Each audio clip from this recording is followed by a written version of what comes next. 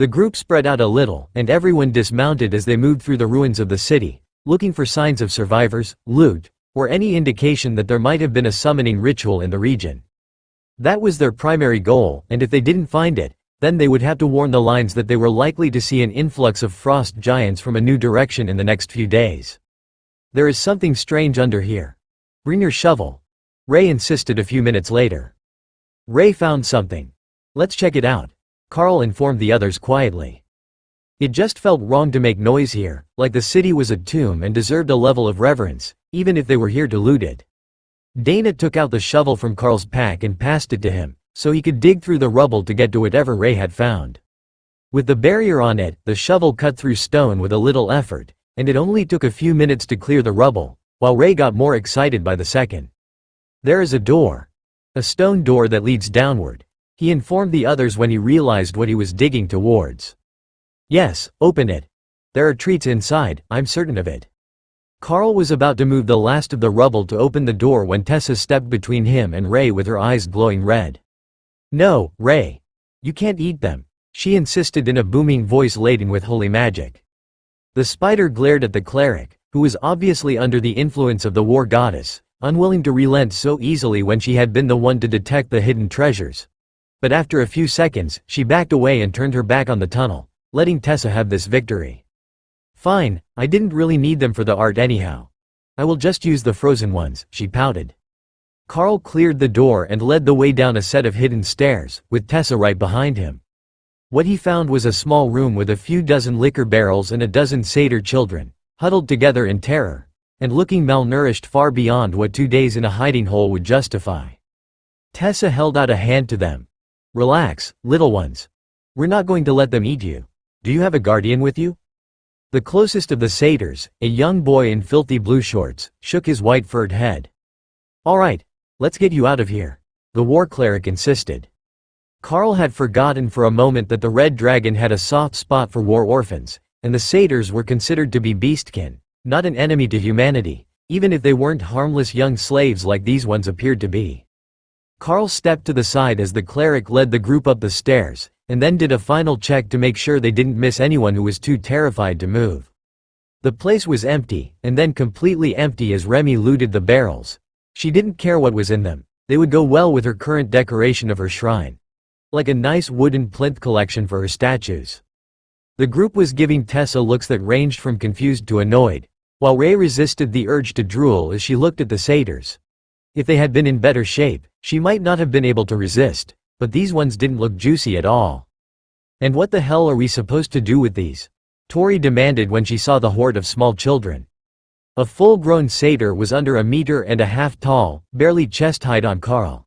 These were all less than waist-high, malnourished and terrified. They are valuable witnesses. When they're not so terrified, they can tell us what happened, and then we can lead them back to the lines, so they can be turned over to the church for relocation somewhere safer, she explained. Those aren't the only ones. If the cleric knight is going to collect them, we might as well get them all. Like an army of little furry blood bags, Ray suggested.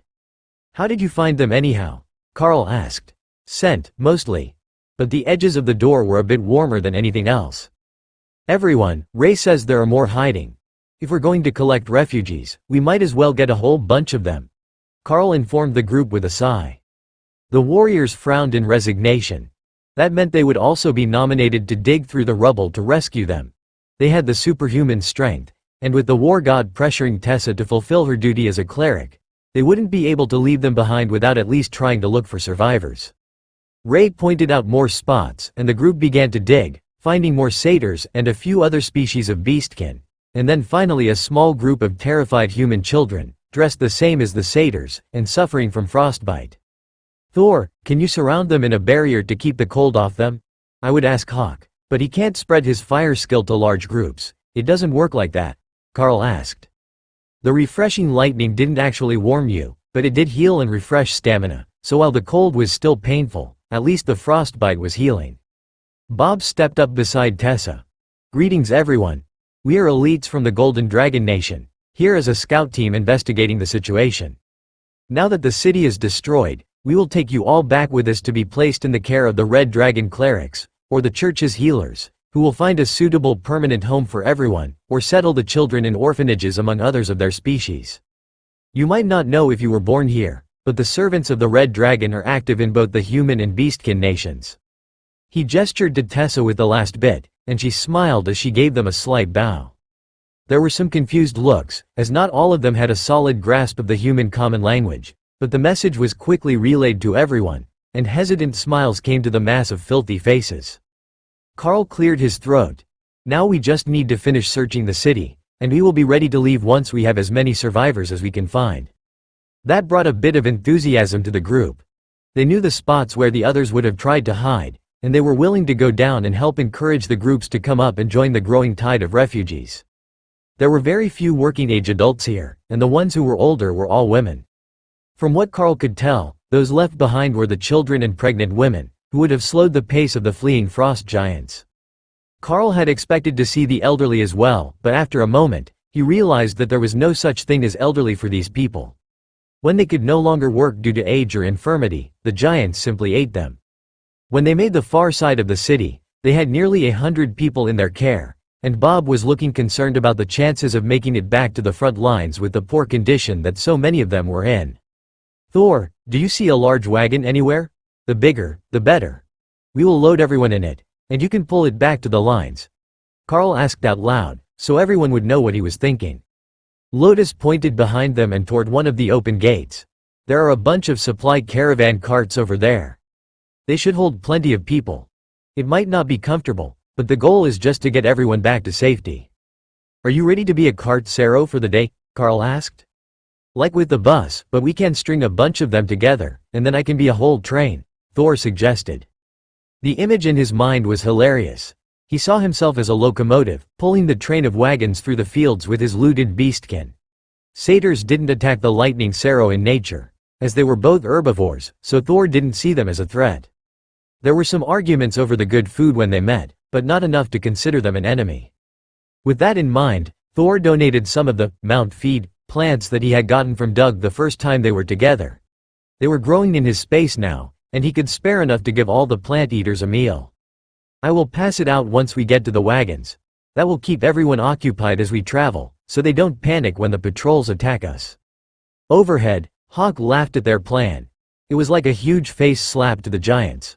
First, the dragon's friends smashed their city. Now the humans showed up, and they were going to loot the place dry, leaving with a wagon caravan full of pilfered people and supplies. It was kinder than the frost giants deserved for being ice element creatures, and he was looking forward to roasting any of them who tried to stop the caravan from leaving. There were a half-dozen wagons there, and everyone understood the plan without too much confusion. The carts were moved to link up in a chain, with a harness made by Ray for Thor to pull the whole convoy. They were strong, made to pull huge loads of gear and food for the frost giants, not just to carry a load of small satyrs and starving humans. Thor looked at the 6 wagons with pleasure. That was more than enough to make a proper train behind him, and the general would definitely be impressed with him when he made it to the camp. Carl caught that thought, and realized that it was genius. Instead of going to the active lines, they could go through the smooth ash at the edge of the magma dragon's territory. The frost giants wouldn't follow them, and it was the fastest way out of the combat zone, though there was a long walk to the front lines, which had retreated away from the destruction, and they would have to rest or walk all night to make it there. "Everyone into the carts. I will run along with Ray, but everyone else can rest while they protect the convoy. Once we exit the city, the patrols will see us, but stay with the caravan and let me and the beasts take care of them. We will catch up with you soon enough," Carl explained. "Wait, we didn't find the summoning stone," Dana realized. One of the satyr boys looked at her in terror, shaking his head. He whispered too low for her to hear, but Lotus relayed it for her. "He says that the stone is gone. The burning things smashed it into a million pieces, then melted the pieces." Well, that was one way to guarantee that it wasn't used again. With everyone loaded, Carl sent Thor out of the open gate and into the open. The convoy was unmistakable, and a round of shouts went out as the patrol realized that the hidden survivors were escaping with a lightning Saro. Thor took the convoy up to a gentle trot, which was as fast as he was comfortable going without tipping the wagons or throwing anyone out of them when they hit a bump. "Ray, it's your time to shine. We made you behave all day, but you can make a mess now if you'd like," Carl suggested. Hawk laughed at them as Ray and her golems sped toward the scouts. Then the ice-hating bird began to bombard the hapless frost giants with fireballs, intent on killing all of them before Ray could get to them. But Ray was fast, and so were her spider golems. The frost giants hurled themselves to the side to avoid the bombardment, but that left them on the ground when the spiders arrived and tore them apart before moving on to everything else that they could see. "Thank you for bringing them down to my level. That was much easier than jumping up on them." Ray taunted Hawk as the bird moved to attack the next group before Ray got to them. The refugees in the wagons didn't see a friendly sibling rivalry. What they saw was an elite with a flaming bow in his hands, and a group of monsters tearing apart the frost giant patrols that had kept them captive for most of their lives. They didn't know what they had done to deserve this rescue, but they were definitely thanking the dragon gods for the assistance. "Thor, where are you going?" Tessa asked from her spot on the Cerro's shoulders. He had turned for the ash wastes between the volcano and the dwarven village, which would take them through the ash wastes, where the dragon's minions were in charge. It was the best flat route that he had found, and it was faster to not have to pull the wagons uphill, so that was the route he chose. A little extra time in the ash was no big deal in Thor's mind, so he just snorted happily and gestured with his head toward the valley that was their target. "All right, big guy, I trust you to pick the best route for us," she agreed, stroking his horns in encouragement as he continued to trot along with his precious cargo. The frost giants hadn't even tried to chase after them. They were too concerned with the full-scale assault that Carl and the spiders were launching on their patrols. There were none of them above ascended left, and that was barely 1 in 20 among the mostly awakened rank trainees who were assigned to prevent exactly this sort of incident. But none of them had expected the human elites to be so brazen as to assault their city, even if they somehow learned that it had been raised by the dragon's minions. In the distance, Thor heard a frost giant war horn blow the tone for retreat, and knew that they wouldn't have any more pursuers for a while. But he didn't slow down, and kept to the pace that his barrier could refresh his stamina at, so he could travel all night. Carl and Ray would catch up soon enough, as they were much faster than his wagon train. They just had to finish playing with the fleeing frost giants, and then they would be satisfied. "Hawk, go scout for Thor and keep the path clear. I don't want any delays on their retreat," Carl instructed as he watched the last of the frost giants following the same retreat path as the others into the distance. That was valuable information, as it told him that it wasn't a random retreat in the only safe direction, but a deliberate choice where they were going. He didn't have a map of their territory, but that should be toward the center of the nation, and presumably toward a larger safe zone. That should also be where their royal-ranked elders were waiting for the battle's outcome. They weren't something that Carl would look to go challenge without a good reason, so he just asked Ray to let them run and to scout the area between them and Thor for anything that might delay the convoy. That was fun. We should do that more often. Did you see their faces when they realized that we stole from them? It was even better than Hawk when he realizes that someone is stealing his food. Ray commented as she searched for signs of life. "Stupid Yetis, losing my pigs," Hawk complained, still not over the betrayal by the supply caravan, who had been attacked in advance. They caught up to the convoy within 30 minutes, and paced alongside it at a distance, with the golems on one side, Ray and Carl on the other, and Hawk leading. That put Thor's train in a bubble of protection, but they didn't see anything all afternoon, and Thor had just passed back piles of feed to be spread among the wagons for dinner when they reached the edge of the ash. "Thor, pause here for a moment. We will all eat and rest a moment, then we will head through the ash tonight. If we press all night, we can make the lines in the morning. It won't be fun, but it will be the safest way. The magma elementals glow in the dark, so we will be more easily able to see them coming. We might not see any this far away from the volcano, but following Larkin's law, anything that can go wrong will go wrong." Lotus giggled. The legend of Larkin the Unlucky was a common children's story. According to the legend, he had been an aspiring adventurer, who had been brazen enough to try to see a nature goddess in the bath. He had been caught, of course, and from there, his misadventures only got worse, with every plan that he attempted to form failing in ever more spectacular fashion, until the world dragon took pity on him and calmed the ire of everyone the unlucky man had upset along the way. Then, true to his name as Larkin the Unlucky, he had been caught peeping into the baths again. Once everyone had food in them, the atmosphere among the wagons drastically improved. But when they learned that Thor intended to push through the night, with Ray to lead him past any pitfalls they might find in the ash, the atmosphere was nearly ecstatic. They were already out of the freezing cold that marked the frost giants' territory, and by morning, they intended to be at the human battle lines, where the World Dragon Church would gather them and take them somewhere safe. That notion was a bit dubious among the beastkin, who were less likely to trust the humans at all, but the dragon gods were worshipped all over the world, and that was enough for the refugees to trust Tessa's word that the Red Dragon clerics would take them in and care for them. "Are we really going to travel all night, even though we're out of the frozen lands?" one of the human refugees asked softly, with a heavy accent. "Yes. This area belongs to a magma dragon, and we're not certain how his servants will respond to our presence, so we are going to pass through at night and not linger. The sooner we can get you to the safety of the Golden Dragon Nation's border, the better," Tessa explained. The girl smiled. "I have heard so much about it, and now, I have actually met someone from there. I must say, I didn't know that humans could be so strong." Tessa laughed. "It is a blessing from the World Dragon. You're still young, so perhaps you will get a chance to try one day as well. We all see if we are compatible when we are 14 years old." That was great news for the humans. None of them were 14 yet. In fact, most of them were not 10 yet. Anyone who was grown enough to keep up with the forced march had been taken away by the frost giants when they fled. Well, that or they were dead in the streets because they couldn't get to safety fast enough when the attack started. "What about us? Do we get a chance at the blessing?" one of the satyr children asked. Tessa shrugged. "I honestly don't know. Our country is almost all humans, and I haven't met anyone else who was compatible with the blessing. But I also can't say if you will remain in the Golden Dragon Nation, or if they will arrange to have you join a Red Dragon orphanage in the Beastkin territories."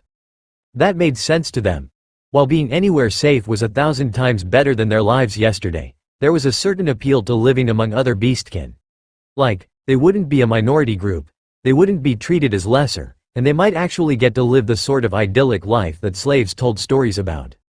Thor began pulling them forward, and Ray returned to her space to sleep, while the spider golems were instructed to follow Carl's orders. That should be good enough, and then when Hawk turned in for the night, she would come out again to lead Thor. Not that Hawk couldn't do it. From the sky, he would be able to see much more, but there was no reason for them all to suffer a sleepless night if they didn't have to. "Oh, this is better already. The ash here is soft and warm on the feet. I like this place," Thor announced as they began to move through the destroyed aftermath of the volcanic eruption. "Just be careful if you see solid stone. Many of the volcanic stones can be slippery," Carl warned him. Of course, most of them were heavily textured and provided firm grip for the feet, but it was better to be safe and not take any chances with wagons full of people. A slippery side slope could spell disaster for their little adventure.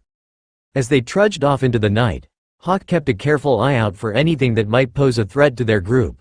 But what he found was much more exciting to the bird than any elemental. "There are squirrels and mice and small monsters in the forest again," he declared a few hours into the ash. "Already? I thought that they would still be far away from here," Carl replied. "Me too, but I can see them. I think it's a good sign. If the elementals hated all monsters, they would chase off the little ones first, right?" Hawk replied.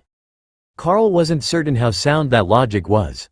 It was easier to scare the little monsters away, but they weren't really a priority, as they weren't a danger to anyone or anything. Not long after that, Ray woke up from her nap, and came out to lead the caravan down the path that Hawk had scouted for them. "Are you certain that you're not going to sleep yet, Hawk?" Carl asked. "I will stay up until we reach the edge of the dangerous area. Once we're out of that, I will sleep and you can deal with the human soldiers," he replied easily. Well, if he wasn't tired, Carl would let him keep scouting. Between him and Ray, they shouldn't miss much, if anything. Thor pressed on well past midnight before they came across their first real obstacle. The remains of a magma flow that were much thinner than they looked, according to Ray's eyes. Her thermal vision showed the intense heat below the surface, and if they had only been looking at the top layer, they might have gone right over it without noticing, and possibly collapsed it. "Is there a better spot nearby?" Carl asked as the bloodbath spider raced down the magma flow searching for a crossing point. He was headed in the opposite direction, doing the same thing, but he was headed toward the core of the territory, and the flow was only getting more intense. "Yes. Thor, turn right and come to the base of the hill. The flow spread out, and there is a nice thick crust on it here. That should be more than enough for the wagons," she instructed. Thor adjusted course, and Carl made his way back to the wagons. "I think we might need you here. Ray muttered as Carl was nearly to the convoy. Don't tell me it fell through and burned up the wagons, Carl sighed. Nope, we made it past that. Now, we're just a bit stuck. The ground on the other side, to get back to the main path Hawk scouted, is really rough with waves of stone, and the wheels are getting stuck in the ruts. That was easily enough solved, Carl thought as he approached the wandering line of wagons. Gentlemen, and Lady Ophelia, can I get you down here for a moment? We need some strong arms to take the weight off the wagon wheels while they get over the waves in the stone. Thor is losing traction, Carl explained. It was a moonless night, and they hadn't lit any lights, to avoid attracting attention, so to the eyes of everyone else, they were still making progress, and they hadn't realized there was an issue. No problem. We will each lift one from underneath, just enough to get them to move over the ridges. How far do we need to do it? Bob asked. Not far, 20 meters should put us back on smooth ash again. It was a slow and careful process to ensure that they didn't break a wheel with a side load, and Tessa set a light spell over them so they could all see what they were doing as they worked. Then, when they were on the old road, which was now a smooth spot in the ash, everyone got back on board while Carl moved ahead with Ray to check the area for dangers again. The progress wasn't as great as they had hoped, and it only got worse as they left the ash in the small hours of the morning. The ash ended before the snow had, and the result was that the tropical weather on the other side had turned the entire area into a mud bog, which Carl repeatedly had to wake the others to help pull them through, as Thor couldn't get enough traction on the slippery hills. But they did eventually make it out of the worst of the mud and onto a hard-packed section of road, where they took a break to let Thor snack and rest while the sun came up.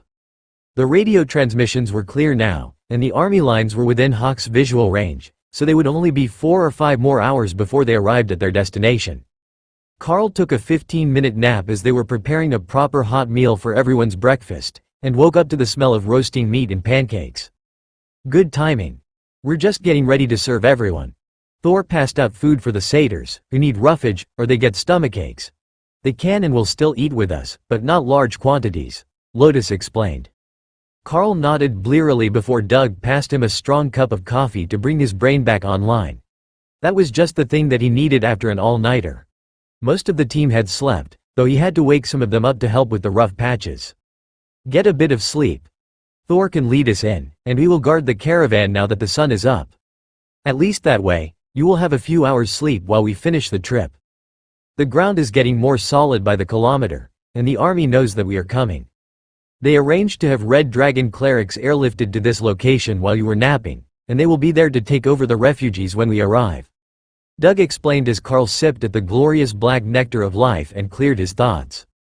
The satyrs happily made a spot for Carl in one of the wagons, and Carl leaned back against the side in the corner, so he would be able to see out if anything required him to wake up. He ate breakfast there before passing out, and what seemed like seconds later, a light tap at his shoulder brought him awake. Sir, we are 10 minutes from the army camp. The warrior man just met with a scout, and they're escorting us in, one of the boys whispered. Thank you. I will join the others at the front, Carl replied quietly, then gently shifted so he wouldn't rock the wagon too badly when he vaulted out. Carl checked his spaces and found that both Ray and Hawk were asleep already. There were no more threats that needed their attention, so they caught up on sleep while they could. Inside the army camp might have its own dangers, but those were human dangers, and the humans could deal with them on their own. They didn't have to go all the way to the camp, as fate would have it. A large group of red-robed clerics ran out to greet them, drawn by the presence of Tessa on the back of Thor. Priestess, where did you find such a magnificent steed? Asked a sharp-eyed high priestess, who had dragon horns above her ears, and a ridge of spikes down the center of her head, along with slotted golden dragon eyes. That was a sure sign of either dragon blood, a lot of favor from her goddess, or more likely both. The appearance set the beastkin at ease. If they had sent someone who was obviously not human to meet them, then these people might not be too bad. He's a bonded companion to Commander Carl, on my left, she explained. The high priestess looked at Carl in shock, making him wonder if he had something on his face. He hadn't shaved in a while, and he had been sleeping in the wagon as they drove through the ash, so he likely looked like one of the miners coming to the surface after a shift right now. Fortunately, he had unequipped his white cloak when they entered the ash, as it was too warm for the environment, so he could at least put on a clean layer. Then he realized that he didn't have to. He could swap into the commander-rank student's suit when they reached camp if he had to go indoors somewhere. The refugees were quickly sorted by age, and Ray erected a wall of spider silk to make a changing room for them, while the clerics hung bag showers so they could get clean before changing into the traditional visitors' hassocks that the church passed out to everyone. "Have they eaten?" one of the priests asked quietly. Tessa nodded. "We stopped a few hours ago for breakfast. I don't think that they'll be able to eat much again so soon afterwards, but by afternoon they will certainly be hungry and exhausted." Carl could hear the laughing as the refugees got washed and changed, not entirely in that order, as some of them didn't quite get the idea of showering. It wasn't something that you could do in the frost giant lands. Just getting enough liquid water to drink was a chore, so there was none for washing, and they would usually just use handfuls of snow. After a few minutes they were back out in matching white hassocks, with clean faces and wet hair, or fur, in the satyrs' cases. The high priestess raised her voice a little, catching the kids' attention. "There we are. Everyone is looking much more refreshed. Now, we have set up tents for the day, and then the church will be sending buses for us all tomorrow to bring us home. For those who didn't meet me earlier, I am Matron Millie, head of the Atchison Orphanage, not far from here inside the Golden Dragon Nation, but near the Beastkin Nation border. A messenger has been sent to see if the orphanages there have enough space for those who want to transfer, but you are all more than welcome to stay with us.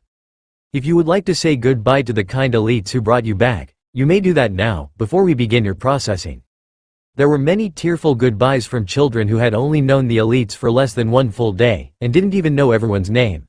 But nobody would hurry them.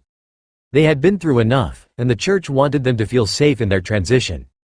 The affectionate goodbye meant that now they were all dirty again, but the priestesses didn't mind much.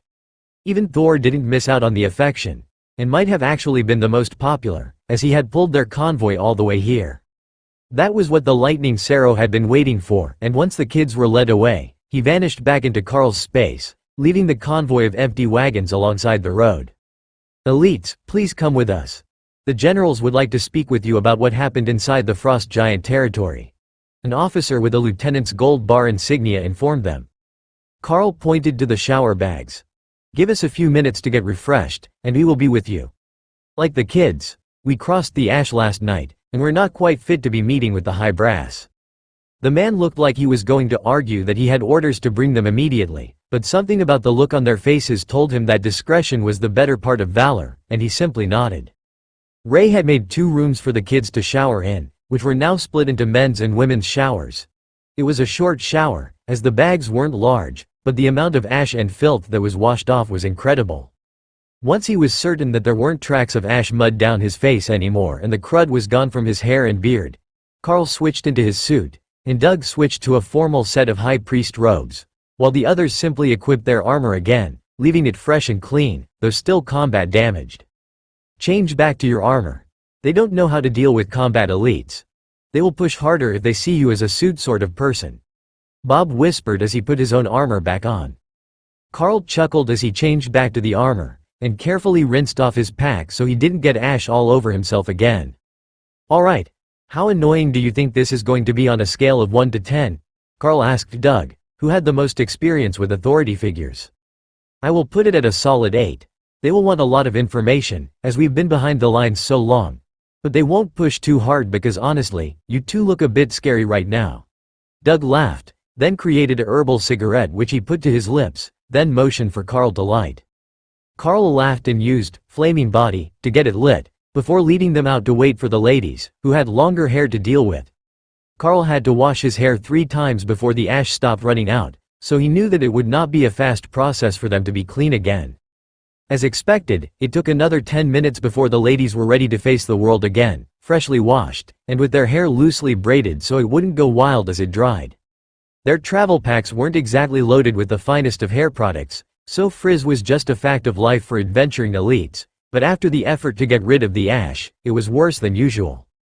"Alright, that is everyone. Lead the way, Lieutenant," Bob announced once the group was back together. Carl decided to let Bob take the lead on this one, as he had all the experience on his side when dealing with military leaders. He was out here all the time, preferring to be on a mission to being anywhere else, so he was constantly in contact with the military leadership, and knew more about just where his role as an elite fit into the social framework. Carl hadn't had enough experience with that yet. though he was certainly one of the more powerful elites now, and everyone granted him the respect that a commander deserved when he had the badge on his chest. There was a lot to be said about knowing how hard you could push before someone would push back. But the one thing that they had all missed was the word generals, not general, when they entered the command building, which used to be the council building of the small town that had been commandeered as the military camp. When the lines were pulled back from the volcano, they found 4 men in highly decorated uniforms waiting for them. By the change in Bob's expression, Carl knew that this could mean trouble. So, he gave the officers a closer look, to see if he could guess which would be the issue. Not all generals were elites, most of them were too old for that, and commanded based on experience. But these 4 were all elites, and surprisingly, one was a royal rank elite as well. That must be the cause for Bob's change in expression. In a room full of commanders, military rank didn't matter much to the mercenaries like Bob. But even for regular civilian elites, the royal rank general still had authority over them due to his power level. Not the sort of power that a general had over his troops, but enough that he could easily change their deployment orders and nobody would question it. Bob stopped in the middle of the room, with Carl and Doug on either side of him. "Generals, it's a pleasure to see you all again, though I must say I'm surprised to see you all in the same spot," he began. The generals chuckled at his comment as they looked between the trio of commanders. The royal rank general replied with a straight face and a gravelly voice. "Yes, seeing 3 commanders in the same spot is somewhat unusual, isn't it? But let's skip the pleasantries. What happened to the frost giants? The reinforcements have stopped. Our scouts tell us that the city looks like it's been destroyed, and you are the only forward team in the entire region." Bob shrugged. "I wish we could take credit for all of that, but we're only partially responsible. We were killing the reinforcements as quickly as we could, but they were using a shaman magic type cloning spell to create more every day. It was the servants of the magma dragon that attacked the city and presumably either destroyed the spell, or some of its components, and forced the frost giants to abandon the city. The magma dragon's influence is spreading inland, and soon that whole region will be thawed. There is a volcanic hot springs under a kilometer from the city, and from what we can tell, it is increasing in intensity. That alone will keep the frost giants from returning to the region unless their magic can overcome whatever the dragon has done." The generals nodded as their assistants took notes. Similar events have taken place all along the border. For whatever reason, it appears that most of the summoning spells were placed on top of trapped dragon elders, and now that they are free, the frost giants are in real trouble. What we need to know is how much trouble they are in. The hill and mountain giants are giving us enough trouble along the other sections of the border that we can't spare manpower to sit around here if we are not being attacked, the general insisted. "Has the new snow began to retreat?" Bob asked. The generals nodded. In fact, not only has it begun to retreat, the natural weather is nearly back to the old border, except for the region around the volcano, where the snow has retreated even further. That volcano was well within the frost giants' border before the war, and now everything up to 30 kilometers inward of it has melted. Then what is left of the actual battle lines? There was nothing here. We would have passed it on our way if there was. Bob asked directly. This portion of the line is only still in place to secure against invasion by the magma dragon. The next pass is also now completely unguarded by the frost giants, as our soldiers finished a push just this morning and eliminated all resistance. The next 2 passes are still fighting, but north of that everything has been abandoned by the frost giants, and nobody knows if they are ending the battle or withdrawing for a larger offensive. Bob nodded in understanding. Well, we can't tell you much about that. But we can tell you that this section of the line is unlikely to see frost giants in the near future. They already lost a major city to the magma elementals. It doesn't appear as if the dragon's allies are hostile in this direction, though. We saw no evidence of attempts to expand in our direction, only toward the city, where the core of the frost giants' force was located. Once the battle was won, the forces of the magma dragon retreated and did not attempt to occupy the city. There were no combatants left when we entered. Only a token force of frost giant guards outside the city, left when the rest of the occupants fled. The generals brought out a rolled map, which an assistant set up on a folding table, along with a number of blue stones. These are the known population centers of the frost giants. The red stones are the number of frost giants that have been reported killed during this conflict, the general explained. The red stones were still being set up, but already they vastly outnumbered the blue stones, and there was a concentration of them right where Carl and the others had been fighting. Carl might not have liked math class much, but it was fairly obvious that the known population of frost giants was about a third as many as the number of frost giants that had been killed on their battle lines since the conflict started. They have summoned 3 times their population to send to war? Doug asked, startled by the scale of the devastation. Not all of them are summoned, but close to that, yes. That is why it is so imperative that we find out what happened to the summoning ritual materials. Not hearsay or guesses, we need solid proof of how they are doing it, and of any locations that have been forcibly stopped.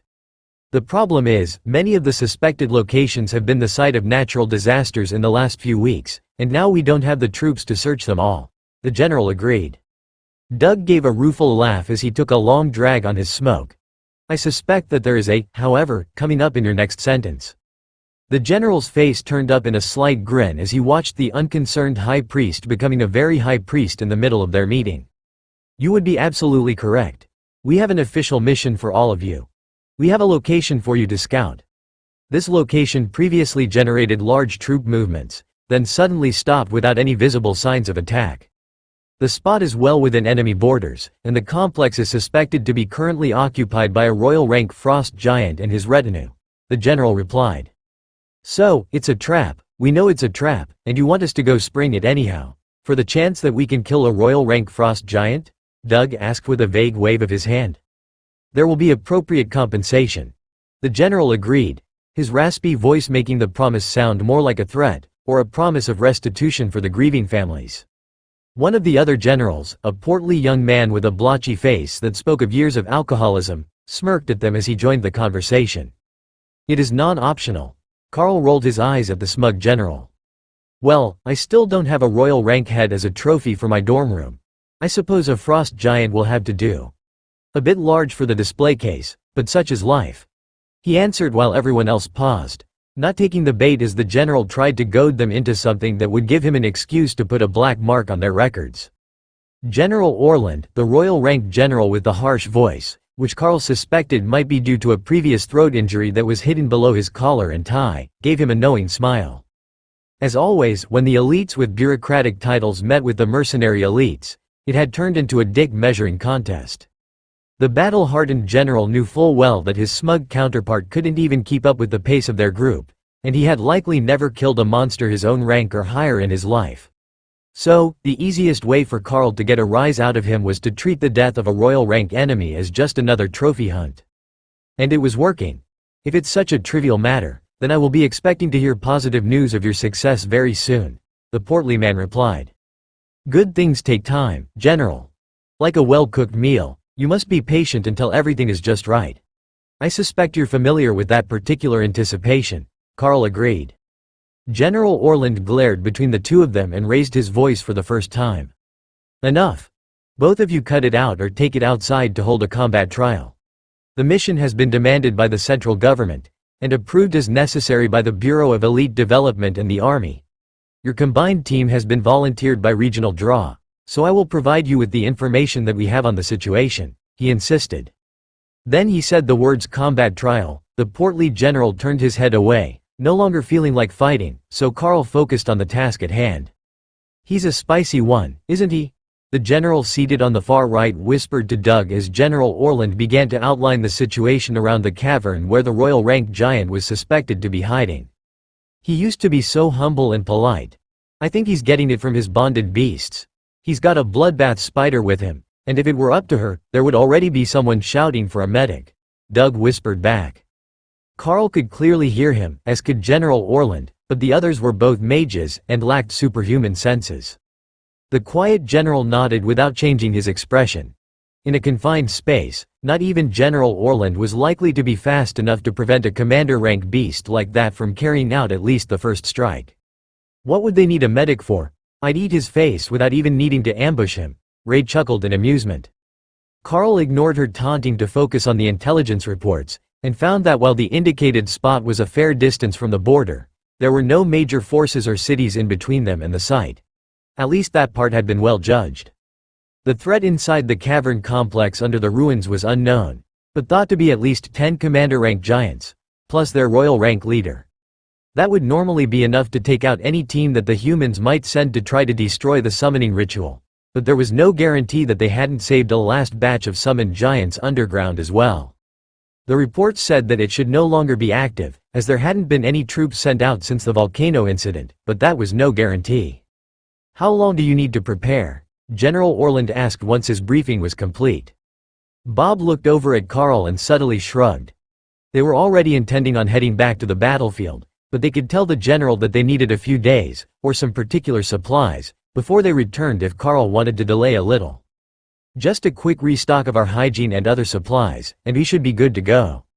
They had been in the field far longer than usual, and it was normal to only carry a small amount of unscented soap and shampoo with you.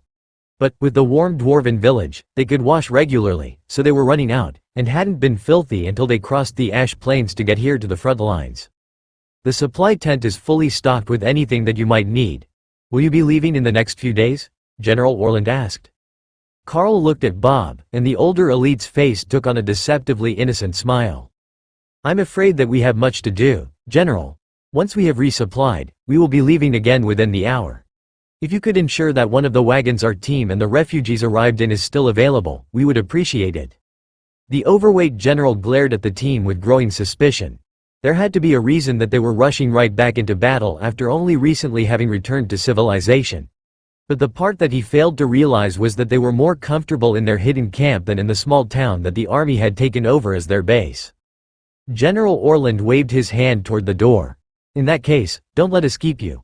It's a long walk back to the border, and you don't want to be caught out in the ash overnight." Once they were well away from the command building, Tori sighed and turned back to glare at it. "Are we the only elites on the entire front?" If they had already developed such a detailed plan, complete with routing and estimated numbers, they could have sent someone a week ago, she muttered. They likely had, and it hadn't worked out for the last group, which was why they had such a detailed plan this time, but nobody wanted to say that out loud. "Well, at least we will have plenty of soap and shampoo again. I hope that nobody took the time to shave because we're about to go right back into the heart of the cold." Doug laughed. Ophelia took the nearly depleted smoke from his hand and finished it off with one long drag. "At this point, I'm not certain whether my legs are hairier in this form or as a werebear," she joked. The soldiers passing by did a double take when they heard that from the muscular berserker, who they hadn't expected to be a shapeshifter. The supply sergeant gave a similarly startled look at the group as they approached. There hadn't been anyone coming or going from the base in a while, they were only holding position near the ash, so new faces were an unexpected sight for him. "What can I do for you?" he asked as Carl led the group in. "Mostly hygiene supplies for everyone. Then one new multi-tool for me, and whatever the others need," Carl replied, then shifted, so the man could scan the commander rank badge he had pinned to the tabard of his armor. "Got it. Combined team with 10 members in total, on official military assignment. That makes it easy, I'll grab the kits while the corporal takes the rest of the orders." The sergeant disappeared into the back room before the corporal on duty could even put his book down and realized that he had just been volunteered to take the orders of 10 elites in need of supplies. Everyone had broken or worn out something during the trip, and this was their last chance to get it fixed before they headed back into the cold.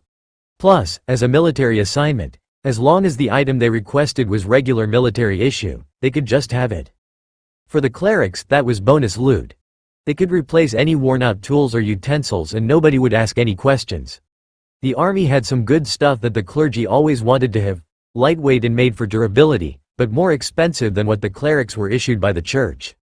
"I have a list," Lotus announced with a smile, passing over the running tally of damaged and worn items that her and Tessa had been keeping since the war started. If the army was offering, the priestess wasn't about to hold back. Once they were resupplied and everything was packed carefully into its assigned spot in their packs, the group headed back for the edge of camp where they had left the wagons.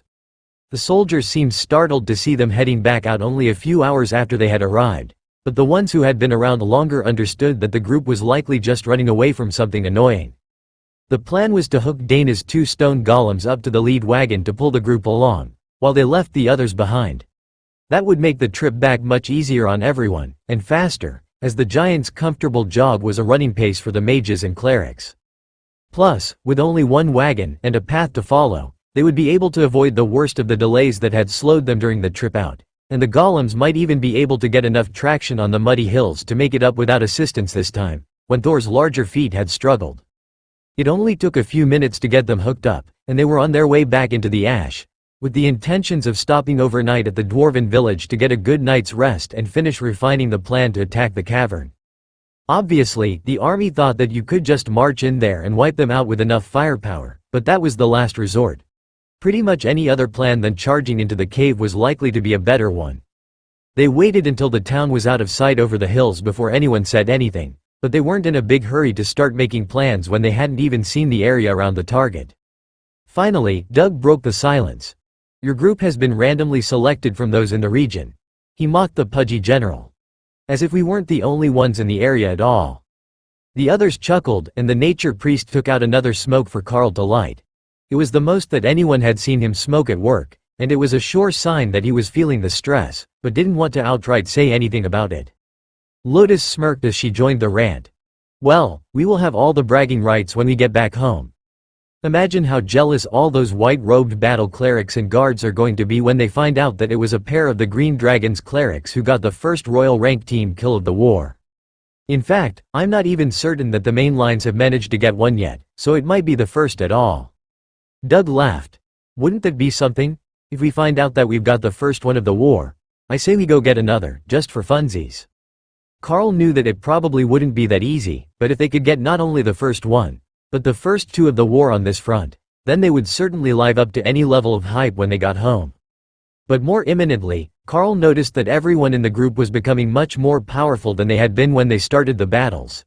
Officially, practice did help the growth rate, but it was supposed to have more to do with the individual how rapidly they advanced unless they were using some sort of magical aid. That didn't seem to be the case with their group. If Carl had to hazard a guess, another month of this, and there wouldn't only be 3 commanders in the group. The golems were already noticeably more impressive than they had been at the start of the war, but Carl didn't have a standard to judge them against, so he couldn't really tell how far through ascended rank they were.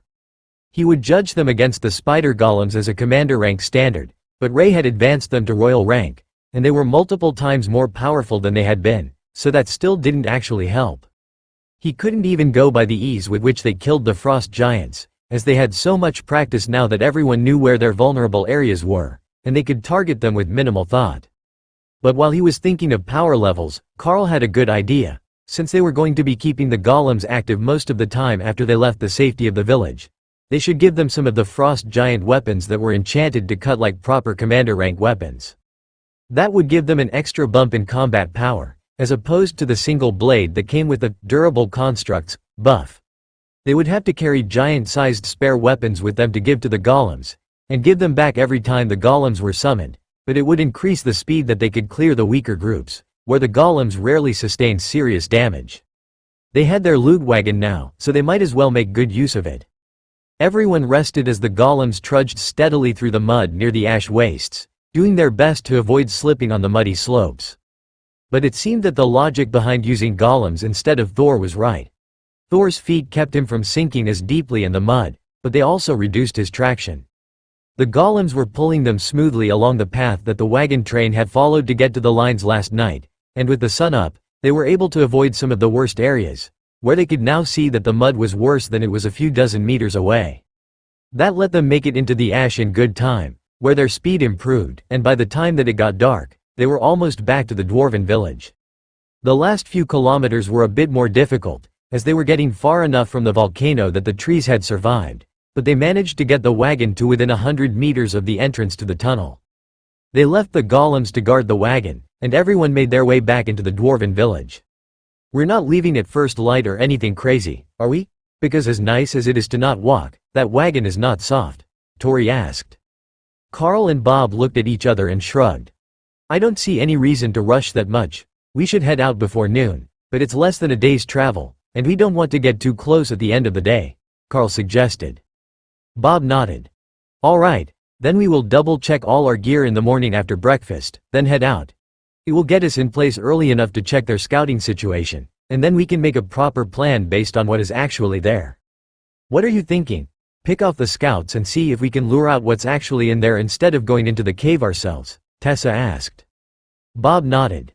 "That seems like the better option. There are 10 of us, and fighting in a cave sucks. You never want to fight in a cave if there is another option. Out in the open, we can make proper use of tactics." In the cave, we are limited by the space we have to work with, and even if it's big enough for a giant to pass, it's unlikely to leave us room to flank them, or even make a proper defensive formation. Carl frowned.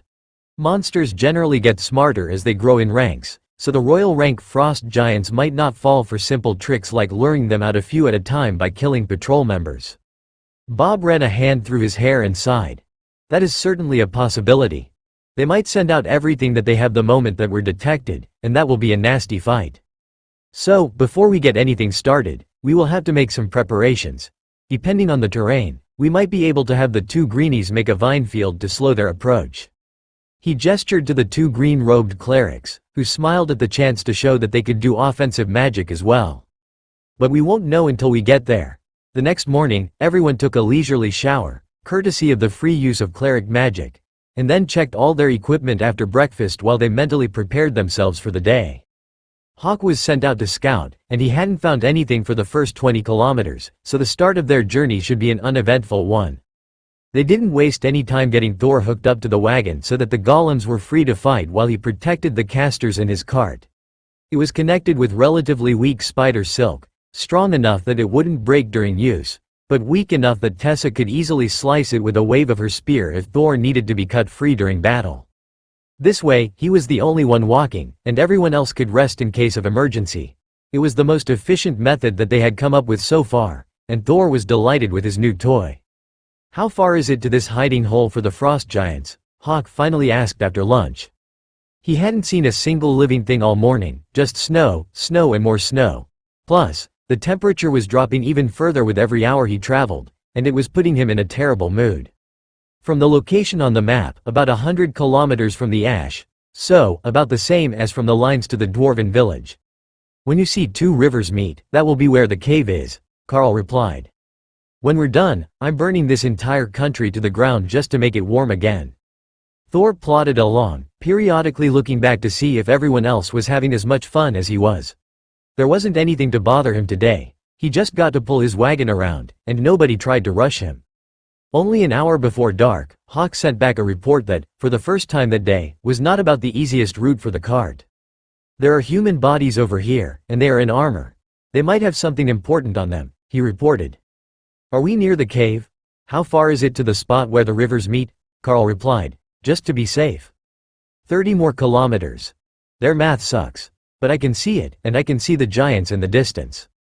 This location was entirely too far for humans to be inside the frost giant nation. If they were in armor, they weren't prisoners of the frost giants, so they must be another scouting team that had been sent in. Hawk found bodies ahead. They're in armor, so there is a chance it was another elite team, Carl reported. 20 of them in total. 3 in white robes, 2 in red, the rest are not clerics, Hawk amended. Yeah, almost guaranteed they were an elite team. Hawk says that there are 5 clerics, including 2 war clerics, among the 20 bodies, Carl added. Everyone grimaced as they heard the news, but he was right, they might have important information on them. If nothing else, they could load them in the wagon on the way back out so that they weren't left here for the frost giants or monsters to eat. That seemed like the least that they could do for them once the threat was dealt with. Is there any sign of what attacked them?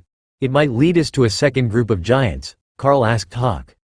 Nothing, it's been snowing down there, and the footprints are all gone. Thor led them toward the site of the attack, while Hawk circled in the sky, waiting for any sign that the frost giants were still nearby.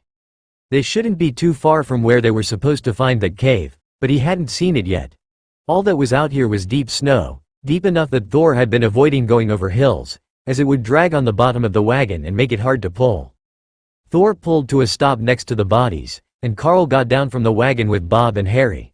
They would check the bodies while the others waited on guard. With no sign of what attacked the group, there was no telling if this was actually a frequently traveled path, where frost giants might come across them while they were searching. Not that they didn't trust Hawk's scouting ability, but he could only be in one spot at a time. Carl made his way through the bodies of warriors and mages, all of which were showing signs of losing a fight against the frost giants. There were missing limbs, massive crushing damage from clubs, and general carnage.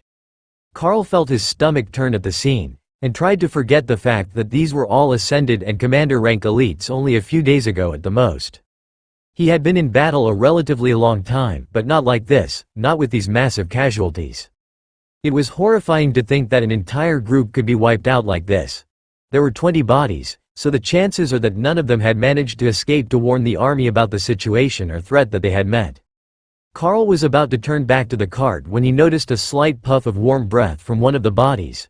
Someone was still alive here, but not by much. He whistled, drawing the attention of the others, and made a waving gesture toward the legless body that Tessa immediately guessed meant healing. A golden glow surrounded the cleric an instant before Lotus area healing surrounded the entire area. But only the one body glowed with healing light. It was too late for the others. Once the survivor had some time to heal, Carl knelt beside the body and brushed some of the snow off the man's face. "High Priest George? What the hell are you doing here?" Carl asked softly. The man's body didn't move at all, but it was still glowing with healing light, repairing the damage done. George's eyes opened weakly, and he silently mouthed a word. "Trap." Carl stood up and drew his blade, surrounding himself with a layer of flaming body, in addition to the refreshing lightning that he always kept active. That seemed to trigger the trap, and from all around them, frost giants burst up out of the ground, showering the area in rocks and snow. They were surrounded, and the bodies were bait for whichever human group came next. The warriors and the stone golems circled the wagon, while Tessa cut Thor free. The frost giants hesitated, but not like they were afraid, more like they were waiting for something. The side of a hill collapsed, and a massive female frost giant strode out of the previously buried hiding spot. "Look what I have caught. Stupid sentimental humans." She spoke with a heavy accent, in a booming voice that somehow made her feel larger than she was. And she was not small. She towered over the commander-rank frost giants by an entire head, and Carl was hardly more than shin-high on her. His head didn't even reach her waist. Carl saw Bob nod in his peripheral vision. They would hold off the ambush while Carl took care of the leader. "Ray, guard the wagon. Thor will be sad if they break it," Carl instructed. "Well, there is no point in waiting, let's get to it," Carl shouted up at the royal rank frost giant. Ray appeared on the wagon, and called her spider golems in to ambush the frost giant lines as Carl leapt forward with the two-handed blade flaming in his hands. "Puny human, I will enjoy eating you." The leader laughed as she moved with astonishing speed and blocked Carl's attack. Frost and fire clashed as the magic on their blades met, sending Carl sliding backwards as he lost the test of strength. Using shred, layered with flaming body, Carl hurled 3 fast arcs at the giant leader. A twist of her blade blocked 2, while one cut a gash in her side. Blue blood dripped down her torso as the giant roared in rage and the encirclement closed on the group, stomping the bodies of the unfortunate group who had come before them. Ice magic was building around them, then fading as Remy used Blizzard to offset the leader's identical skill. She wasn't nearly as strong, but the royal rank giant couldn't focus on the skill with Carl attacking her, and the snow was merely blinding, cutting visibility to under 10 meters, making it hard to even see her head when he retreated between engagements, but not damaging his barriers. If she had only been bigger and faster than the others, this fight might not have been so bad, but she was fast, and even with agility bracers on, Carl was struggling to keep up.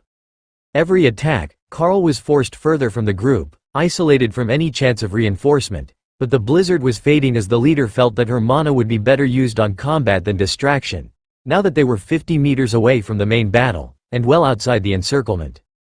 Carl flicked his blade down, parrying an attack coming for his legs, but couldn't react fast enough for the left hand that she took off her blade and punched him square in the chest with. His barriers held, but he was rolling in the snow, and the blade was coming for him again, while he didn't have the footing to force it away. Remy intervened, hitting the giant with chain lightning and making her arm twitch, sending the attack wide as Carl rolled to his feet. Her expression was startled, not having expected the attack from what she thought was a defeated opponent. Carl sent a flurry of rend attacks at her, coated with flaming body, the same as Hawk did it. There was no way to block them all, but the giant twirled, sending her cloak billowing and taking a large part of the damage before the thick monster fur was destroyed, leaving it in shreds on the ground while the remainder of the attacks hit her back. Carl almost fell for the fake opening, and leapt to the right, back in front of her as her blade shrieked through the air, right where he would have been if he had tried to attack her vulnerable back. His jump had given him a little distance, and Carl quickly switched to his bow to fire a chain lightning arrow into her stomach. It only sunk in a few centimeters, and made her eyelid twitch before she pulled it out, but it bought Carl a second to retreat further and keep firing. Her snarl shook the air, carrying some sort of magic with it, and Carl felt his mind go blank, while his hands continued to fire arrows. Mental fortitude kept him from cowering in fear before the might of the frost giant leaders. Intimidation, ability, and well-trained hands kept his attacks going, while Remy set up her poison flame totems on either side of the giant. The pain had to have been incredible as the first balls of poison and fire hit her body, and the frost giant turned, looking for the insect that dared to try to ambush her while still at the ascended rank. But all she found were the totems, and one of Carl's arrows buried itself deep into her ribs, sending numbing lightning through her body, slowing her reactions. Powerful strides brought her back to Carl, who hastily switched back to his blade and clashed with the weakened giant, who was still taking fireballs to the back, distracting her from the fight, and coating her in agonizing poison. The damage might be negligible, but with every attack it stacked, and when she tried to stomp the totems out of existence, Remy simply moved them out of reach, another dozen meters away, and behind her again. Then, their knight in shining feathers was there to take his vengeance on the ice element, and Hawk was bombarding her from above with royal rank fireballs. Those ones were causing real damage, and while Carl was still on the defensive, she was slowing. A direct hit to the back of her head dropped her to one knee and made her eyes roll back, giving Carl the opening he had been waiting for. His blade streaked toward her neck, aiming to decapitate the frost giant, or at least slit her throat and take her out of the fight. 3-on-1. Even a royal rank frost giant was no match for them. That overconfidence was what cost him the most dearly. Without looking, her blade flashed out, slicing cleanly through his left arm and burying itself in the chest plate of his armor. His strike came up short, barely clipping her throat, but sending out a fountain of blood as the artery was severed. Pain shot through Carl's body as he watched the frost giant woman fading in the distance. He realized that he was flying through the air from the force of the strike, and he could still see his severed hand holding his sword laying on the ground in front of her. But the fight was over. Hawk's shred hit the back of her neck, and the giant's head rolled free of her body, coming to a stop next to Carl's sword. Carl slammed into a tree, and his barriers shattered along with his ribs, but he landed on his feet, before falling to his knees gasping for air. Everything around him was fuzzy, and he could feel the world fading, but there was one thought in his mind. He needed his sword back. That drove him to crawl through the snow as the buzz of Remy's voice in his head faded in and out. The last thing he knew before the world went dark, and he felt himself fall to his side, was his hand grasping his sword. Carl's entire world was pain and blackness. Then there was a strange pressure on his arm, and a voice in his ear, saying something that he couldn't understand. Ray had hurled Lotus over the battle, sending her flying into the snow next to Carl, where the nature priestess got to work, pinning Carl's arm in place with a number of hasty stitches and a bandaged split before she began her healing spells. That was her only chance of reattaching the arm. If it healed with the arm off, it would have to be cut again to reattach the two, and that would just be unnecessarily painful. At least it was clean, as the deep white snow had nothing but mixed purple blood in it. "Stay with me. You need to stay awake," Lotus was shouting at him, dragging Carl back out of the darkness. "There you are, open your eyes. We need to move. My vines will only hold off those giants for a few more seconds," she explained.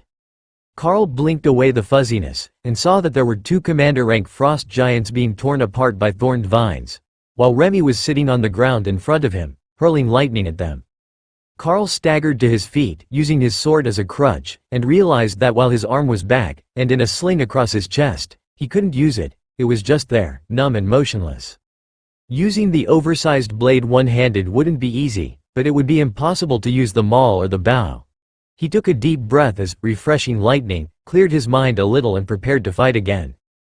The two giants smirked at him as they realized the warrior was heavily wounded, and wouldn't be able to recover fast enough to stop them.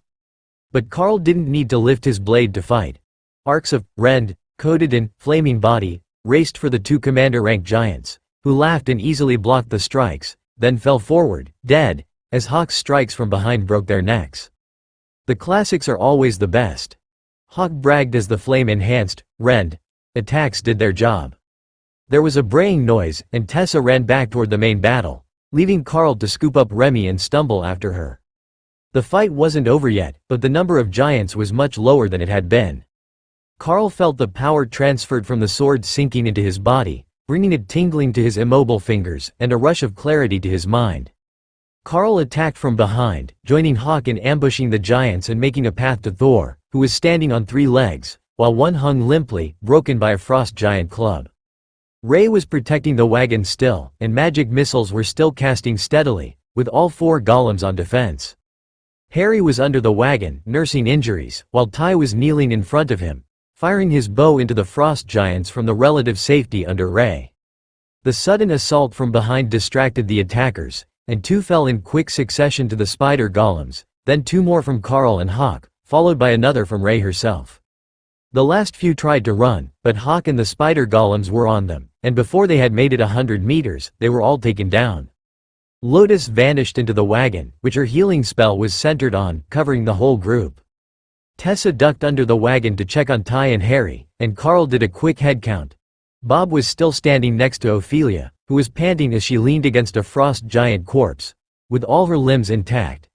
Tessa was in the wagon, as was Lotus. Thor's leg was visibly healing, Dana's golems were still active, and Ray looked fine. But there were 2 that he couldn't see, Doug and Tori. Karl stumbled back to the scene of his battle and grabbed the head of the royal rank frost giant. He had told the general that he would mount the head on his wall, after all. Somewhere in Karl's muddled mind, he knew that made no sense, and that there was something wrong with his thinking, but he dragged the head all the way back to the wagon before Tessa sat him down in the snow, and shone a flashlight in his eyes. "Can you hear me? How many fingers am I holding up?" she asked. Everything was a bit blurry, and it took him a few seconds to focus, as her image kept swaying in front of him, but Karl confidently held up 2 fingers in the V for victory. "Definitely a concussion, plus whatever other internal injuries aren't healed." "Lotus, what is up with the sling?" Tessa asked, far too loudly, as it was causing him intense pain in his head. "It was severed. I pinned it in place and put a localized healing spell on it, but it won't be ready for at least a day," Lotus replied. "Can you move your fingers?" Tessa asked, and Karl tried his best to focus on his hand, then realized he didn't have to, he just had to wiggle his fingers aimlessly. "Well, they're all moving." "All right, you should keep the limb," Tessa informed him. "Doug and Tori?" Karl asked. "Doug is recovering from a blade across the chest, but he will be fine," she replied, then patted Karl on his good shoulder. "All right, time to get up. Can you send the beasts back into their space to rest and recover? Or do they need more healing first?" Tessa asked quietly. Thor returned to his pond to sleep, followed by Ray and Hawk, though Ray left her golems out. Remy remained in Karl's sling, periodically casting a healing splash on his arm, in hopes that it would help it heal properly. She hadn't been injured during the fight, and the inside of the sling wasn't too cold after Tessa adjusted Karl's cloak to cover most of his front. Karl remained sitting for a few minutes as the others worked, and then a motion to his left caught his eye. The movement of a frost giant had him on his feet in a flash, ready to attack, but it was only Bob and Ophelia, wrapping the royal rank giant's head in a bag to hang off the back of the wagon. Bob quietly addressed the team. "All right, we've got everything cleaned up, and the bodies are in the wagon to go back with us. Let's get everyone in, and the golems will take us back. Ray, can you come out and make a new harness? Wait, can she even hear us when she's not out?" Ray came out and quickly harnessed Dana's golems to the wagon, which was now half loaded with bodies, and created a harness for the humanoid golems. Then she returned to her space, where her stamina would recover more quickly, and curled up to sleep, while Hawk kept watch on the outside world. Everyone was seated a few minutes later, and Karl found himself in the corner, with Dana leaning against his side, unnaturally quiet, while Tessa directed the golems to get the cart moving. Karl wrapped his one good arm around the mage, and looked across the wagon, where High Priest George gave him a weak smile. Somehow, the man was still alive, having avoided being crushed during the ambush, but he had lost both legs above the knee, and his own magic was only enough to stop the blood flow and keep himself alive with the injuries he had sustained. Doug was doing better. His staff was shattered into splinters on the floor of the wagon, and he was wrapped with bandages all around his chest. He had wrapped himself in a fur cloak for warmth while he mixed some sort of herbal concoction, but Karl's head count still didn't find Tori. Reluctantly, Karl turned to look at the back of the wagon, and saw the telltale mage robes and white fur cloak under the pile of bodies. They had defeated the royal rank frost giant, but Karl couldn't call this a victory, not when they weren't all coming back home. For some reason, Tessa was pushing the wagon at a full run across the snow, headed for the closest section of the line, while Lotus continued to maintain her healing spell over the wagon. Carl faded in and out of consciousness for the next few hours, being briefly jostled awake by larger bumps as the wagon raced across the frozen plains.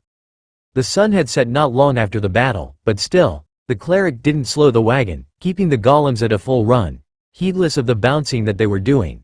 Nobody was saying anything about it, so Carl assumed that there was a good reason for the rush, and continued to fade in and out until finally the bright spotlights of a frontline encampment lit up their wagon.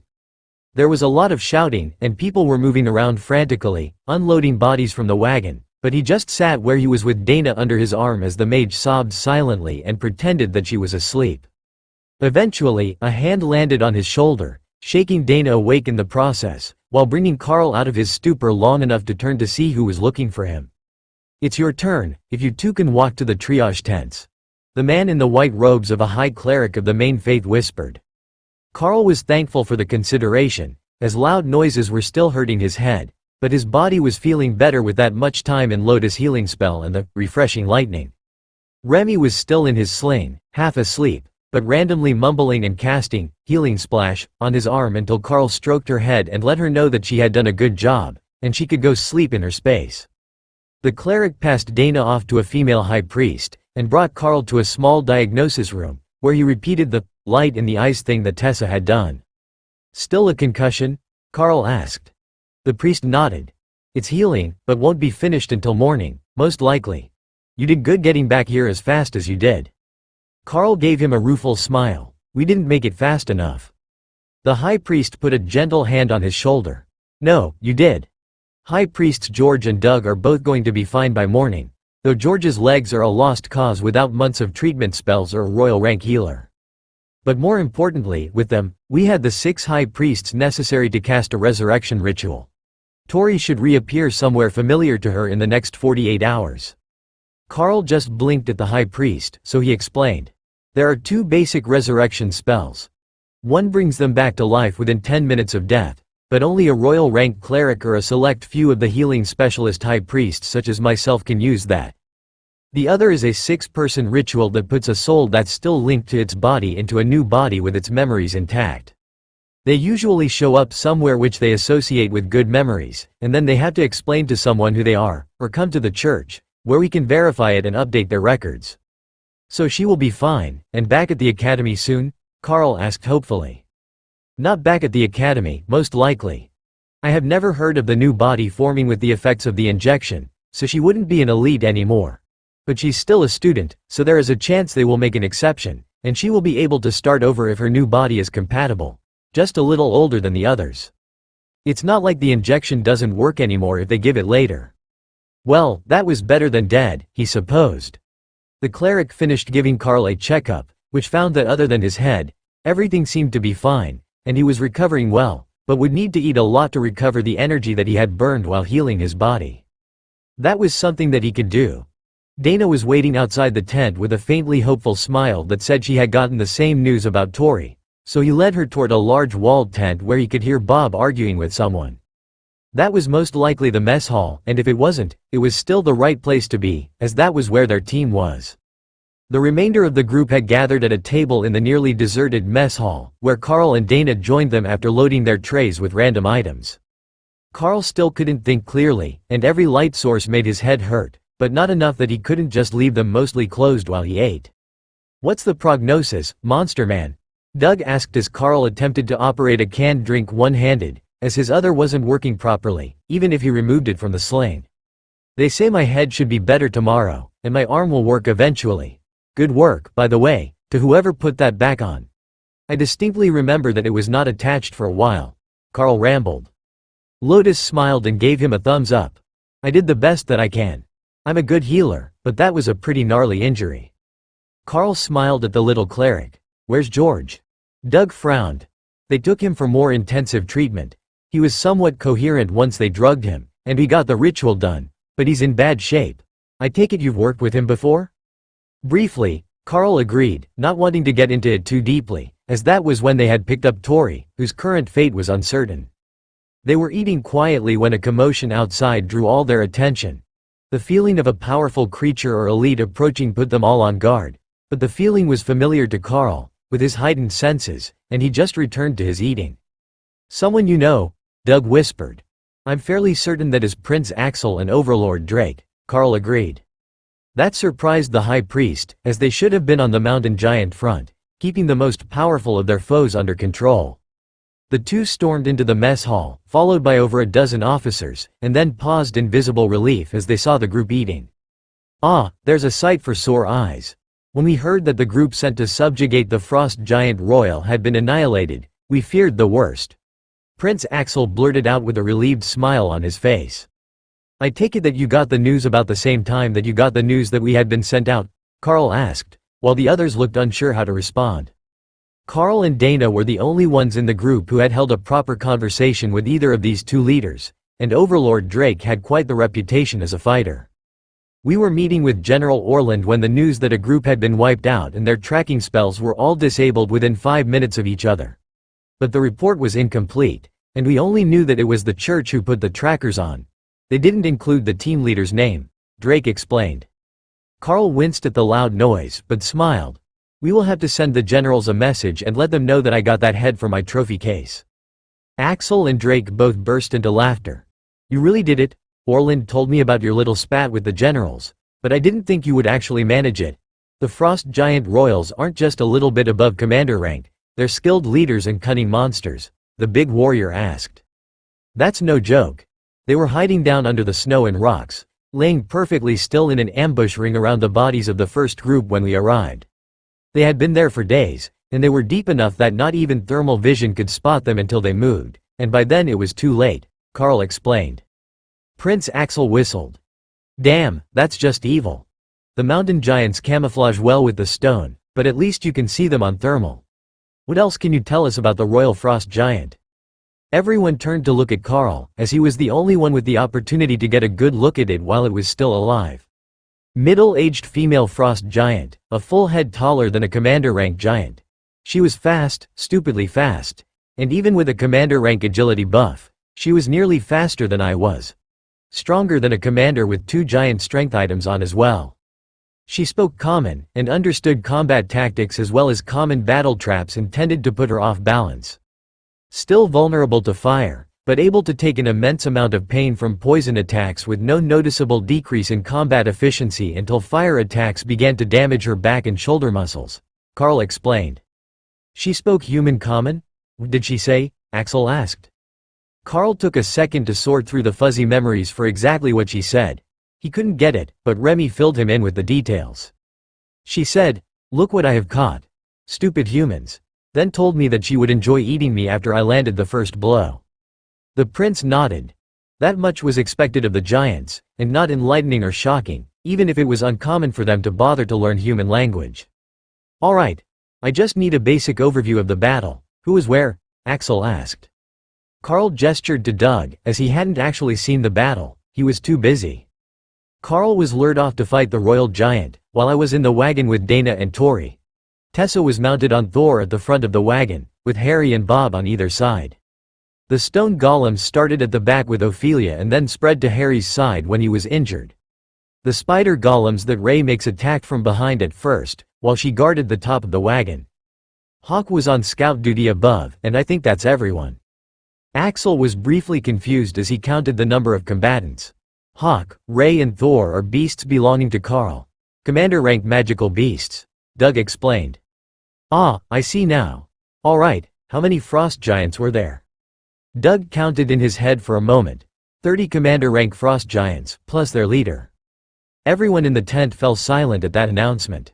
Not the 10 that were reported, but 30 commander-rank frost giants, and a royal rank leader? And you returned with 1/2 casualty? They just might give you all a commendation for that, Prince Axel declared. Carl hadn't realized that there were so many, and it was a miracle that anybody had made it through, even with multiple healers. The first group was twice their size, and they had been massacred. But there also might have been even more frost giants before that fight. One of the officers from the back stepped forward with a frown. Not to question the integrity of a high priest, but how is that possible? If one of the commanders was fighting the leader solo, and the other was on defense, protecting the wagon, How did you manage to kill 30 commander-rank frost giants while surrounded? Doug sighed and had Carl light him another smoke.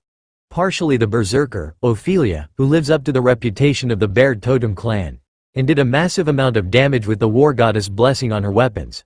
But mostly it was our ability to hold them off while the spider golems summoned by Carl's bloodbath spider tore them apart and the dragonhawk set them on fire.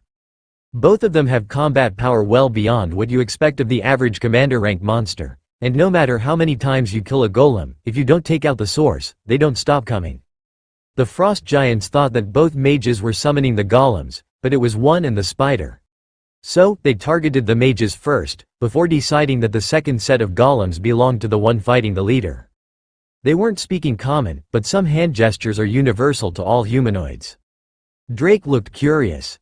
And the ascended rank warriors and golems were able to stand up to the attacks of the frost giants long enough for the commander rank golems to eliminate them? Doug gestured at Carl, and Thor brought up, refreshing lightning, over the cleric. This is refreshing lightning, the lightning Cero's primary defensive barrier. Thor can spread it to the entire group, and between that and circle of protection, at commander rank, the incoming damage was low enough that we could hold. He explained, then motioned for Thor to lower the barrier so he could smoke. Overlord Drake silenced a round of incoming questions from the other officers. Is it possible that some of you might have advanced since you were sent to the battlefield? Bob shrugged. Not me, but I suppose that it's possible one of the clerics might have.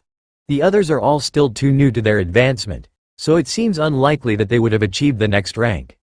Drake was looking more at Carl than anyone else. Carl shook his head. No, while my class is an oddity, and I might count as more than one commander, I am not at the royal rank.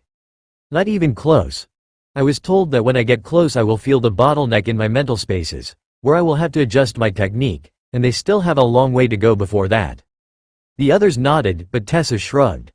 I have gained some favor from the war goddess for my work, but I'm not certain if it is enough to qualify. Drake nodded. All right, I will put it in my notes. Intervention by the war goddess should quiet any calls for a verification mission, but someone will likely use a truth spell on you to verify. One of the officers snorted in laughter, and held up a green disc. They had already verified Doug's words as truth. Prince Axel looked excited. Do you think we have a new high priestess of the Red Dragon coming soon? Tessa, have you noticed any new draconic features? I would like to know what you have been up to that would have attracted so much of her attention to you. The war goddess has seemed rather uninterested in this battlefront. Doug burst into laughter, and nearly dropped his smoke before Ophelia stole it from him and smirked at the officers as she took a drag. Who do you think that the war goddess likes better than murder hobos on a battlefield? We have been halfway down the border since we arrived, and our total kill count has to be over 1,000 by now. The muscular brunette laughed, then frowned as Doug stole his smoke back and thumped her on the head. Overlord Drake made a gesture to the officers behind him, and someone brought forward a large red folder. Inside were typed transcripts that looked like copies of radio transmissions, along with mission reports and the usual paperwork that went with most missions. Carl wasn't certain why the folder was red, but he was still having issues thinking clearly, and it didn't really matter, as Drake was skimming through the contents, so it was all within his security clearance. What is this? This string of triple-digit kill counts? I'm assuming that is for the combined group, Drake asked, and the officer shrugged. Tessa snapped her fingers. I know what you're reading. Those days we went hunting reinforcement groups, and split the kill count between the two groups so that we didn't have to file paperwork for a combined elite recon force. So, it's not just the same number, misreported? Your groups killed the total of the two numbers that day? Overlord Drake replied. Exactly. We didn't want to mess with the total, as that would change the expectations of the main lines, so we split the kills between us when reporting. The officer held up his green disc again, and Drake shook his head in dismay. And they call the overlords the monsters among the elites. Is one of you perhaps auditioning for a position with the Black Dragon, Goddess of Death? Doug shook his head. No, we're keeping things balanced. We rescued a town full of refugees too, if you check a few more pages in. We're a bit behind on the good works, but helping reset the climate back to normal has to count for a few balance points. It's just that they were sending awakened groups with an ascended leader, and we have a commander-rank bloodbath spider who summons golems, and a dragonhawk with a pure hatred for all things water and ice element. The reinforcement groups died so fast that sometimes the rest of us wouldn't even get to fight. One of the officers chuckled. What's next? Stacking so many giant corpses that you create a beacon fire that can be seen from 2 valleys away? Carl's mouth was moving before his brain realized what was happening. That's in the records for Sector G4C, we already did that. Doug choked on his coffee, then did his best to return his expression back to neutral. So it is. But they didn't actually see it from 2 valleys away, only one. Drake informed him when he found the file. Murder hobo. Lotus mouthed in Carl's direction, with her back to the officers.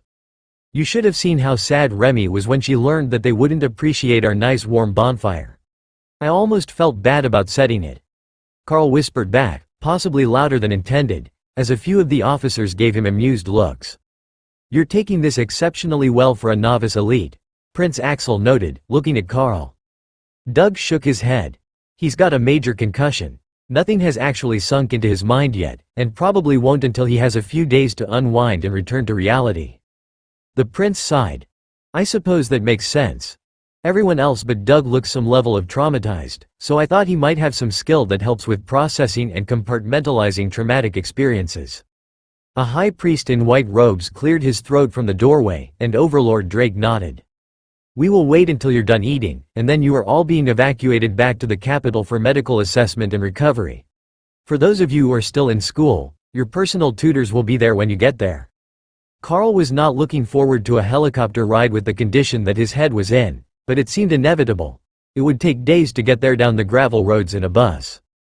How is their recovery prognosis? Overlord Drake asked. 90 days to full recovery. The white-robed high priest explained. That long? We were hoping to get them back in a combat position once the healing was finished. The Overlord sighed. The high priest frowned. If it's an emergency deployment, then 14 days. But surely, we don't need them back on the line that desperately. The frost giants have been devastated by dragons, and this line has almost gone calm over the last few days. Unless they come up with something new tactic or weapon, then we can spare 2 teams of elites. Overlord Drake rolled his eyes. Do you think I care about a bunch of ascended rank frost giants? No, we still need more people on the hill giant lines, while I am with the other overlords, keeping the mountain giants at bay. The hill giants are all worked up for no good reason, and they've been hitting everywhere along the border. Unlike the frost giants, they don't need to change anything to move their border, and they're stronger. So, if this combined team can reliably take care of teams made mostly of commander-rank giants, then we need them on the other fronts. Carl sighed, and Prince Axel smirked. You shouldn't have told them that. I know that sigh. It means, I foresee complications that might stretch that maximum recovery duration in my future. As if they had practiced it, the whole group turned to Carl with looks of clearly fake concern.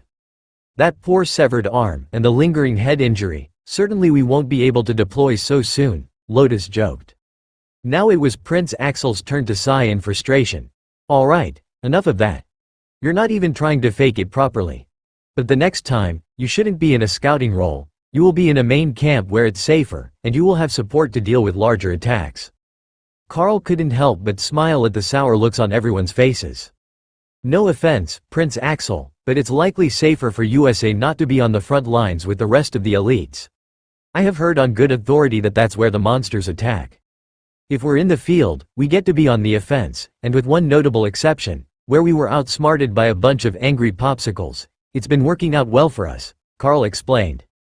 Angry popsicles, I like that one, Hawk laughed. The church worked fast, or perhaps their timing was simply impeccable, as that was the moment when the clerics came in to inform everyone that the evacuation helicopter for the wounded elites was landing, and that it was intending to return to the capital as quickly as possible. Where in the capital will it be landing? Overlord Drake asked. The university's Wounded Veteran Treatment Hospital. The cleric responded immediately. That was likely one of the many facilities that were actually connected to the university and cathedral, but hidden in the woods, to preserve the feeling of natural surroundings. All right, we will come with you. We would like to be present for the official diagnosis from the resident experts, Prince Axel declared. Did we do something to piss off Colonel Valerie? Carl muttered to himself, making the prince and overlord both laugh. Probably.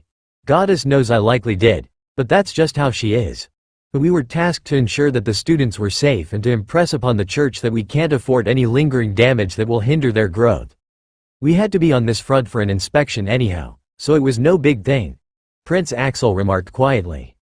So that's how it is. I don't think that we have much to worry about. My arm might be mostly useless right now, but it will almost certainly recover in a reasonable timeframe, Carl replied. Axel smiled and gestured toward the door. It's that almost that the brass finds unacceptable. Now, I suppose we should be leaving, as the church specifically made space for everyone in the evacuation flight. That made sense to Carl, especially when they had started with the speculation that one of the others might have made it to commander rank. The church did almost all the testing once you were out of the academy, and two of the most likely candidates were Tessa and Lotus. The thought of Lotus, the tiny wild child of a nature cleric as a high priestess, brought a smile to Carl's face, which drew the attention of the others. Something amusing about an evacuation flight? Harry asked. Carl shook his head.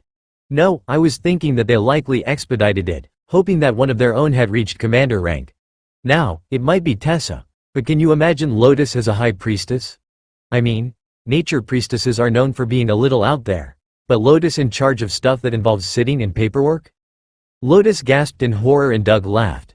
There are at least 50 pages of reports to write after you officially advance. You should mentally prepare yourself, little one. The high priest teased his counterpart. And how long did it take you to do them? Tessa asked. Doug shrugged. I got through the first assignment that day, and I'll get them the rest of it later. Meaning that he still hadn't done it, even months after the advancement test was completed. Either the paperwork wasn't all that important, or the church just gave up on the nature priests and let it slide. Carl had thought that they were going to force him to be responsible for at least a whole week before letting him escape again. Once they were loaded, the helicopter began to spin up the rotors, and Carl's head began to pound in time with the thumping of the air. Here, take one of these. It will help with the headache. Head injuries are tricky, since so much healing magic depends on what the body thinks is its proper state. It knows what a healed arm should be like, but when the brain is injured it gets confused. One of the clerics explained as he handed Carl a small white pill. Carl swallowed the medicine and immediately his headache began to fade as his whole body became numb. Fortunately for him, the ride ended long before the pill wore off, and before he knew it, Carl had his arm around Dana, leading the group into the hospital while she grumbled about it being a waste of time as she wasn't injured. Physical wounds aren't the only thing that we treat here, one of the clerics informed her with a gentle smile. Lotus pulled Dana out from under Carl's arm with a smile, and gave her a spin. Relax, I've been here before. It's good to get things off your chest, and they have the good food, as long as you're not sick. Dana smiled softly. Is it common for nature priestesses to be sent for mental health evaluations? Lotus nodded happily. All the time before we are confirmed as followers of the Green Dragon or one of the other nature gods. People usually think that we're crazy or scatterbrained when we're really just bored. Or stoned. Ty muttered. That's a definite possibility. The others tell me that I don't need drugs, though. I'm fun enough without them. Speaking of which, once we are settled in for the night, can we get Carl to let Ray out again? I want to swing in a hammock. Lotus agreed. The cleric in front of them in his doctor's robes gave her a concerned look while the group laughed. Carl gestured to her bag. You know there is a hammock in there. You can just hang it up in your room if Ray isn't around to make you a custom one. Oh, right, I forgot that there was one in here. We haven't had a chance to use them in a while since we've been in the same spot with new ones made for us. The doctor pinched the bridge of his nose and closed his eyes to take a deep breath before dealing with them again. I would ask if this was new behavior, but it clearly isn't. Are there any other oddballs in the group that I should know about? He finally asked.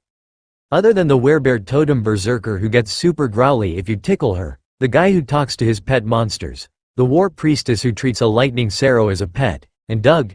Not really, Lotus replied happily. Harry and Ty gave each other knowing smiles, while Bob smirked at Doug. See, brother. I am the normal one, the warrior laughed. Lotus shook her head. That honor definitely goes to someone else in your family, but you don't really qualify as an oddball. Doug gave Lotus a high five, while the doctor shook his head. You know what, I'm bringing in a specialist team for this. I'm not doing this on a Monday. He muttered as he tapped a button on the wall by a door. It seemed to be some sort of pager, and after a second, 4 aging hippies came jogging down the hall, as if there were some type of emergency.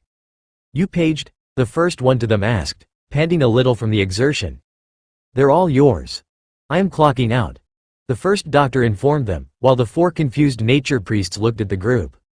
Carl saw the moment that the realization hit them, that the first guy just wasn't up to dealing with the shenanigans of a green-robed high priest and his friends, and they spread their arms in a welcoming gesture, indicating that the group should come forward.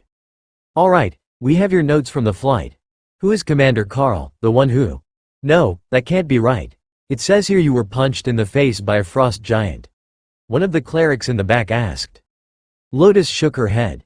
Technically, she punched him in the chest, and his head hit a tree when he was finished flying. The initial diagnosis was a concussion. "All right, was that before or after he lost the arm?" the doctor asked, directing it at Lotus, as the first responder on the scene. "After, but not long after. The fight was over when I got there, but it couldn't have been more than 30 seconds apart. I did my best to put the arm properly in place, and he's got motion in the fingers, but they're still weakened and not responding properly," she explained. The man with the most prodigious of the beards among the group nodded in understanding and cast some sort of spell over Carl. "That's an easy fix. It's just nerve damage, and we can fix that as we deal with the head injury. It would sort itself out in a few weeks of treatment anyhow," the bearded doctor agreed. "Why does nobody have name tags?" Carl asked Doug, who was standing beside him. "So that we can't yell at them by name. It helps keep things impersonal. Once we're settled in, and they know that we're not in the middle of battle rage or psychosis, they will usually introduce themselves. But these are Dale, Jerry, John and Skittles," Doug replied. The bearded man burst into laughter. "High Priest Xander Moonbeam Rainbow. Dr. Xander to most, but this impertinent whelp made up a nickname for me when he was still one of my more promising students," he explained. "Well, that was an unfortunate name. Perhaps his parents were nature priests as well." They walked down a hallway and found High Priest George, as well as a number of other injured clerics sitting around a radio, listening to a broadcast of the capital's latest idol singer, an ascended rank, bard class elite known only as Sue. She sang in an upbeat pop rock style, and the clerics were enthralled, even through the radio. In person, the bards could draw the whole crowd in with their magic, and she had an astonishing voice that was helping the wounded recover, if their smiles were anything to go by. Carl smiled at George and patted him on the shoulder as they passed, and the high priest smiled back from his wheelchair. He had loose hospital-issue pajama pants on, but it would be some time for his legs to grow back. As they walked, the group members were taken away one by one, escorted into various rooms. Most of them would be in and out quickly enough, but Carl knew that he would be there for at least a few days while they sorted out whatever was still going on with his head. Eventually, Doug was the last one with him, and Dr. Xander turned him by the shoulders into an examination room while two aging high priests in the white robes of the main faith under their coats escorted Carl into the room across the hall. "All right, we will start with the physical injuries, and then we will ask you a few questions about your time in battle. It can do strange things to people, and it's as much for our peace of mind as your own. Keeping things bottled up isn't healthy, after all. Now, this is going to feel bright, but it's actually in your head and not a physical light," the doctor explained. He wasn't joking, it was like the whole world went gold, but underneath the light, he could sense something paying attention to him. "I told you that mental fortitude was an important skill, didn't I?" the voice asked. "I can't argue with that. At this point I feel like I should be freaking out and breaking down. In fact, it doesn't make sense that I'm not. But like, it's in the back of my head, you know," Carl replied, used to the sensation of mental communication from interacting with the beasts. Carl sensed multiple sources of amusement, and then the sensation faded with one last bit of wisdom. "Even the smallest beast knows when to run and when to fight, don't forget that." The light faded not long after the voice did, and Carl opened his eyes again. He was staring at two very concerned doctors, but he didn't recall any pain or anything other than the voice and the light. "That wasn't as bad as expected. Bright lights have been my nemesis all day," Carl explained. "What do you remember?" the doctor asked. "There was a voice in my mind, the same as when my beasts speak to me, but not one of them. It made a joke about one of my class skills, and then reminded me that every animal should know when to run away," Carl shrugged. "That's all?" the doctor asked. "I mean, yeah, what were you expecting?" The doctor frowned. "You were surrounded by golden light for over 2 hours. We expected a longer timeline." Now it was Carl's turn to frown. Thanks to Ray's shared echolocation, he had a fairly good sense of what was going on around him. Even with his eyes closed, he should have noticed if hours had passed. Losing situational awareness was more concerning than anything else. "What happened while I was out?" Carl asked the beasts. The only one who had been awake was Remy, and she was as confused as he was. "What do you mean? I didn't even have an opportunity to fix the eyes on this new totem, and then you were done with your thing," she asked, unsure what the doctors were talking about. "Are you trying to remember something?" the doctor asked. "Oh, sorry. I was conferring with the beasts. But their sense of time is the same as mine, and they think it has only been a minute or two since we arrived in the room." "Have you conferred with someone outside to see if it were you whose sense of time was warped?" Carl replied. The doctor pointed at a side table with a pair of empty plates and coffee cups. "Point taken. If everyone else had hours, then it had to be me. But on the bright side, my head feels wonderful again," Carl informed them. "Well, we will continue our checks, and verify that the damage from the concussion is healing properly. But the reaction of your pupils is back to normal as the light in the room adjusts, and that's a good start." Carl knew what they meant. He had seen miners with head injuries before after the many minor collapses, and they always had one huge pupil and one tiny when the lights got bright again. "Alright, now for the part that's going to be much more difficult. We would like to talk to you about your time behind enemy lines. What was that like, being cut off from support, alone with only a few strangers?" the doctor asked. Carl laughed. "My team aren't strangers. We might not be family, but we've been through a lot together, and this was not our first mission together. In fact, even the Mackenzie brothers are familiar faces, as I have worked with them recently as well. Being behind enemy lines was partially our choice. We wanted to be away from the main lines, where we could start fights on our own terms, not wait for the frost giants to charge and then respond. But when the lines were pulled back the first time, we were guarding a spot along the border. We would have had to go through the enemy lines to get back to our side, but as I mentioned, we didn't really want to be involved in that shit show anyhow. So, we set up a nice den in a cave, and went out daily to hunt the frost giants and their allies." "A den?"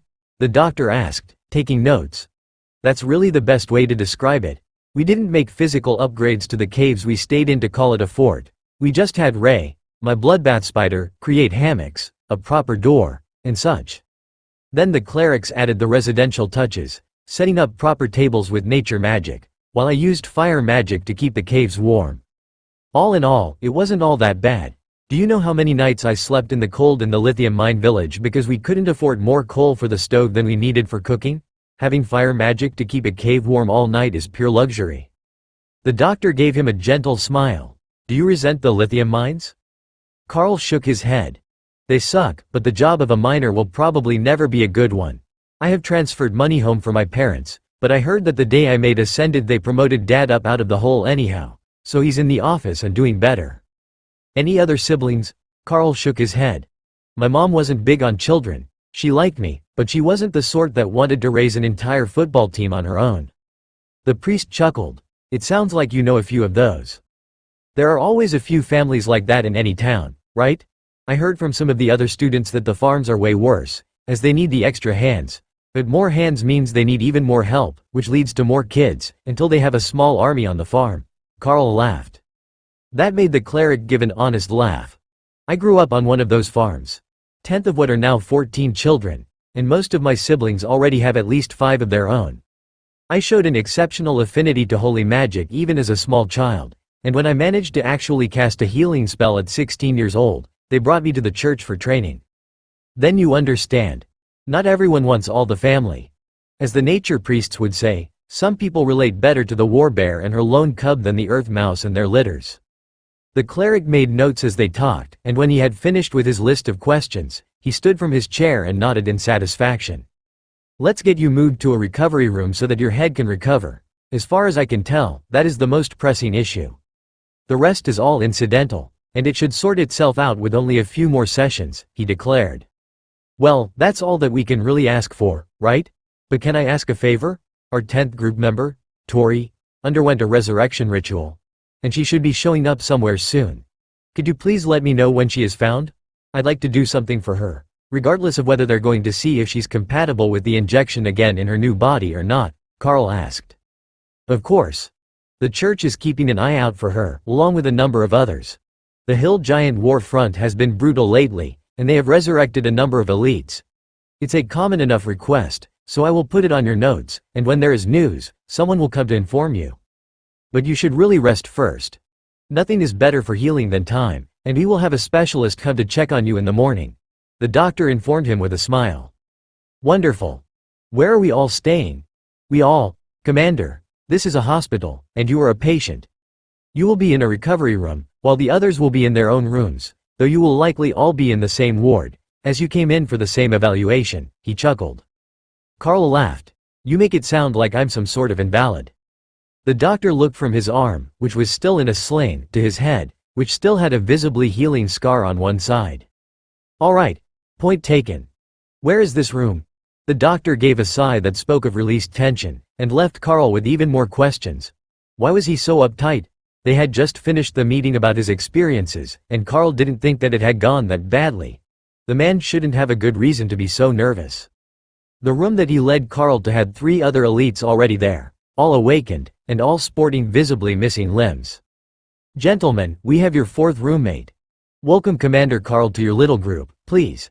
He will be here for a bit, but not as long as you, since his cleric managed to find and reattach his old limb," the doctor informed the men in the room. The hospital beds didn't look comfortable, and the room was full of strangers, not exactly prime sleeping conditions. Carl considered asking them to reconsider the arrangements, but co-ed naps in monster-made hammocks didn't seem like they were a hospital-approved activity. "Hey everyone. Good to meet you." Carl greeted the 3 other elites in his room for the evening. "Dude, you're a freaking legend. It's an honor to meet you," a bearded blonde man missing one leg informed him. "A legend? I just got here," Carl replied with a smile for the enthusiastic elite. The 3 all shook their heads, and the blonde man continued. "Word spreads fast here. We don't have anything to do but gossip. Word is that your team killed a royal rank frost giant, even after being ambushed, and made it back to tell the story. But even before that, we all knew who you were. We were on the front when your team blew up the frost stone and knocked out communications for an entire battlefront, then just chilled in the wilderness killing giants until someone brought you a new radio." Carl smiled. "What should we have done? We've been running away from command staff interrogations and paperwork since before the war started. We came straight from monster subjugation missions to the border when it all kicked off, and I've been doing my best not to be in a main camp overnight ever since." Their laughter caught the attention of the staff, who sent a white-robed acolyte with a nurse's hat on to yell at them. Only, when she arrived in the room, the first thing that she saw was that they weren't arguing and that Carl was still in his armor. "Would you mind putting your gear in the locker, and changing into a hospital gown, or one of the many available recovery outfits?" she requested. "If you try getting me into one of those silly paper hospital gowns, I'm putting it on backwards," Carl warned her. "The white hassock is fine, but the short-sleeved one, as you have an arm injury that's still in a sling.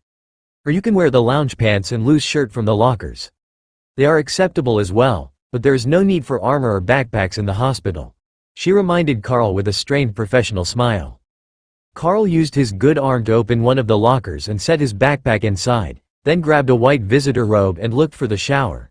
If he was going to change, he might as well get clean again. "Can you shower without assistance, or would you like me to call an orderly?" the nurse asked. "I should be fine. My arm isn't completely dead, I just don't have good control of the fingers yet. The doc said that once my head starts to heal, the fingers should sort themselves out. Nerve damage, according to the healers," Carl agreed. The nurse nodded and left the room, closing the door behind her. "They're so much nicer to you." The man in the back left corner of the room sighed from his bed. "That's because he's a commander, and he's got monsters with him. They'll have the room under surveillance with a high priest down the hall, since he's got a head injury. Head wounds are tricky like that. You never know when someone is going to snap and forget that they're in a hospital and not in the middle of a battleground," the blonde laughed. Carl stopped and gave the man a shocked look. "And yet, they put me in a mixed room? We're all warriors. We might not look like much right now, but we can take a hit or two, and there aren't any spare rooms right now. Normally, all commanders get the private rooms, but if you're here with us, then there are 0 left. It's likely more fun here than in a solo room anyhow. They told me that they're not going to put the group back together in a dorm while we are in the hospital, so it's better here than board alone. But I will be back in a few minutes." Once Carl was washed up and refreshed, he was feeling much more human again, but he did notice that there were no shaving implements in the bathroom, and he had forgotten to get his from his bag. He didn't grow a great beard, it was still fairly thin, but now that he was out of the frost giant nation, his face was warmer than he would have preferred. He came back out in the plain white robes, and watched as the other men traded money, clearly having bet on something. "Did you really think that I wouldn't manage to change? My armor is bonded," Carl laughed. The blonde shook his head. "We were betting that you would take out a razor and trigger the emergency response. Head trauma measures. Remember? My bet was that you forgot it in your bag." Carl chuckled. "That's exactly what happened. Now, what is there to do around here?" "Well, you can walk, so you can likely wander around until they yell at you, or get the nurse to bring a book, or meditate, if that's possible with your head injury. Sometimes they tell you not to. Mostly we just sleep and sit around telling jokes and war stories. It helps pass the time. You'll see soon. Time passes either very fast or very slow here." While they talked, Thor was mentally measuring the room. There were plenty of people here to meet, but not enough room for him to stand between them. The blonde man was right. Hospitals really were boring. The man in the back corner smiled at Carl. "I suspect that with you in the room, things will be much more interesting than the last week was. There was a huge fuss on the radio after you left for your mission, when General Orland found out that not only had another team been sent, but they were missing." The other two glared at him for a second. "Sorry, I didn't mean to bring up bad memories." Carl shrugged. "It's not all bad. We got the target, and we brought back a survivor. There was still one high priest from the first group alive at the ambush site. He's here in the hospital already. I saw him on the way in." Carl had just sat down on his bed to meditate when he felt someone casting a spell to calm them, or possibly to put them all to sleep. He wasn't sure if it was hospital policy for this time of day, or if they had annoyed someone with their joking around, but he decided to lay down to meditate anyhow. The mattress was hard and uncomfortable, and Carl frowned as he relaxed onto it.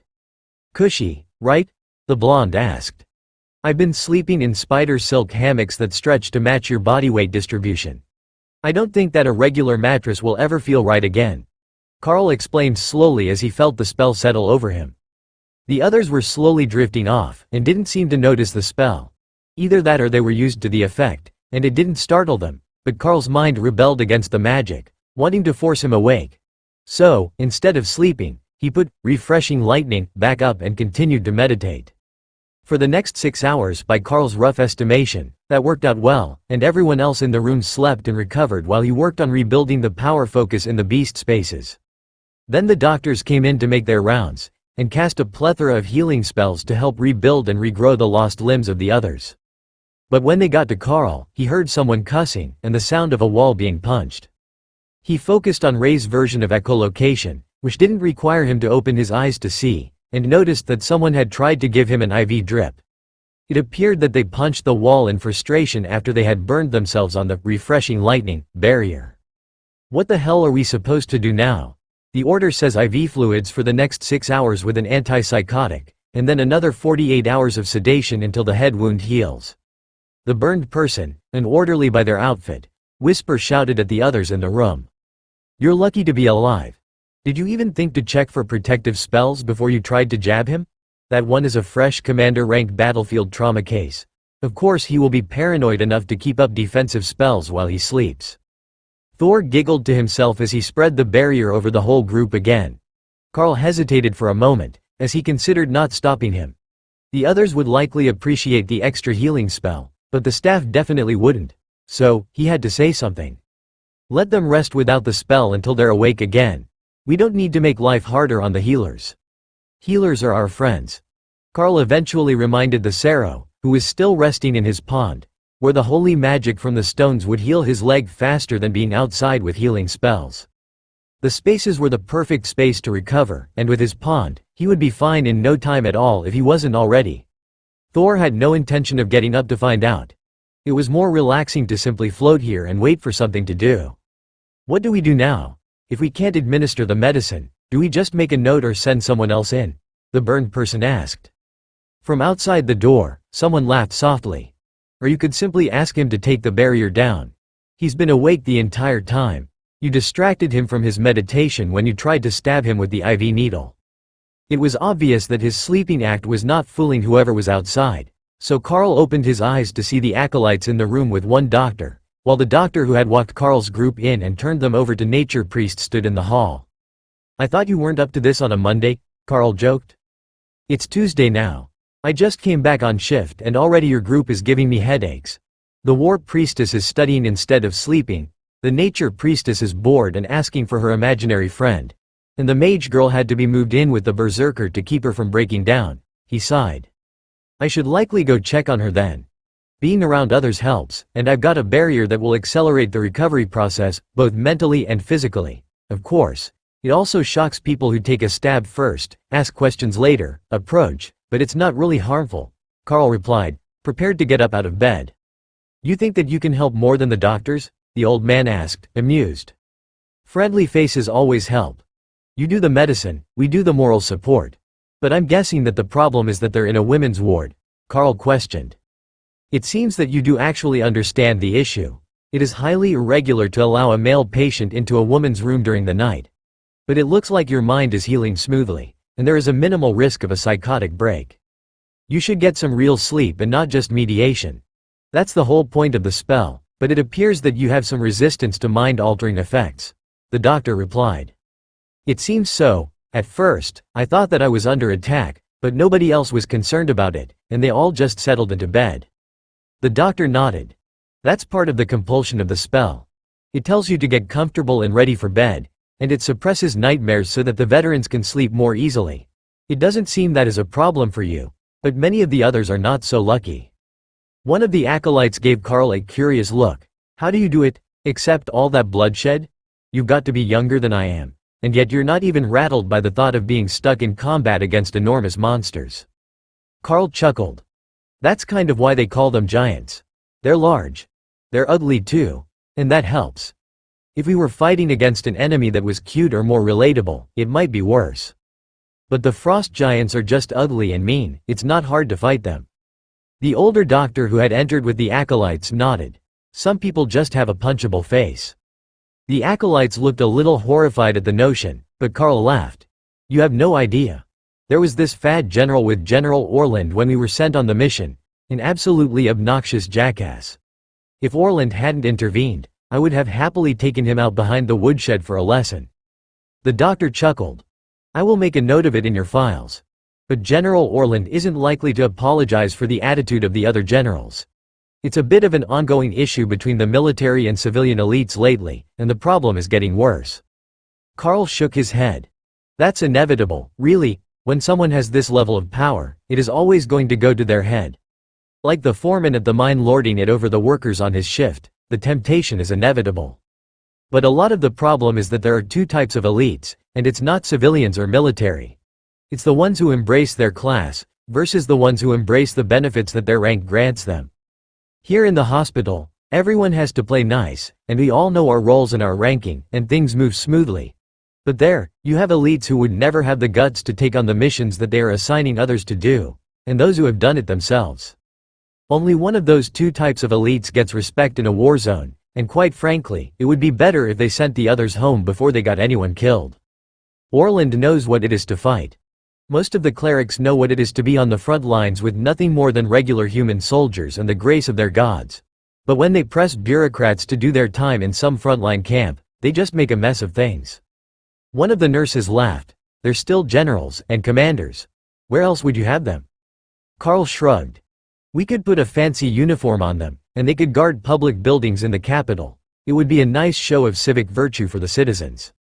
The nurse choked trying to stop her laughter, and the doctor shook his head. "We can't just be asking ascended and commander-ranked generals to stand around on honor guard duty because they're not well suited to the actual battlefield." From behind him, one of the hippie nature priests laughed.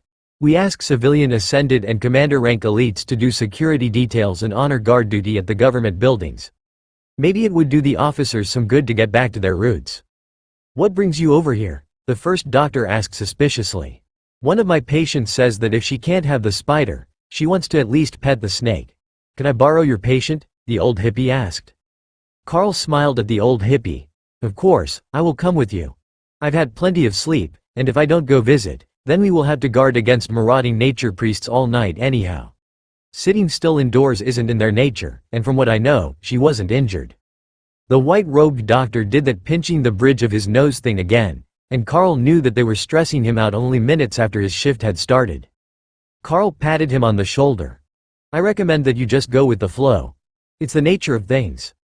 The harder you fight against it, the more problems you will cause for yourself, and it's not like anything you could do would prevent it if we were actually determined to make it happen. That's one thing that the nature priests have right. You need to embrace nature, and accept that rigid rules aren't always the right answer for every patient. Just let the nature priests cuddle the monsters, and they will be happy again.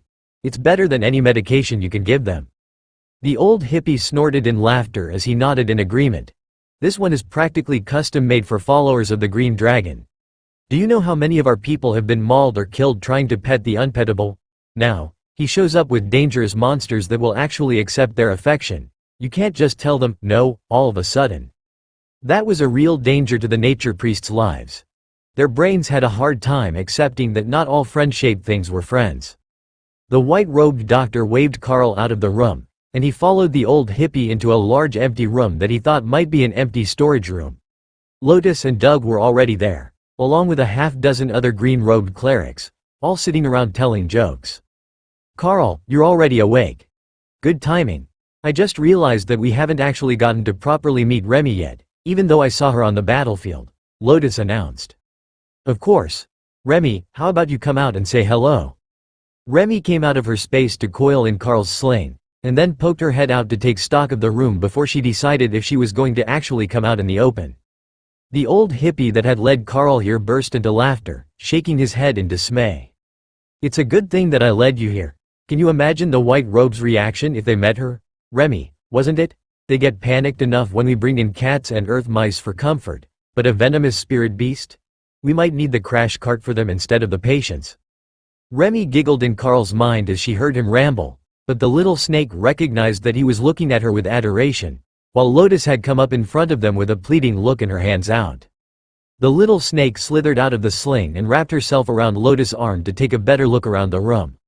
She was bigger than Carl remembered, well over a meter long now, and beginning to get properly snake-thick, not pencil-thin as she had been when she was born. But, if she stayed as a spirit snake, she would be 20 meters long fully grown, and if she evolved into a naga, she would be at least human-sized in the torso. Carl thought that if she was going to evolve, there should have been some signs of it by now, but Remy was happy as a snake, even if her totems were of a four-armed naga shaman. While Lotus was leading her around the room, introducing Remy to all her new friends, more people came in to join them. Ophelia was escorted by another nature priest, and a nurse escorted a delicate-featured teen girl with a mass of bouncing blonde curls into the room. She looked to be about 13 or 14, possibly a freshman at the academy if she was an elite, but Carl didn't recognize her. "That's them. I tell you, I'm not crazy. Carl, tell this crazy woman that I am Tori," the dainty girl demanded. Everyone went silent as they turned to look at her. "She still smells like Tori," Thor agreed. "Yup, it's a tiny Tori," Hawk added. "Can I keep her?" Ray asked, thinking how much fun it would be to run around with an even tinier human on her back. Lotus and Dana were only a minor burden for the extra firepower they provided. But the new Tori was 2/3 their size and just as stabby. Or, she had been. Ray recalled the clerics saying that she might not be an elite anymore. "Yeah, that's Tori. She was ritual resurrected. The beasts confirmed it, she still smells like herself," Carl agreed. That was enough for the nature priests. If the family pets recognized you, then it didn't matter what disguise you had on, it was probably you. Not many disguise spells were powerful enough to fool the finely tuned senses of certain animals. "How did you get younger?" Carl asked. "Would you believe it if I told you that my last thought was that I would like a chance to do things over again if I was reborn?" she sighed. Carl felt the familiar amused presence in his mind, and he smiled at the annoyed mage. "I 100% believe it. With the dragon god's own luck protecting us, that's only a small thing. Between all the dragon scale luck charms and holy stones that our group carries, it's only natural that you got a small wish granted when you were resurrected," Carl agreed. Tori smiled, and a magic missile orb formed in front of her. "Not just a small wish. I kept my powers, but from what they tell me, I'm not an elite anymore, just an ascended rank mage." Carl shrugged. "Semantics, really? You could use magic before because of the injection, you can use magic now because you had it before." The nature priests all nodded in agreement, and the nurse gave Carl a suspicious look. You're encouraging them to team up on me, aren't you? There is no proof yet that she is who she says. We need to finish the testing and psychological evaluation, the nurse insisted. Lotus giggled. Just annoy them until they stop. It worked for me.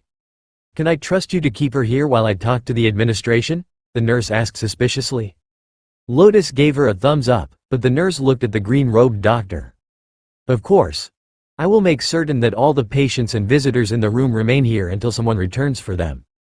The nurse nodded and left, while Lotus ran over to hug Tori, who recoiled from her, and the spirit snake on her arm. What the hell did you bring into a hospital? She demanded, and Lotus pouted at being rejected. Oh, this is Remy, Carl's fourth pet, who doesn't like to come out in the cold. She's the chain lightning source. We've all seen her poison flame totems, remember? Tori's eyes lit up in excitement. Oh, you're Remy? You're beautiful. Sorry, I thought you were some random snake that the nature priests had found. Remy's laughter made her fangs drop, and Tori backed up again, while the nature priests chuckled. Carl stroked Remy's head. That's a laughter response. She might not be able to speak, but she understands us just fine. Ignore the fangs. She's not likely to bite anyone here. How is Thor's leg?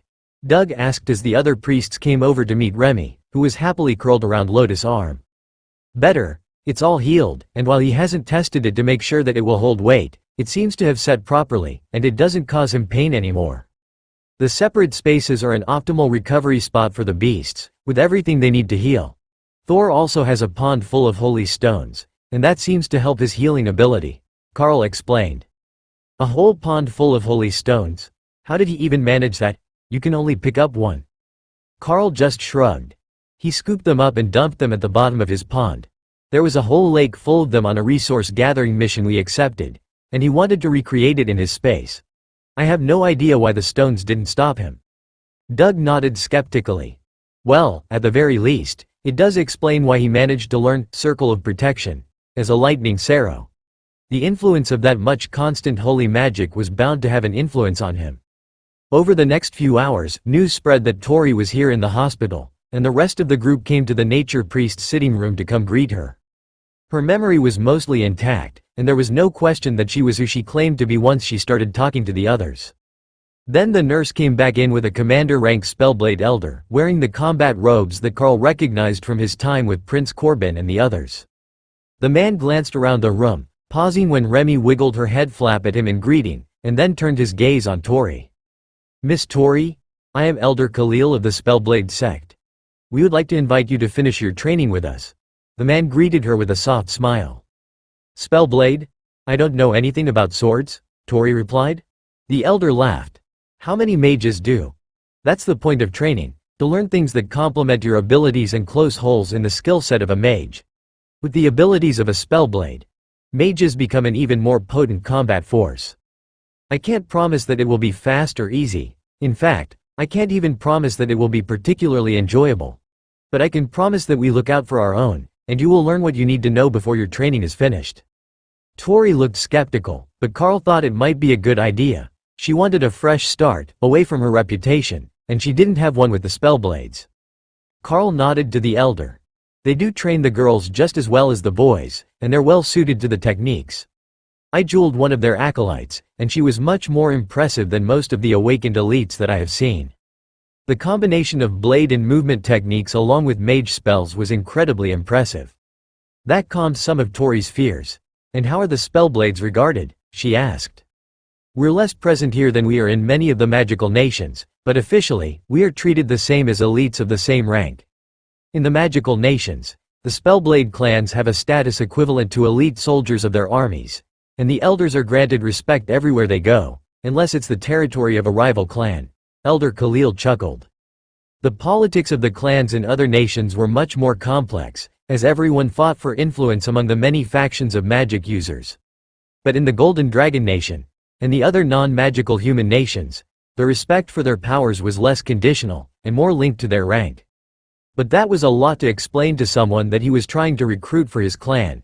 It wasn't often that they not only got the chance to take in someone with proven potential, but someone who already knew the basics of magic. The first few years were normally spent building the base of their magical knowledge, as without the divine injection, they were starting from zero without a cheat code, and it all came down to the accumulation of knowledge and hard work. Tori knew a little about the Spellblade clans, but only as hearsay, and hadn't met any that were from the Golden Dragon Nation before. The elder did seem like a decent guy, though, and everyone in the room seemed to have a positive opinion of his group. "What would I have to do to join your clan?" Tori asked.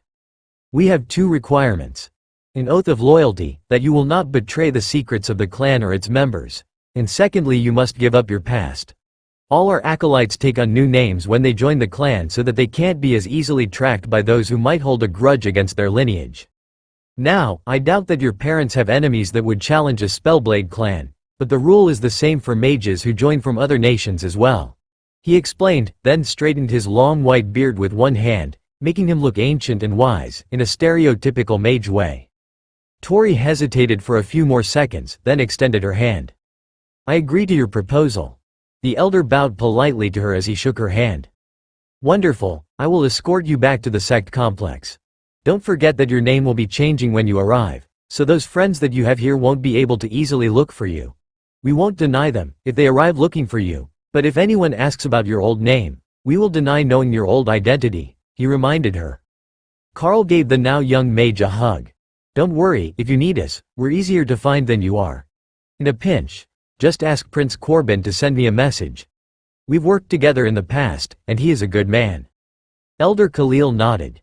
He actually requested for Commander Carl and his group to come fight on our battle lines during the war. "I do wonder what you did to Rosalind that made her hate you so much. She hates men in general, but Carl in a very personal and particular way." Dana and Lotus both laughed and gestured for Carl to explain. "When we first met, she challenged me to a duel to prove that Spellblades were the superior training method. Now, I was ascended to her awakened, and it didn't end well for her. She didn't take the loss well. She was still quite professional while we were in danger, but I suspect that we're not going to be lifelong best friends," Carl explained. Lotus nodded. "That sort of public humiliation won't be quickly forgotten. Her team was there to fight a monster above their rank as a training exercise, and Carl is definitely a monster and above her rank. Prince Corbin had to intervene to save her at the end." Carl gave Lotus his best innocent look. "Monster? I am a sweet and gentle young man." "No, that's me," Thor interjected. Carl couldn't even argue with that comeback. The elder nodded, and Tori gave a tearful bow to the others before turning to follow him. Long tearful goodbyes would only make this harder than it had to be, and everyone was already waving farewell to her. "I can't believe she was so cute as a kid. Those ringlets." Bob chuckled once the elder and Tori were well away from the room. "Right, she's going to be a heartbreaker once she gets to the Spellblade clan. But worse, she's like 6 years older than she looks. She will be ready to stab someone within a week for treating her like a child." Carl laughed. Bob smirked. "That's kind of the point, isn't it? I mean, she's there to learn to blend blades and magic. She knows some magic, so making her better with a sword is their definition of success." "How is your head?" Dana asked as Carl settled into a chair along the wall. "Much better. I've had the refreshing lightning barrier up all night, and it's helping, but they said when I got here that the healing spell should have it sorted in a day or 2. I doubt that they're going to release us that quickly, and my arm is still a bit numb. My fingers are working as instructed now, which is a good start, but it will need a few more days to be back up to fully functional." "How about you? You were pretty shaken when we arrived," Carl asked. Dana gave him a thin smile that made it plain that she was planning to lie to him. "I'm all right. Actually, seeing Tori helped. At least I know that she's alive and well," she replied. That second part sounded like the truth, but Carl didn't know what had happened in that wagon during the fight, other than that it had ended badly. The first part was clearly a lie, and even the clerics that didn't know her could tell, judging by the sympathetic looks they were giving her. "Well, we're all here for the same reason. Have you considered herbal remedies?" one of the nature priestesses suggested. Doug laughed. "I know that everyone thinks we're just getting high, and they're not really wrong. But we're no just to getting high. It's a spell to bring the mind back in balance with nature. But do you know what would help even more? If we could all just nap against a lightning sarrow." Yes. Finally. When everyone woke up from their nap, they found that they had 3 more visitors to their group. Jill was sitting and waiting for Dana to wake up, while Colonel Valerie was entering with a dark-haired young woman whose light chocolate skin was completely covered in tattoos, visible through the lace sleeves of her floor-length black dress, and all along her chest and neck. "Good morning, Sleepy. I brought you your new advisor. I think that you two might already be acquainted in a way. You took over her old room after she graduated. Meet Morgana, the witch doctor, the newest member of the Bureau of Elite Development." Valerie greeted Carl in her business tone. "It's honestly a pleasure to meet you. While I haven't been home to take proper care of the balcony, it has got to be the best room in the entire academy," Carl greeted her. Carl was going to give her a handshake, but when Remy came out on his shoulder to check out this odd woman, she pulled him into a hug, which put her face centimeters away from the snake. "She's beautiful. What is your name, lovely?" Morgana asked. "She's Remy, a shaman-class Naga spirit snake," Carl explained. "A shaman? You know, witch doctors are a type of shaman as well," Morgana replied. "I thought that you were a witch? The others said that it was a goth witch in the room before me." Morgana laughed. "That's because they're idiots. I'm a highly fashionable witch doctor, not a witch and a doctor." She gave a little twirl, showing off the lace back of her dress, which exposed even more tattoos, and then summoned a small cloth doll, which she gave to Remy. The snake coiled around it and hissed happily as she examined her new toy. "Don't worry, it's not bonded to anyone. It won't cause any damage if she plays with it," Morgana assured them. Carl gave her a slight bow, then addressed the colonel, who was waiting patiently for them to finish. "Are you certain that there will actually be time for lessons? From what I hear, they want us back on the lines again soon," he asked. Valerie nodded. "There will be plenty of time. After the scare that you gave High Command, who didn't realize that your group had been tasked to take out the royal rank target alone, they're not going to let you go scouting alone again. The group that you found was not sent to hunt the royal rank giant, at least not officially. They were supposed to be scouting the region for a buildup of giants because the cold was preventing us from high-altitude flights over the frost giant nation. Losing them while you were tasked to the region hit the command group hard. So, you're going to have to suffer in a main-line camp with us and the seniors from the academy. It won't be attached to the army as you have been, instead it will be treated more as an academy mission, with teachers present. Plus bureau agents, of course." The nature priests all made sympathetic gestures toward them, and the colonel glared at them. "You know, you could join them if you wanted," she informed them in a snarky tone. "We're happy working here in the hospital. But I suppose that moving to a triage camp might be more in tune with nature. We will discuss it, and see if there are enough others available to balance out our movement," one of the nature priests replied.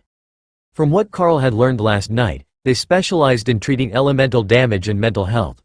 With so many young elites facing mortality for the first time, the hospital wasn't going to send away half their mental health staff. Carl nodded toward the door. "I take it that you talked to the staff before you got here? I get the feeling that we're not going to be leaving anywhere in a hurry, so I wasn't expecting to see you so soon." "That is true. They're not planning to let you out of here without at least a few more counseling sessions. I offered to take over for them, but apparently they doubt my credentials as a trauma counselor," Colonel Valerie complained. Most of the doctors who had been assigned to them were twice her age, and Carl wasn't certain that she had actually taken any higher education classes at all, so they might have a point. Remy crawled down Carl's arm to go sit on Morgana, who was making soothing gestures, and holding out bits of food for her. "Didn't anyone tell you it's not safe to take food from strangers?" Ray asked.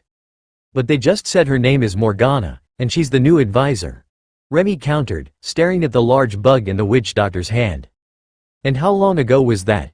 You have to know them for long enough to trust them before they're not strangers anymore," Ray warned her. Remy considered it for a few seconds, while Morgana gave her a curious look. The snake definitely wanted the food, but she wasn't taking it. "The others are telling her not to take food from strangers. Remy is still very young, and doesn't know all the practical advice. She did manage to make some lovely totems, though," Carl explained. Morgana put the food away and stroked Remy's head. "That's fine, we will get to know each other better, and then you can try the snacks." Lotus smiled at the witch doctor. "Nature lovers are taking over. First we get 2 nature clerics and a Sero knight. Now we've got a snake charmer." Morgana got excited about the comment. "The Sero has a knight? Does Carl ride him into battle?" It sounded like he preferred to fight on foot or from a distance. "The war priestess, actually. She rides the Sero into combat, so they can spread their buffs along the front lines. She's pretty good with a spear and a shield, but with Thor's barrier, they're quite durable," Lotus explained. "A red dragon priestess, riding a lightning Sero into combat. Now that is not what I had expected," Morgana replied, becoming even more curious. "Riding monsters is fun. Sometimes Ray will let me or Dana ride her into combat, but more like an accessory, depending on if she wants to equip more damage or healing," Lotus added. The clerics all laughed at the thought of equipping a priestess, but Carl thought she might be right. Ray liked them best because they were smallest and easiest to carry, and she traded between them depending on her need. She liked sleeping next to Dana better, but playing in the woods with Lotus. Mostly, she didn't play favorites as much as Thor did with Tessa going into combat, but in Tessa's case, she was the only one suitable for the role. Colonel Valerie waited while they got sidetracked before giving them the update that she had come to deliver. "Carl and Dana will be taking classes with their tutors beginning this afternoon after your session with the doctors. They're still concerned about Carl's head and arm, in particular. Then after a week, they will reassess the situation and determine how much longer you need to rest for," the colonel informed the room. Lotus cheered. "Oh, that works out wonderfully. If we get Ray to set up hammocks for us here, we can all hang out in the lounge during our off time and unwind." "Ray makes hammocks?" one of the clerics asked. They had folding cots in the break room, for when they were too busy to go home after their shift, but spider silk hammocks sounded pretty good. Ray happily came out, and Morgana did a double take when she saw how big the bloodbath spider was. "You know, when they said, 'spider,' I was thinking wolf spider or a tarantula. It appears that I have vastly underestimated what the word spider can mean," she mumbled. Insects, spiders and snakes were involved in many of her spells, though not like Carl's. The witch doctors often used them to deliver curses and poisons, so the summoned creature was nothing special, but the magic on it was deadly. Ray used the corner of the room to make racks of 6 hammocks with a climbing rope attached to the walls, and then made a large webbing net along the ceiling that you could climb out of the top bunks and play in. The nature priests always appreciated a good spot to relax, and being at ceiling height meant that anyone wanting to bother them would have to come up to them or risk being ignored. Plus, it was a stretchy web, so it was soft and more comfortable than the floor. Hawk flew up into a larger hole in the net, and took a perch to watch the people, just seconds before Carl heard cursing in the hallway. "This is a staff break room, not an animal sanctuary. Where did you even find them? Is that a bloodbath spider? Damn it. I am filing a complaint with the deacon." Someone was shouting, while the nature clerics laughed. "I guess I should bring everyone back inside in a few minutes," Carl chuckled. The doctors showed up a few minutes later to get everyone for their morning treatments, which were mostly psychological, but Doug needed to have the internal wounds under his ribs checked to ensure they had healed properly, and Carl needed to have his arm checked as well. The concussion treatment mostly fell under psychological evaluations, other than the first scans by the clerics to ensure that the healing spells hadn't left any lingering pressure or pooled blood inside his brain that might cause a stroke. "Well, it looks like the physical damage to your head has healed well, but after healing magic is used, the areas can be tender and sensitive for a while. The rest of your body looks like it is doing well, though I see that you had some recently broken ribs that were also set with magic, so you should avoid taking any more hits to the area for the next month, just in case," the doctor began after the scan. Carl chuckled and the doctor shrugged. "Whether anyone actually follows our recommendations or not is an entirely separate matter from the fact that we give them. Logically, they are healed, and they should be as strong as ever, but the nerves in the area remain sensitive, as they remember the damage. So, we recommend not to take more injuries in the near future, as it can lead to phantom pains and other psychosomatic effects, which are nearly impossible to cure." Carl nodded. "That makes a lot of sense. The whole body can be trained, so if your body remembers constantly being in pain, then it will be trained to respond with pain." "Exactly, but you elites all abuse your bodies constantly. When you get to my age, all those old injuries add up, and you end up slow and nearly crippled without doing anything at all. That's why the hospitals still encourage the elites to take care of their bodies. I know that none of you are old yet, and with the advanced healing abilities and superhuman bodies, you might never be as old and slow as a cleric like me, but you will still feel it in time," the doctor warned him. "Don't worry, Doc. I am listening. It might not be possible to avoid all injuries, but you already know that here at the Veterans Hospital. I will do my best to avoid allowing the injuries to stack up, both on me and my beasts. I wouldn't want to hinder their growth with battle damage." The doctor nodded, more concerned about Carl than about his pets. But if that was what it took to get the elite to take the medical advice seriously, then that was what he would go with. Too many of them didn't take their lives seriously enough, in his opinion. Of course, that had always been a problem with soldiers, according to a doctor. "Alright, we've finished with the concussion and the rest of the body. Let's see that arm," he announced. Carl took his arm out of the sling, showing off the smoothly stitched seam, where they hadn't taken Lotus' handiwork out yet. She hadn't sutured him like a doctor. She had sewn him back together like she was fixing a blanket, with crossed running stitches. The doctor smiled and shook his head. It was very neatly done, and he had no doubt that whoever had done this was a very skilled crafter, but if it got snagged on something, it wouldn't just tug one stitch free, it was all connected. "First, I will remove the stitches, and then cast another healing spell, to ensure that the last of the damage is repaired. Then we will have to scan the bone. For elites who have undergone treatments with various magical remedies, their bones can be quite different from a standard human physiology, so I need to do an intense scan to see what I'm working with and how well it has healed," he explained. "Oh, I can do the stitches, if you'd like," Carl offered. "You can do them?" the doctor asked. Carl activated Flaming Body on his arm, and burnt the stitches away instead of coating them, then used Refreshing Lightning to push the inner parts out for the flames to burn them away. When he was done, there wasn't a mark on his arm. There wasn't any hair either, but that was just a minor miscalculation on what the flames would burn. "Well, that is unexpected. Do you have some sort of healing ability as well? I don't see any scabbing or scars left from the repair, and the fact that it healed without scarring is incredible," the doctor asked. "I have a regeneration effect on the barrier that I use, but it has taken a lot of healing along the way. One of my beasts has a minor healing spell, Healing Splash. It's not up to the standards of a healing cleric, but it's good for closing small wounds," Carl explained. The doctor smiled. "That spell is often underestimated. It's a healing liquid, and it will continue to work for a few seconds after contact if it isn't washed away. It's primarily used through an IV or multiple needle injections, to heal damaged veins." Carl had never considered that. Healing the inside of a person wasn't easy with most magic, as he had learned. But if you could just fill them with a healing liquid, it would do the job much more effectively. Introducing it into the blood would let the body circulate it everywhere, healing whatever it touched. Of course, Remy wasn't a doctor, and neither of them knew how to set up an IV, or even find a vein with a needle. But that wasn't the point.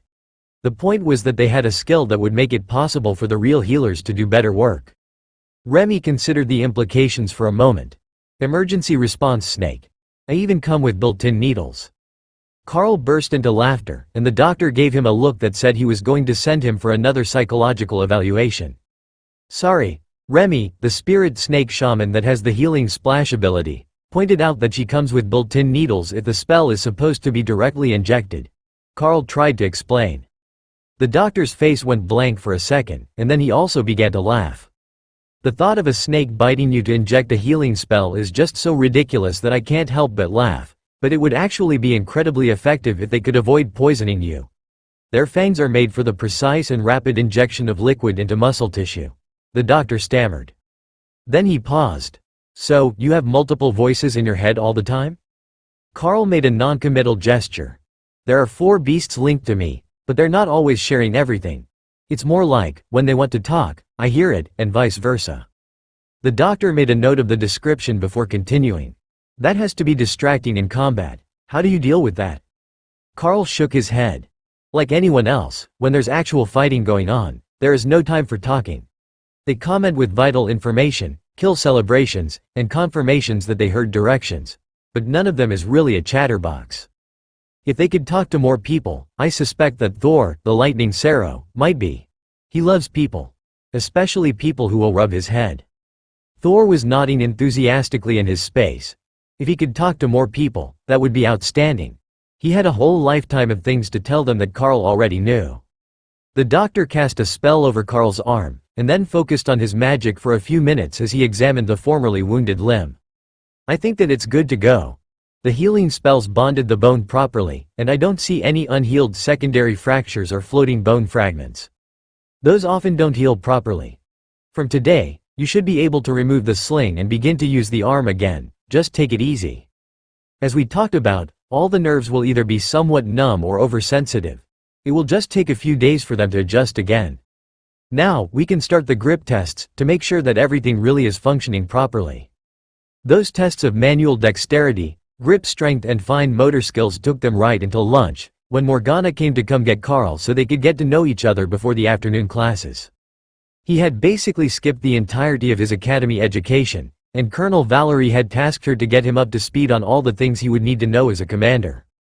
Morgana sat Carl down at an empty table in the hospital cafeteria, and took out her notebook, which he couldn't help but notice was just as covered in drawings as her body.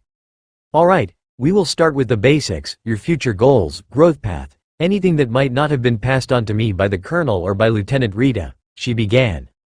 It's still odd to hear Lieutenant in front of her name. She was always Sergeant Rita, and she was promoted after we were separated. But I think most of it should be in the notes. But I would like to add that I got this shiny sword that steals life essence from things I kill, and that seems to have a rather noticeable effect on the beast's growth rate. Once I got it, they started growing to full adulthood in a rather remarkably short time period. The only exception is Remy, who is still in her early growth phase, when the others would have been fully grown by now. Morgana nodded. That's just because she's a spirit snake. They normally take decades to be fully grown, not just a few years like the spider or Sero. So, it's nothing to worry about if Remy's journey to adulthood is slower than the others. She also has an evolution ahead of her, but from what I can tell, she is developing in the giant spirit snake direction. Most likely in the storm snake pattern. Storm snake? Carl asked. It's a name that the researchers have given to spirit snakes whose abilities favor weather manipulation. Blizzard, lightning, and so on. Then there are the blood snakes, who favor blood magic, or the giant spirit pythons. But she's clearly not one of them, as she has venomous fangs. Morgana elaborated. That makes sense. I thought you were saying that there were even more evolutionary options available to her than I had realized. There is a chance she will grow into an actual Naga shaman, but somehow that seems unlikely. When she was just born, she used her water manipulation to form arms, but I haven't seen her do it since. Oh, what caused her to do that? Morgana asked. A celebratory gesture, marking the fact that she had safely and successfully made it into the world. Carl elaborated, while the witch doctor nodded in understanding. Naga aren't as bad as the Lamia, who tend to kill their clutchmates, but they don't tend to have any sympathy for them if resources are limited. But we can get to Remy's development later. What were your plans for after graduation? What sort of career would you like to get into? The school is a bit lost as to what sort of path you should be on. They first thought that you should be trained to join the ranks of politicians and bureaucrats, but you have developed a habit of telling those sorts of people off at every chance you get, so I believe you might be unsuited to the task. Did you want to take up some sort of trade? Perhaps become a business mogul? What is the dream future for Carl? They're determined to set a career path for me, are they? Carl sighed. It's essential to your training. You didn't think that you could skim through 4 years at the academy without taking a single actual class, did you? The first year is more focused on your skills to determine potential without the extra education getting in the way, but we can't neglect your future. Carl chuckled at her earnest determination to be a good teacher, but he really had no ambitions involving business or politics at all. If it was left up to him, he would work just enough for a luxury life and spend the rest of his time focusing on the growth of his partners. Maybe being a librarian or teacher would suit him. He had an ability for making skill books, so it would benefit him to know as many skills as he could. That also sounded like it would give him plenty of opportunities to be in the wilderness, looking for new skills. Carl gestured toward the book in her hands and smiled. Actually, I have a talent for learning and teaching skills. Perhaps I could do a job along those lines, searching for new skills and turning them into skill books to be distributed by the Blue Dragon clerics after they've been duplicated. You want to be a treasure hunter, or perhaps a teacher? That's a bit of a dichotomy, but I can see that the focus is more skills for your team. Do you get access to all those skills directly? She asked. Carl shook his head. I get access to racial skills of the beasts, but not their entire repertoire. For example, I have the effect of the offensive adaptation skill active on me, but I can't create golems on my own. I have studied it enough times that I might be able to make the golem book with Ray's help, but I still can't cast it. I suspect that I wouldn't be able to use the book I created either. What an interesting skill. Can it just be any skill that your beasts know? She replied. Carl shook his head. No, I have to have a pretty solid understanding of how and why it works before I can create the book, even with their help. If it's a new skill, there is no chance. But spear is a pretty simple one, and similar in function to rend, and it creates a solid object, like the bow that I use. I know how both those things work, and with Ray's help I managed to make the book for both of the nature priests." Morgana smiled. "You know how to use chain lightning, correct? What do you think that the chances that you could make that into a book that lightning magic users could use? Lightning bolt is a common book, but chain lightning is not. The odds are that I wouldn't be able to use it, as that isn't my specialty as a witch doctor. I'm a hex type, not an elemental shaman. But if we could give the book to the cathedral library, they would give you a nice little commission off each copy sold, the same as they do for the refreshing lightning barrier, but hopefully with a wider target audience. Do flaming body too. More fire magic users to offset the evil ice giants," Hawk insisted. "I think that it should be possible, and I would like to do one other book as well. The more skills that are available to future elites, the better," Carl agreed. Morgana gave him an odd look. "When you say it like that, without any greed in your tone, it just sounds strange." Carl laughed. "Hawk wants me to teach everyone flaming body, as a form of vengeance against the frost giants, and cold in general. I strongly suspect that he learned the skill entirely despite the water element." "Is that how it works?" Morgana asked, taking notes. "Probably not, but nobody ever told Hawk that, and even if it shouldn't be possible, it didn't seem to stop him. He gained a number of fire skills from resources that we used for growth, but he has evolved those skills and perfected the usage of them on his own. For example, the flaming attacks I use, and the fireballs that he throws aren't actually a separate skill. That's just flaming body, formed in different ways. Even the cigarette lighter for Doug is the same skill," Carl explained. "You know, if someone taught that skill to the nature priests, they would be unstoppable, a true menace to society. Hiding their lighters is the only way to get some of them to work." The witch doctor laughed, and Carl noticed that the whites of her eyes went completely black when she was amused. It was kind of freaky, and he wondered if it happened for all emotions or if it was different. "Well, if you want to learn and teach more skills, and you have a skill that makes inscription training unnecessary, then I think that we can work out a path for you. I am thinking that it will be cartography and history, with an emphasis on ancient architecture, so that you know the signs that there might be an undisturbed ruin nearby, and what era it might be from. Then it would just be a few extra courses in public speaking, for when you need to introduce a new find to the world. Some things that you find when you're searching for the rare and exotic won't be what you might have expected, but they can make big news, and that means being on television, but unable to throw Thor at them to distract the reporters." So, she had seen his first time being part of a news broadcast. Carl was quite proud of that performance, for a first attempt at doing a public interview. After lunch, Morgana led them to an empty room, which might have been a consultation room, as there was nothing more than a simple desk in it with 2 chairs and a side table with a pot of coffee and cups. "I don't have all the books that we're going to need for the lessons, but I do have an aptitude test for you, both to judge where you are in your education, and to see if your head injury is causing any lingering effects when you need to focus. I know that they will try to steal you back to the battle lines with the other advanced students even sooner than they said, so we should get the basics laid out now," Morgana explained. Carl nodded. "Before we start, who did all that ink for you? Some of those tattoos are incredibly intricate." Morgana chuckled. "I did them all, but they're actually all spells. As a witch doctor, one of my abilities is a blessing or a curse on a target to enhance their abilities. So, the few who have the class all chose to cover themselves in the spells to mimic the abilities of the other classes, with enhanced mental powers and physical skills." Carl smiled and thought about the last of the rank 2 attack skills that he hadn't learned. Brutality increased the strength and size of the target by 10% per rank.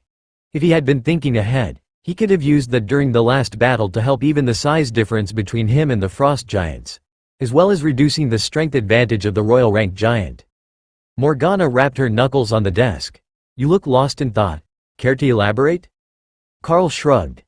"Just thinking of what I could have done differently in that last fight. There are a few class abilities that I could have taken advantage of and the fight might have ended differently." Morgana shook her head. "Don't second-guess yourself. That only leads to doubt and hesitation. Neither of those things will help you survive, so just put them out of your mind. Now, here is the aptitude test. Much like your graduation test from middle school before the injections, but more difficult. You have all afternoon to finish it if you need, but it usually only takes an hour or 2. Carl opened the booklet and picked up the pencil, then smiled as he realized that it was a multiple-choice test. Multiple choice was easy. But after the first page of general knowledge that all changed. It became long answers, more in-depth questions about things he had learned at the academy, things he had no clue about, and complex math questions whose answers he could only guess at. The only sections of the test that he was certain that he had done all right on were the botany and monster-related questions. The math was a lost cause. While he might have done all right on the magical theory, though he suspected that section had no real right or wrong answers, as long as you actually knew how to use magic. Every class did things a little differently, so their understanding of magic wasn't the same, and they would describe the answers very differently. Even the beasts had conflicting answers about how and why some things worked. For example, Thor said that you knew the circle of protection was working because it felt right on the scales. How did you relate that to anyone else? It wasn't the sort of thing that you could explain in words, but Thor's impression told Carl just what it should feel like on the scales, if Carl had scales. Alright, I think that is all the questions. I can see now that there are plenty of things in life that I don't know the answer to. Like the volume of a cylinder. But there should be at least a few of them where I did alright. Carl informed Morgana, who was reading the notes of his training as he worked on the test. She flipped through the test, and got to a question in the math section, where she looked startled. "How did you get the answer to this?" she asked, turning the book back to him. "Oh, that's a force and velocity thing.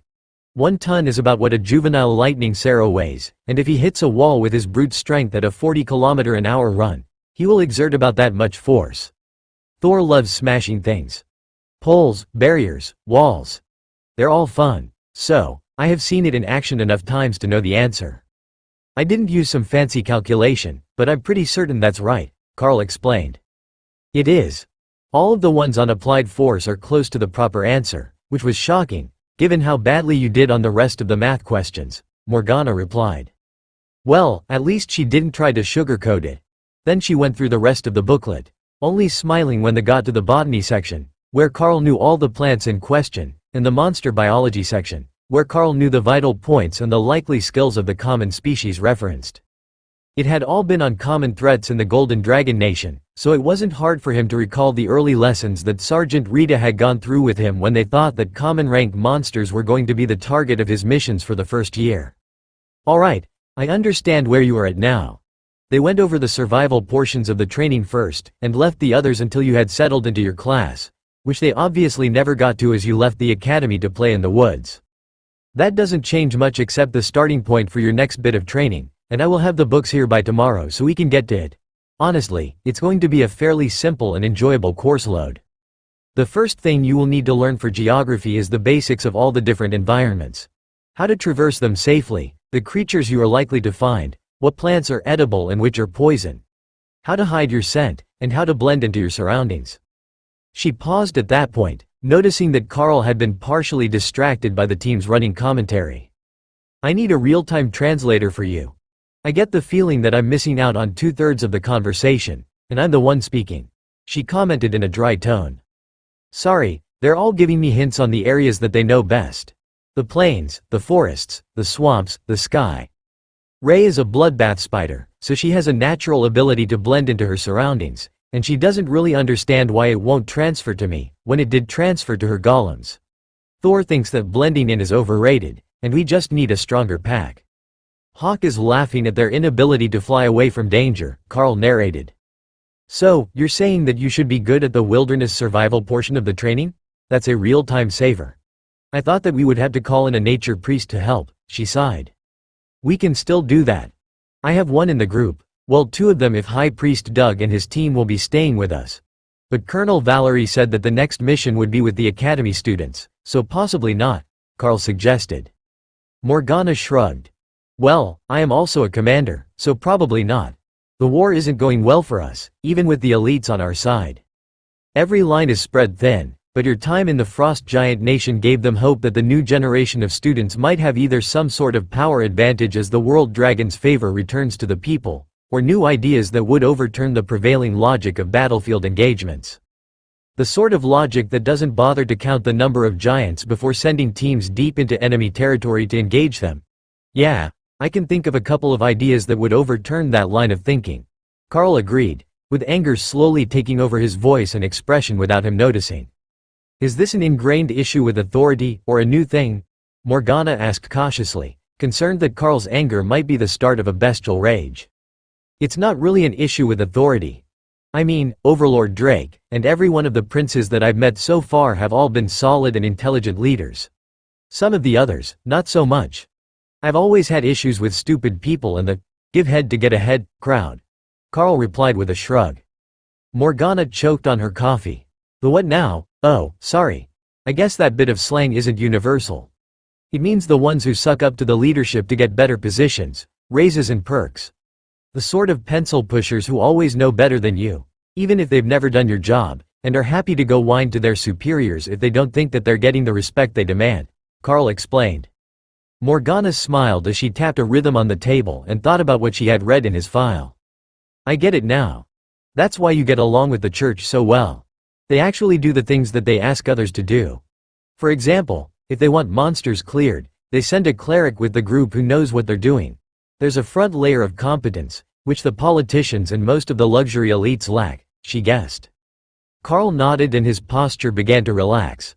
I mean, every elite who got the injection has the blessing of the world dragon, right? Shouldn't that be used for something more important than forensic accounting in a government office? Morgana laughed as the anger faded from Carl and the sense of danger vanished as if it had never been there. I get your point.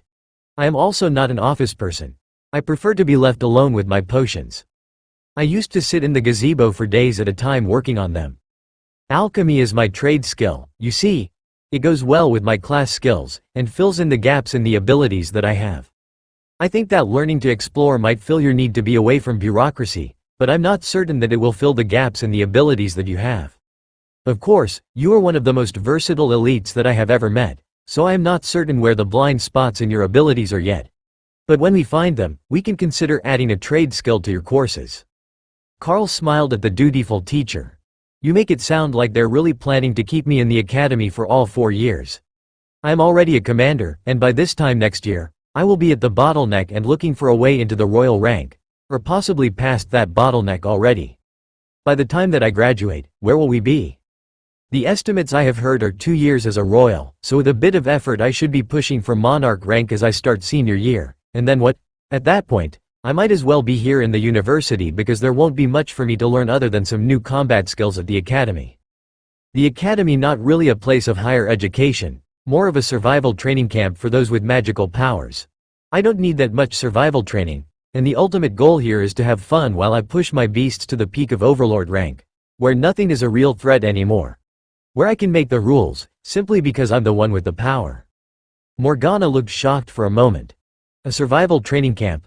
I suppose that would be how you see it, as you never followed a life plan or career path at the academy.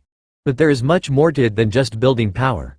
Networking, building connections, a reliable social circle that can help you through the rest of your life. That's what the academy is good for. Carl considered that for a few minutes as he thought about all the people that he had met since he left the academy and started hunting outside. I think that is more true for those who are still awakened and ascended. When you're a commander, the others treat you more as an oddity or a teacher. We're not really one of them anymore, no matter how much we want to be. You graduated right before I started, right? So, less than half a year ago? When did you make commander? Carl asked. The week of the graduation ceremony, Morgana replied. Carl sighed as he gestured in her direction. And now here you are, as a teacher, assigned by the Bureau of Elite Development. No longer a student of the academy. You're not on their level anymore. I made commander before the end of the first term of the first year. Out here, I'm leading elite teams into combat, standing on par with the combat power of generals and regimental commanders twice my age. Sent as the rescue force when awakened and ascended teams can't deal with the threats that they have found. I remember that Sergeant Rita said there are about 6 commanders per year in the graduating class out of hundreds of elites. It's like I've skipped the entire progression part of the academy's team building exercise, and I don't really have a place there anymore. No matter how nice the balcony that you left for me is. Morgana smiled softly as Carl explained his point of view. You know, I wonder if this is also related to your class. Beasts grow up fast, ready to take their place in the world. Normally, freshman students keep that cute and naive nature for most of the first year. Then they start to form cliques and factions during the second year. You went from that cute naive kid during the first weeks to the jaded child soldier much too fast, and you've already formed your clique. Or should I call it a pack? Thor nodded enthusiastically in Carl's mind. Their herd was a good one. Carl chuckled. Thor prefers herd. A lightning Sarrow operates as part of the herd. From behind Carl, Doug's amused voice interrupted their talk. Carl hadn't heard him open the door, so the nature priest was being extra sneaky today. Not all hope is lost, there is still some of that hopeless new student left. You should see him with Dana, it's adorable. They're clearly crushing on each other, but too shy to say it outright, the nature priest joked. Morgana smiled as Carl blushed before turning to face the intruder. Brother Doug, have you finished your meetings for the day? He asked. Doug shrugged. Skittles was mad at me for shirking on my paperwork. He says you have to balance work with fun, so I spent the day catching up on reports. But I came to see if you two were coming to dinner. It's about that time already. Morgana checked her watch and frowned. It's not dinner for like 2 hours yet. Doug shrugged. Overlord Drake and Prince Axel wanted to have dinner now, so I've been sent to fetch everyone before they have to go. I think that they have enough information now to give a proper update to whoever they're reporting to. I know you and Jill are reporting back to the Colonel, so someone else wanted them to stay and keep an eye on us until everything was decided. The High Priest had a point.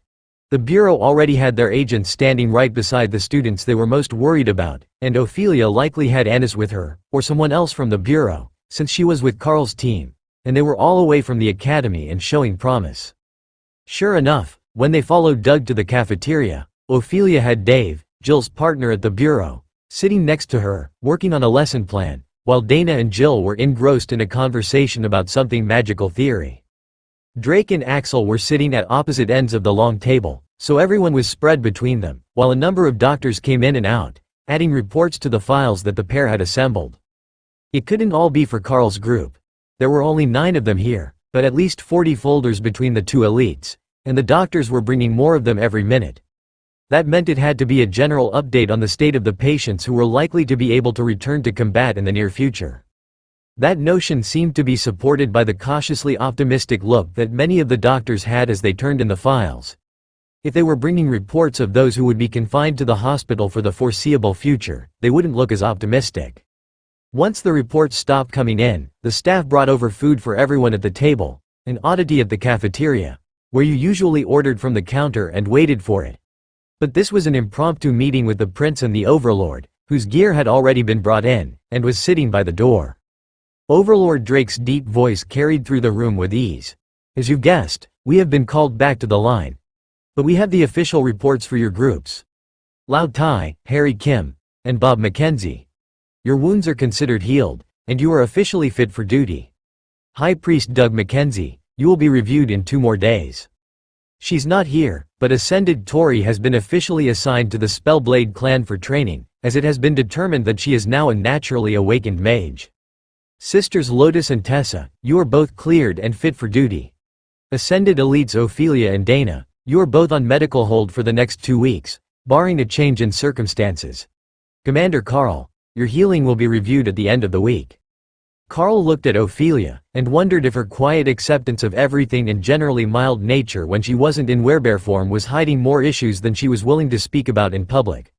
With Dana, it was much easier for Carl to tell that she needed more time. She had been right next to Tori in the wagon, and she had taken it hard. Drake cleared his throat and continued. For the others gathered here, I have some news as well. There are assignments for 15 of you to the Frost Giant border, as a recuperative period after your injuries, as the fighting there has decreased to a minimum. There are many others in our pile of reports who are cleared to return to duties, but who are not being requested to go to battle at this time. Military personnel who are cleared for duty will be contacted by your commanding officers, and cleared civilian personnel without a combat assignment will have transport arranged for them. There are enough names here that I will post them on the wall. Long-term patients, those who have been here more than a month, are with Prince Axel, and those who have been here under a month are with me. If your name is on the list, you are cleared for discharge from the hospital. If it is not, your doctors will advise you as to when you might be. The 2 elites put the list on the table next to them, and the doctors put copies up on the poster board by the door. That caused a slow exodus of bodies from the room, as the patients who had gathered to hear the news began to get excited to see the official determination. The doctors had told most of them whether they could leave or not, but the doctors didn't know who would be going where. Once the room was mostly cleared, Prince Axel looked around at the group with a tired expression before giving them the final announcement of the night. As much as I fought against it, as I don't support student soldiers, the entire awakened and ascended population of the academy is being sent to the border in the next 2 weeks. Once you are cleared, you will not be going back to your dorms, but to the border near the Hill Giant offensive. Commander Doug Mackenzie and his group have been assigned to the capital for security, along with his 2 sisters. While you are cleared for combat, the Bureau wants you to have some downtime between battles, so you will spend a minimum of 1 month here in the capital. High Priest Doug, that will unfortunately include you as well. Apparently calling the head of psychiatric medicine Skittles to his face earned you some time doing public relations work for the church. Axel informed them, his stern expression turning to a smirk at the end. Doug just shrugged as he ate his dinner. He is, and will always be, Skittles. I regret nothing. Prince Axel just shook his head at the nature priest. There was no reasoning with the man, it seemed. Overlord Drake stood from his chair. Now, I wish you all the best of luck, and we will see you at the next inspection of the lines, World Dragon willing. The 2 ranking elites left the room, and Carl's group fell silent for a bit before Tessa finished her juice and sighed. Well, I guess we will meet again soon if half of us are being discharged. Do any of the doctors know if we're just waiting at the cathedral? One of the doctors nodded. Yes. You've both been assigned to wait at the Capitol Cathedral until your team is cleared to leave. Official orders from the Archbishop himself have your entire team together for 1 year. It would take a lot to get him to change his mind on the matter, and it's doubtful that it will even cross his mind again. Tessa nodded. Well, we do have a contract that we won't leave anyone behind, and that we will do one task that pleases the Red Dragon Goddess every 3 months. I think we're actually way ahead of the curve on that one, but I suspect that the extras don't factor into the time frame when she expects her next tribute. You have 3 months between missions for the War Dragon? How long has it been since the last time her influence was obvious? The doctor asked, not wanting to risk an issue by keeping the team in the hospital. The battle that led us here. So, under a week, and the one before that was only 3 days or so prior, so we're good even if one doesn't count, Tessa explained. You have been busy, though, with your group composition. It's a bit concerning that you would agree to a contract like that. The doctor frowned. Actually, our group is really well suited to it, once you add the monsters and golems. That makes all the difference. It's a lot like having 3 extra commanders with us, all with different skill sets. But I think that the War Dragon is particularly pleased by the fact that we are actually willing to go out and fight, and don't just do the minimum. I might have tested short of the commander rank exam requirements, but not by much. By the time that we get back from the Hill Giant border, I might be the youngest High Priestess of the Red Dragon, Tessa replied. The doctor looked shocked. High Priestesses of the War Dragon only usually came in 2 varieties. Disfigured and angry battle nuns in their early middle years, and matronly sorts who looked after orphans for a living. Becoming a High Priestess so young, at least for the Dragon God of War, was unthinkable in the minds of many. So, once we clear you, there is a good chance that you're going to throw yourselves back into battle, and challenge the Hill Giants to please the Red Dragon? The doctor asked. That was clearly a trick question, and designed to be used against the other members when they were doing their evaluations the next day. But the doctor had no shame about his actions, and wasn't trying to hide it. I wouldn't call it throwing ourselves in combat. Thor likes to smash things and Ray is likely running short on blood by now, so we will take a cautious outing to find some monsters to refill our supplies. Then, whatever happens, happens. Maybe we will find another village full of refugee children. That pleased the Red Dragon a lot, Tessa replied. The doctor nodded, having heard the story already. All right, I won't pry too deeply. I know battle is an essential part of most elites' lives, he reluctantly agreed. The last of the assembled doctors slowly dispersed, and then Carl's team retired back to their respective rooms for the evening, prepared for at least another week of monotonous tests and afternoons filled with lessons and chores. The chores part was especially fearsome to Lotus, who had been enjoying the wilderness far too much, even if it was cold. Now that she was back in the city, and headed for the cathedral, she would be expected to join the chore rotation during her stay there. That meant long hours and honest work, 2 things that no nature priestess willingly volunteered for. Carl sat in the next day's decompression session, a mental health counseling session that was mandatory for all patients here, and stared at the new doctor who had been assigned to him. She just wasn't getting it, and he wasn't certain how to explain the situation anymore. So, you're saying that a young child such as yourself isn't bothered by the death and gore, but you don't feel that is a problem? The old woman asked. Carl considered that for a moment, trying to find a new way to explain the issue, before he gave in to the urge to just stand up and just walk out on her. "If there is a rabid animal or wild monster loose in your neighborhood, what do?" he asked. "Call animal control, of course," she replied, "and what do? Trap and relocate it, I assume." She shrugged. Carl rubbed his temples. This woman had never actually worked with anyone who had been in combat before, and it was exceedingly obvious. She had to be one of the academics from the university. He shook his head. "You can't just relocate a dangerous creature and make it someone else's problem. They put them down. That's what we do.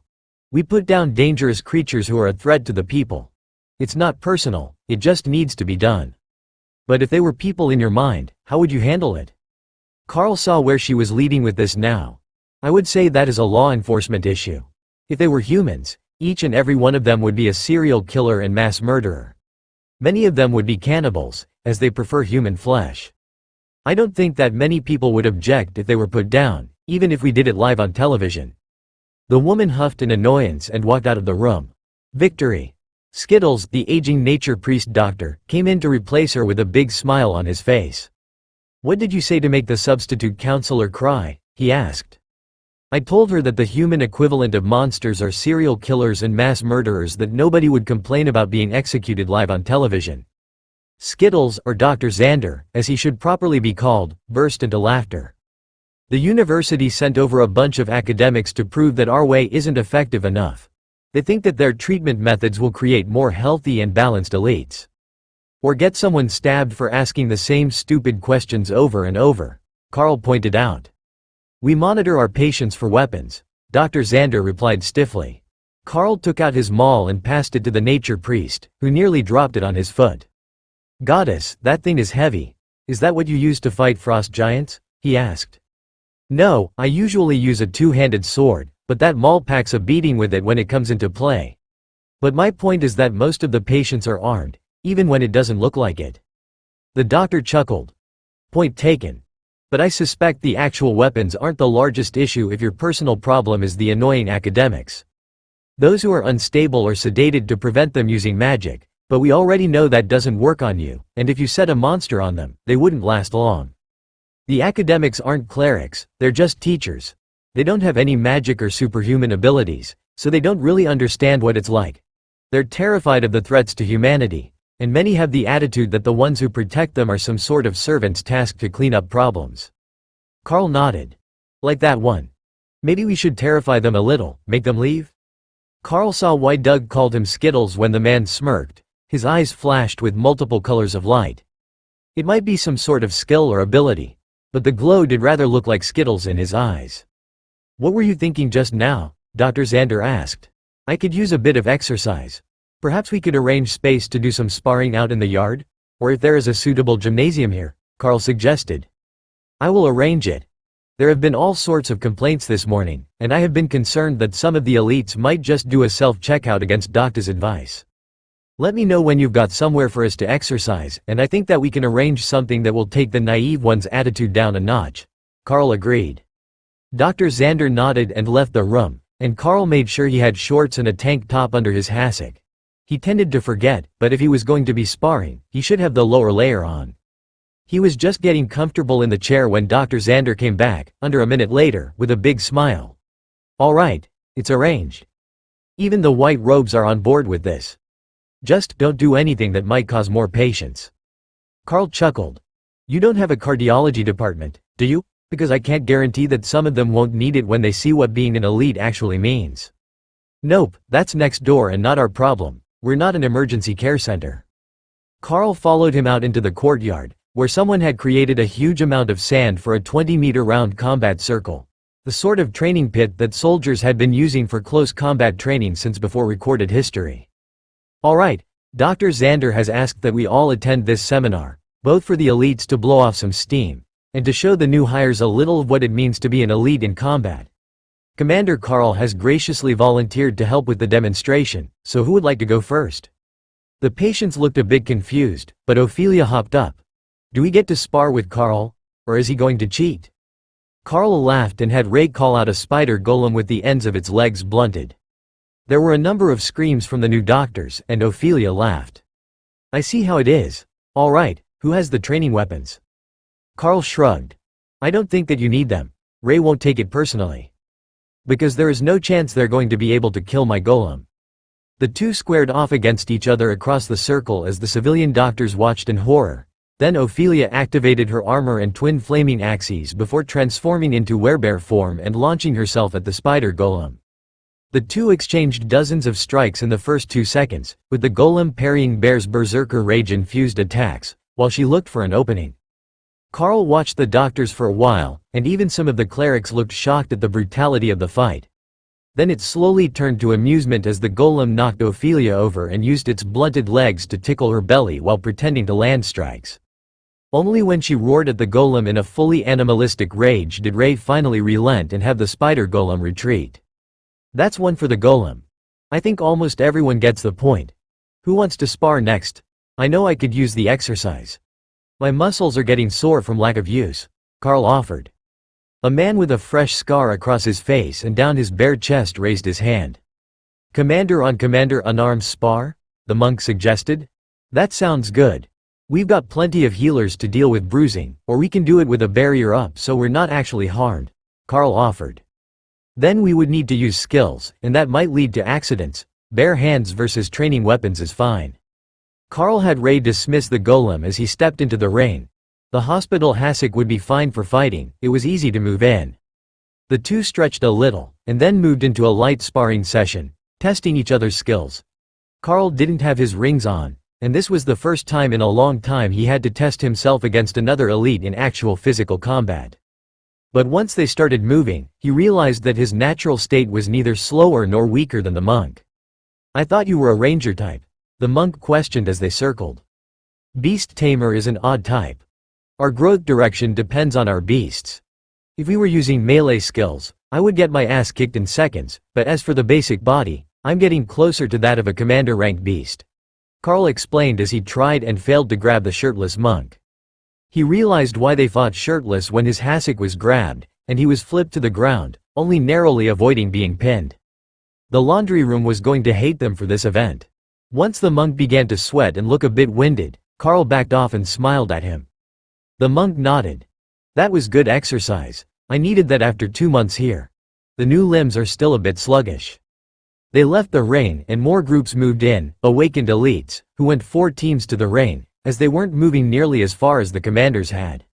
The new doctors all seemed to be in shock, even now that the fights were on a closer to human scale.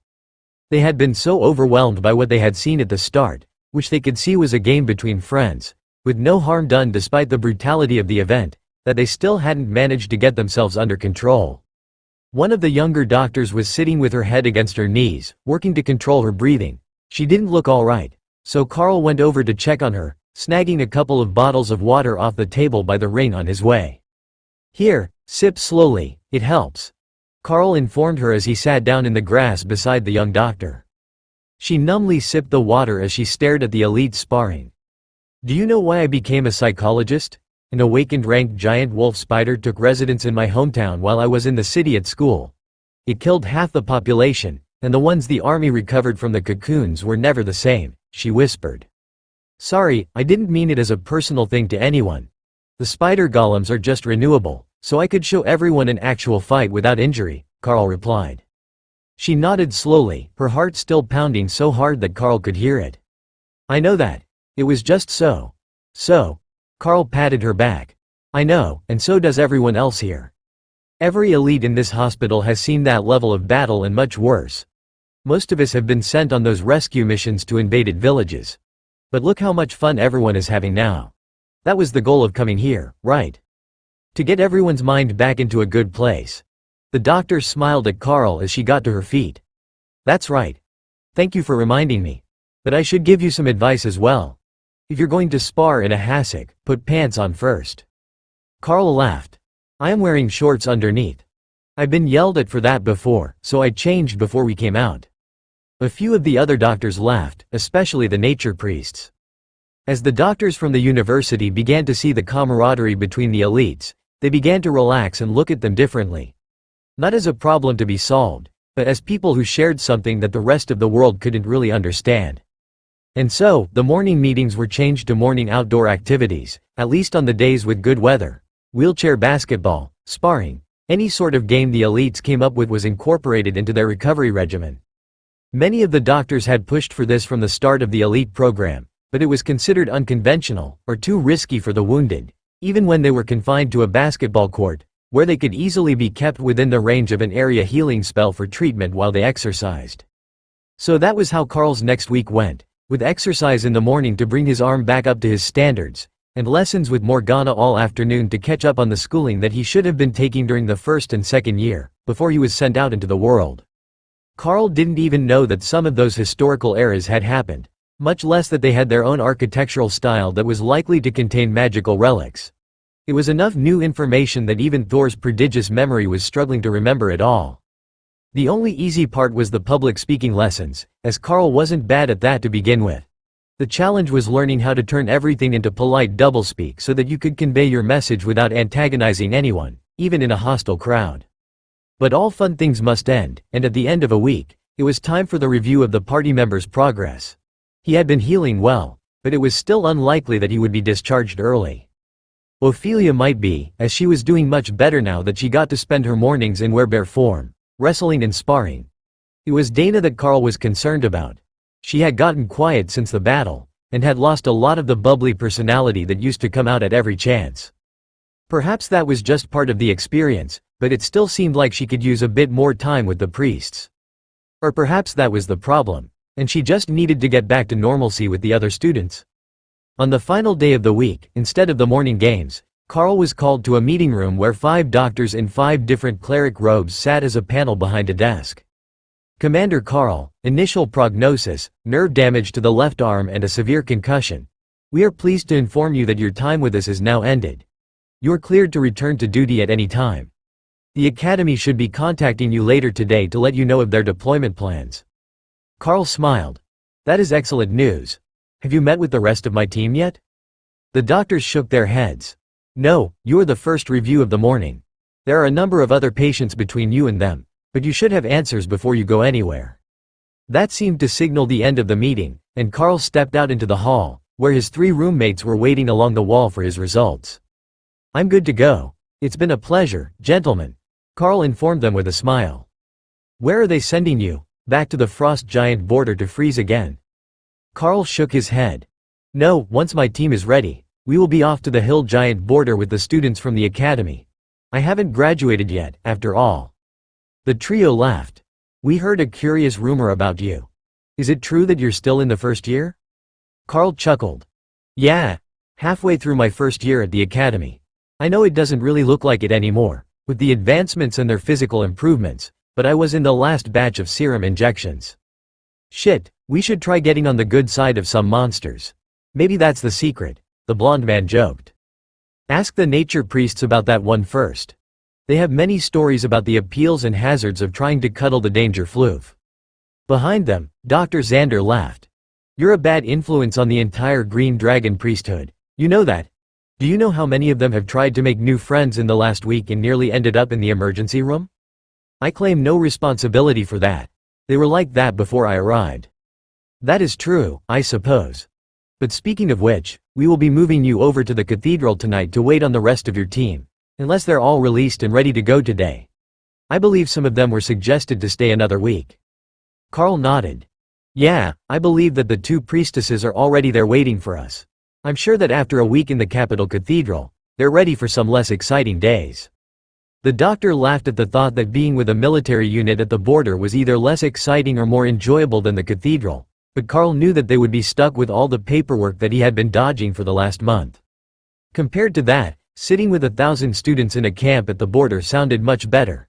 The 2 priestesses weren't students, so they wouldn't be asked to take lessons while they were there, and they were part of Carl's team by contract, so they wouldn't be reassigned to some menial duty, as they had to stay near the action to please the Red Dragon. Plus, Lotus had to be going crazy without any animals around, other than the cats of the cathedral. Carl waited in the cafeteria while the others went in for their analysis that morning, and watched the mood change every time someone got good or unexpectedly bad news. Dana and Ophelia went in one after the other, with Ophelia going first and coming out with a positive attitude to give Carl a thumbs up. Well, we're good to go. They cleared me to fight, and said that these issues with my berserker rage trying to take over were all sorted out. As it turns out, I just wasn't embracing the bear fully enough, and it was the sparring session with the golem that set things back in balance, she explained. Weren't embracing the bear enough? Carl asked. Yeah, you know how I've usually got some sort of self-control in battle. That's not how it is supposed to work. I thought I was better at the berserker rage, but I just wasn't fully activating it. Those partial activations were causing a mental imbalance, as the berserker side and the sane side of my mind were trying to merge, and that's just not possible without going insane. Carl nodded. That makes sense, the whole point of berserker rage is to let go and just go wild, right? I'm glad that you got it all sorted out. It's not going to mess with your combat too much, is it? Like, you won't have to start training all over? Ophelia shook her head. Nope, it's all instinctive, so I'm unlikely to attack known teammates. Well, no more likely than an angry bear is to attack her own instead of the enemy. That should be fine in combat, and the way that berserkers train imprints our skills in our subconscious, so we will still use them when we're in a rage. As they were talking, Dana came back out as well, with a more cautiously optimistic smile on her face. Well, I'm cleared to leave, but they want me to avoid intense battles for a while. I know that's not really possible, but that's what it is, she informed them. Carl pulled her in for a hug. Of course, we can avoid the more intense battles.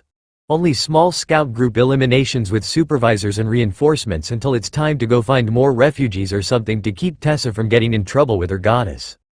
Dana laughed. If you're going to make up a lie, at least make it a good one.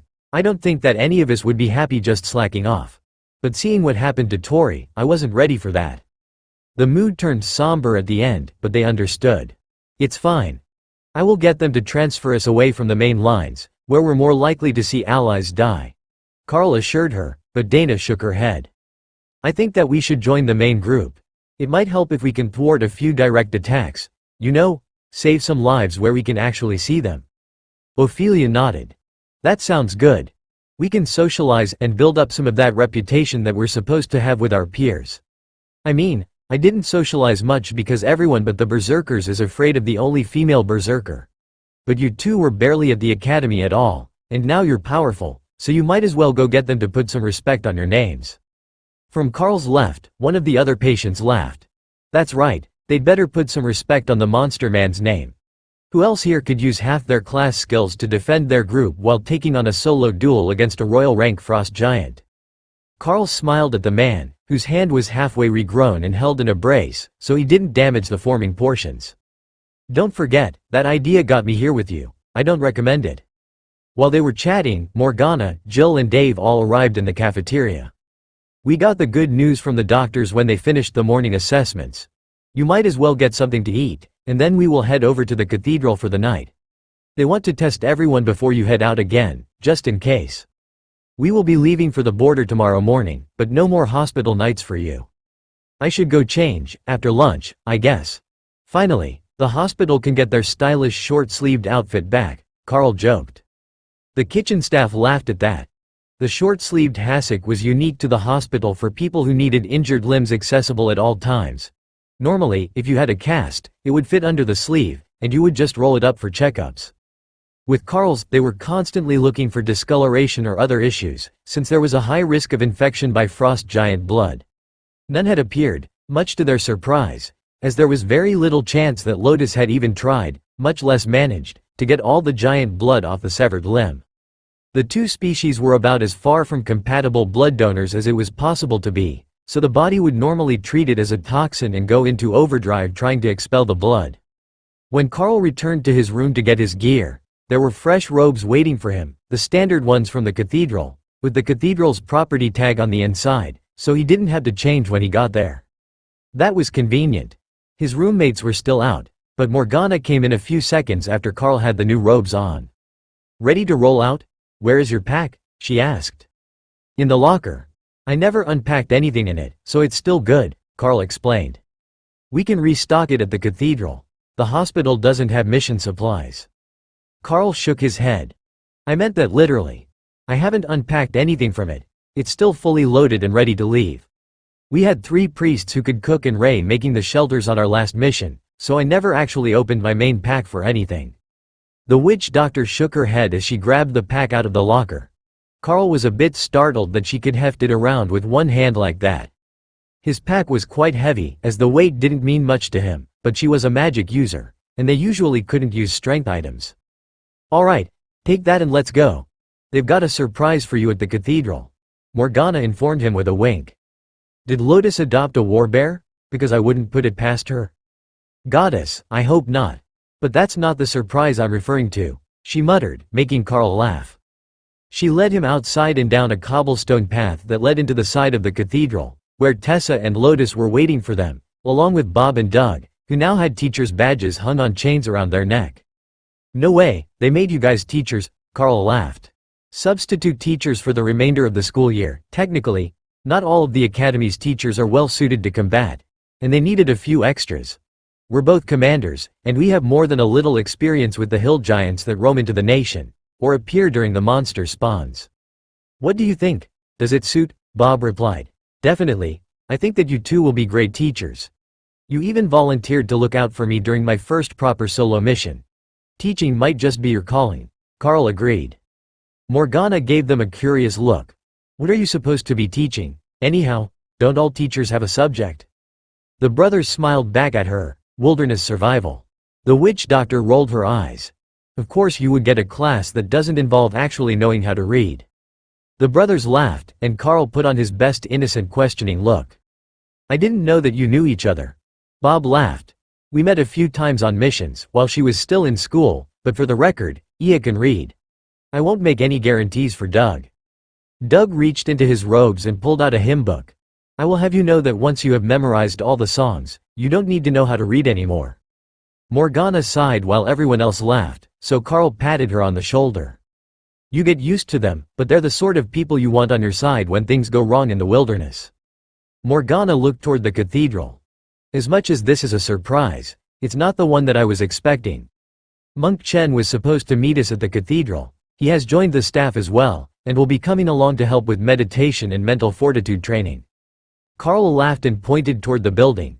"He's almost certainly inside those doors. They lead to the meditation area, and they're a much better spot to surprise a visitor." Tessa and Lotus surrounded the witch doctor and wrapped their arms around her. "So you've been drawn into the Carl Gravity well. Aren't you a bit old for him?" Tessa asked. "First off, I am his advisor from the bureau. Secondly, aren't you older than I am, sister?" Morgana cut back. Doug and Lotus both laughed before Doug gave Tessa a conciliatory pat on the shoulder. "She's got a point. She was the youngest in her class, nearly a whole year younger. She didn't even get long enough legs to keep up with the group until third year." "You really want me to hex you, don't you?" Morgana replied. Lotus hugged the witch doctor. "Don't feel bad. I graduated last year and I still have short legs." Morgana sighed and looked away just as the door opened, revealing Brother Chen, who had been drawn by the commotion. "Commander Carl. It's good to see you all healed and returned to service. But why does the lovely Miss Morgana look so defeated?" he announced. "She's not ready to deal with nature priests today. I heard that you're joining the academy staff. Congratulations," Carl replied, before giving the monk a hug. Monk Chen smiled back at Carl. "You know, you actually look your age from this angle." Behind them, Doug laughed. "Not for long. It's his birthday next week, and he will get his baby face status back." Carl did quick math, as he hadn't seen a calendar in ages. Doug was right, but he was surprised that the nature priest knew that. Tessa nodded. "And it's both Lotus and Dana's birthday next month. We're all getting old, make it stop." Her dramatic announcement made the monk laugh. "Just wait, soon enough you will be looking like one of the orphanage matrons, all round and jolly with a ruler in your hand as you terrify schoolchildren. You take that back right now." Tessa had the sort of narrow and angular features that Carl couldn't see ever getting that sort of chubby.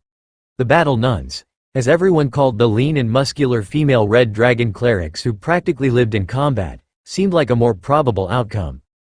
The rest of the group joined them as the clerics all exchanged stories. They hadn't seen each other in a while, as Bob and Doug had been assigned to guard duty, and while Monk Chen wasn't technically a cleric, he was mostly hidden in the meditation areas of the cathedral. "Let's lead you all to your rooms to drop off your gear. It's good that they got you robes in advance, that makes life easier." The cathedral has seen too many visitors trying to sneak out of bounds lately, so if you will notice, those robes don't have the silver thread in the cuffs that the regular visitor robes do. Brother Chen explained. Carl had never noticed the silver threads before, but he hadn't really been looking for them in an all-white robe. But as they walked through the cathedral toward the upper floor rooms, he did notice that on the tourist robes, one single thread on each sleeve was dyed silver. Not always in the same spot, but they all had a silver thread near the cuff. That was brilliant, and meant that even if you tried to sneak in by blending in, the actual clerics would notice right away. But if they didn't have the silver, that meant there was something else that marked the elites and other authorized visitors from the clerics who were working there. Carl still hadn't found it by the time that they reached the rooms, so he put it out of his mind for the moment and stowed his pack for the evening before quickly washing his hands and face. He really did need to shave, he decided, before pulling his kit out and realizing that there was an easier way. On second thought, that was a terrible idea, and it would fill the room with the smell of burning hair. So, with his shaving kit in hand, Carl headed for the sinks in the men's shower room. A few minutes of work and he was clean-shaven again, looking like a proper academy student, and ready to face the remainder of the day. When he walked out again, he heard cursing coming from the latest showers that sounded like Ophelia, as well as a lot of laughing. She had said that she might be hairier in human form than werebear. But Carl didn't realize that she actually intended to shave it all off again. They were headed out in a day or two, so it was just going to grow back, but perhaps, like him, it just felt a bit more human to be all cleaned up for the day, like a reset between missions. Carl returned to his room and took out one of the books from the small bookshelf that each room had. They were all church literature, but some of them had useful information and not just religious dogma in them. Like this one. It was told from the viewpoint of the church, but it was a history of the conflicts with the giants, who occupied most of the territory around their borders. He could use a bit more information about the giants, and how things had gone in the past. Carl recalled that there should be some wise saying about repeating history, but he couldn't think of quite what it was as he began reading through the book. The story started the same as this war had begun.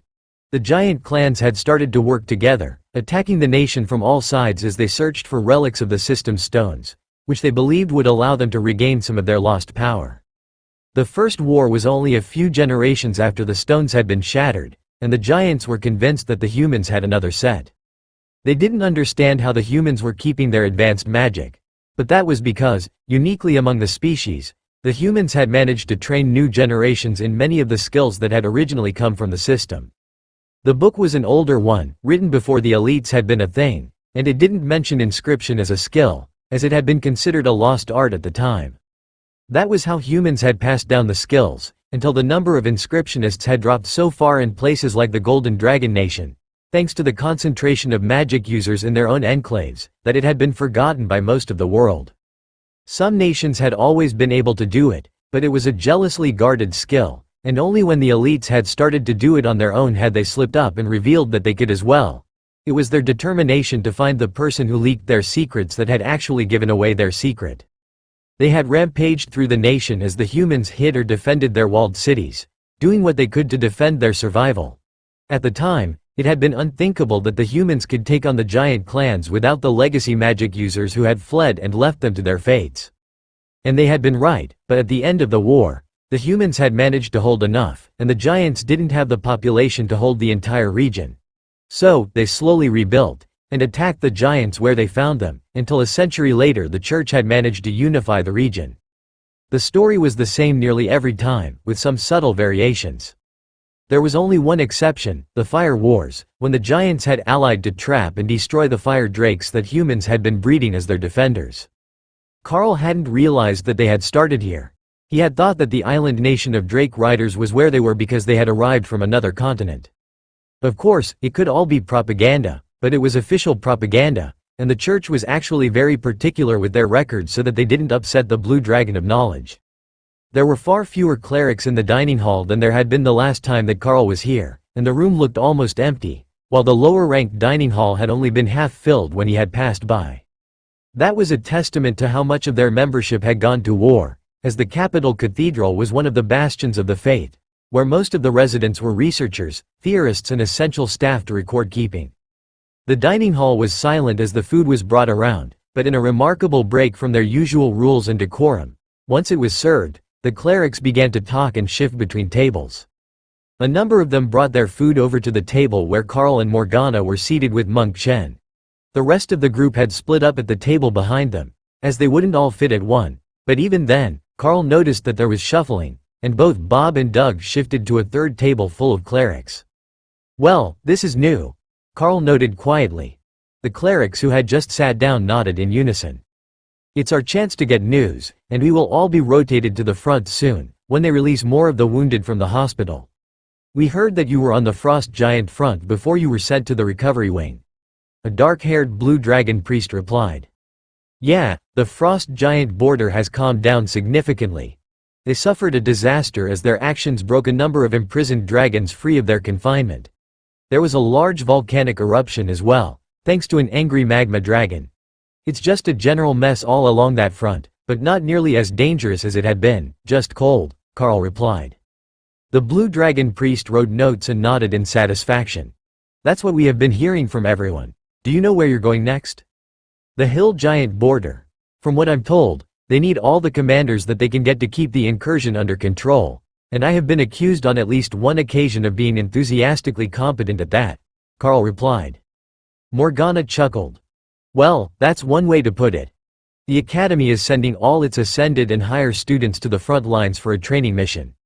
There will be teachers there to keep up with their coursework, and to help provide a measure of safety for our next generation of elites.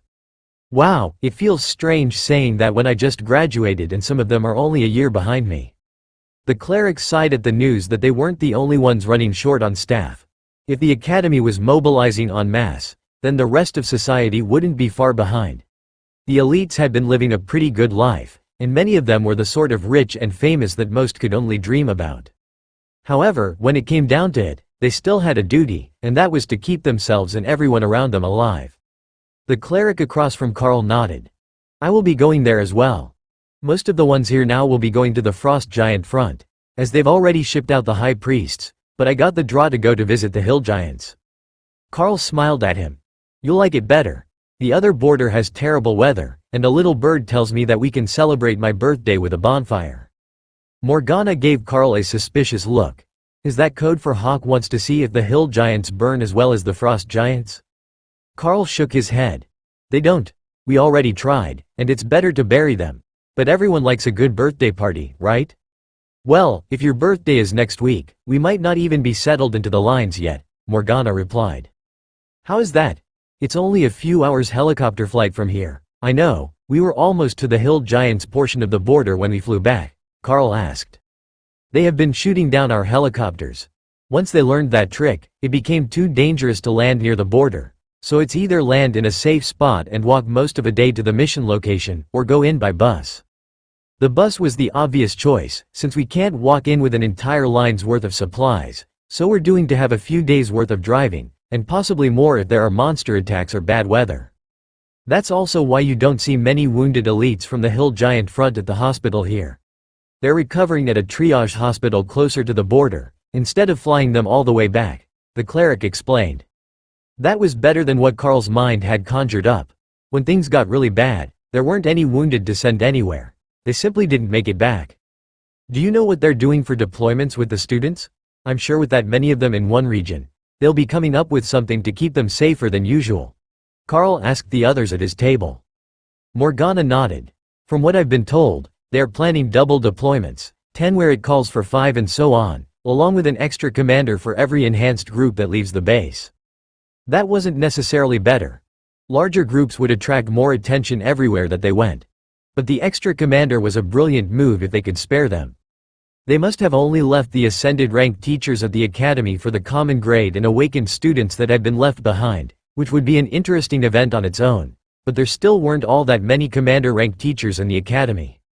They taught large groups of students, and had their assistants help out with the individual issues. There was far from enough to send one with every 10 students. Or perhaps, they weren't planning to send all that many of them out to begin with? If they were only going to allow 3 or 4 groups out of the camp at a time, then it would be feasible, and the majority of the students would be with whatever army reinforcements or other elites had been sent to their location. Tactically, that made a lot of sense, but to Carl and the others in his group, it sounded horribly dull. If they were going to be stuck in a camp at the border, They might as well be at the academy. They wouldn't really be doing anyone any good, just sitting around all day. Even if there were attacks on the front lines, they had always been minimal, at least on the frost giant front, while the artillery did all the heavy lifting for them. He could keep up a barrier over the group without any real issues, unless they were either using royal rank attacks, or repeated commander rank artillery strikes. It would be better, both for him and for Thor, if it didn't come to simply tanking the artillery, but if they had to, they could, at least for a while. So, when do the buses leave in the morning? It doesn't sound like we're getting a flight, and I'm hoping the answer is early, Carl asked the others at the table.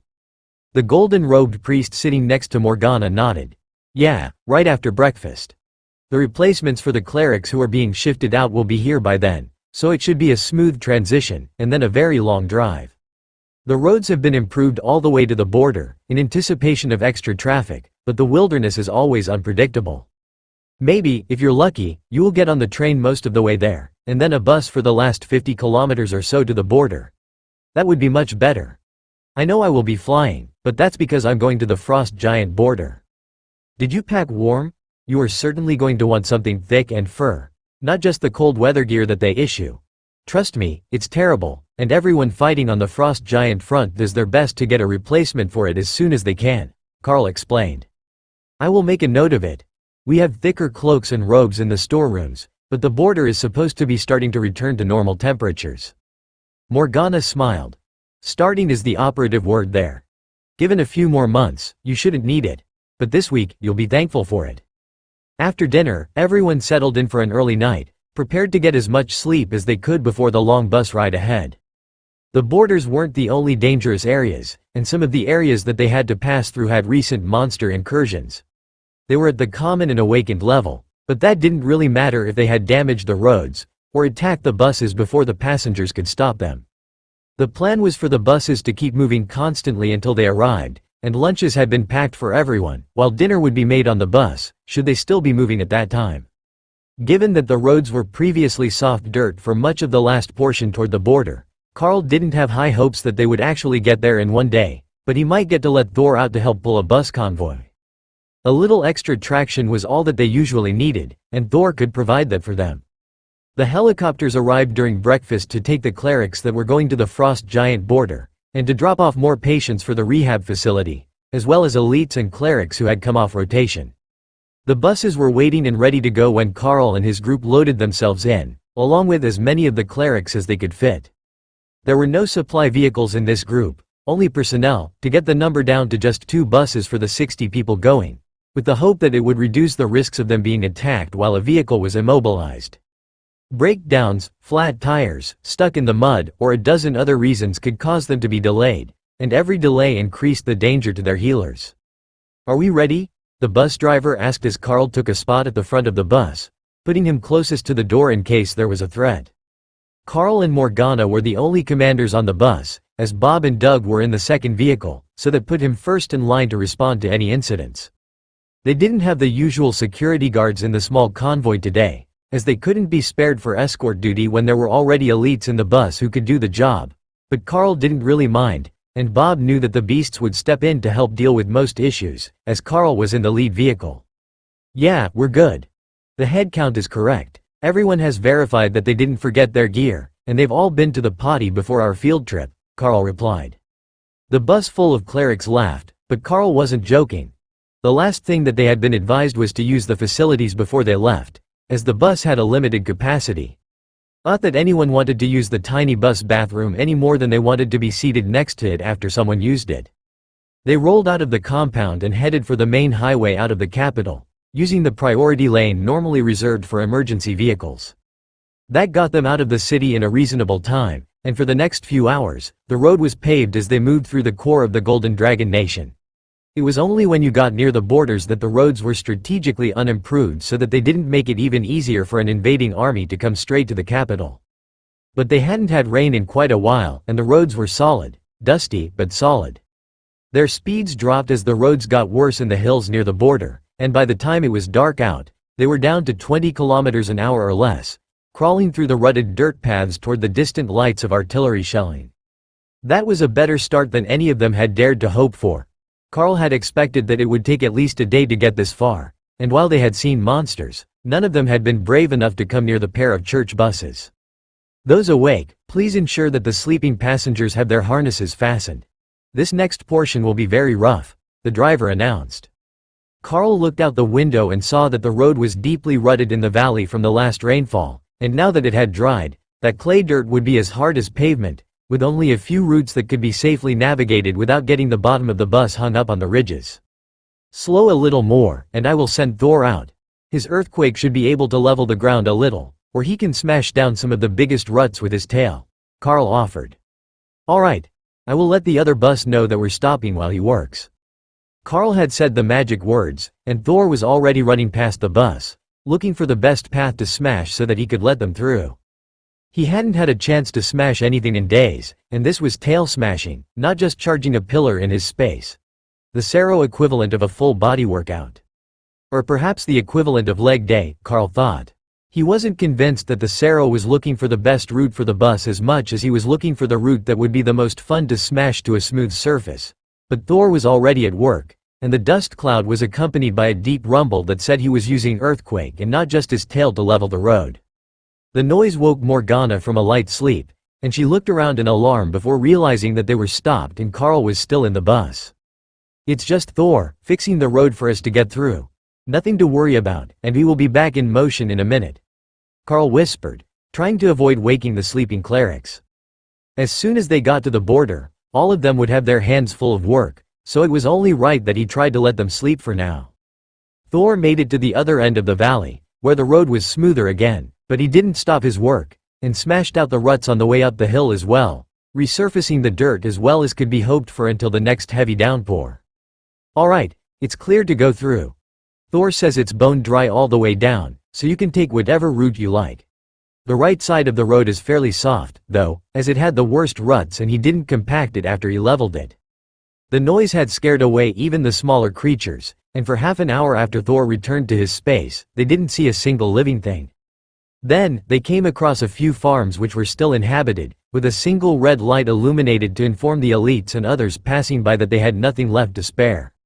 The lights would draw the aid convoys from the clerics to them, and they would help them restock, so the farms had enough for themselves, as well as a bit more to spare for the next group that came along, but at the moment, they were in too much of a hurry to stop. Plus, farmers with animals to feed in the morning would likely not appreciate visitors at 2 in the morning. The flashing lights of the artillery were slowly joined by the sound of rolling thunder as the dawn crept up on them, and Carl began to become concerned for the state of the border. That was an intense bombardment, and it had been going on all night long. If it wasn't enough to repel whatever attack was coming at the lines, then they were in for even more chaos than they had expected once their journey was completed. They only had a few more hours to the border, and even if his group got out and ran, with the casters on the beasts, they would be there in the same amount of time or less. So, there wasn't much they could do but wait, and hope that any changes in the rate of fire were good news. The radio communications from the front line crushed their hopes within seconds. Incoming giant charge. All hands to the lines, prepare to repel, they were ordering. That meant that not only had they made it past the artillery, they had made it past the first line of defenders, and the camp itself was on defense. Estimated arrival 10 minutes, the voice announced. Carl looked at the passengers on his bus. Morgana, can you look after things here with the others? I need to go see a guy about a thing. He asked, casually, knowing only those in the front few rows would have heard the radio broadcast if they were awake. Seriously? Morgana asked. I can make it there in 10 minutes. The bus cannot, Carl replied. Do you think that one commander will be the difference? Morgana asked. For someone it will. Morgana sighed and made a shooing gesture. Carl grabbed his pack, then opened the door and jumped out of the moving bus. From the bus behind him, Ophelia and Bob Mackenzie jumped out as well, with Ophelia already transformed into werebear form before she hit the ground running. Nobody else on either bus was likely to be able to keep up with them, not even Thor, who was quick, but not fast enough for this mad rush down the road. Like the other beasts, he would join them when they reached the battle.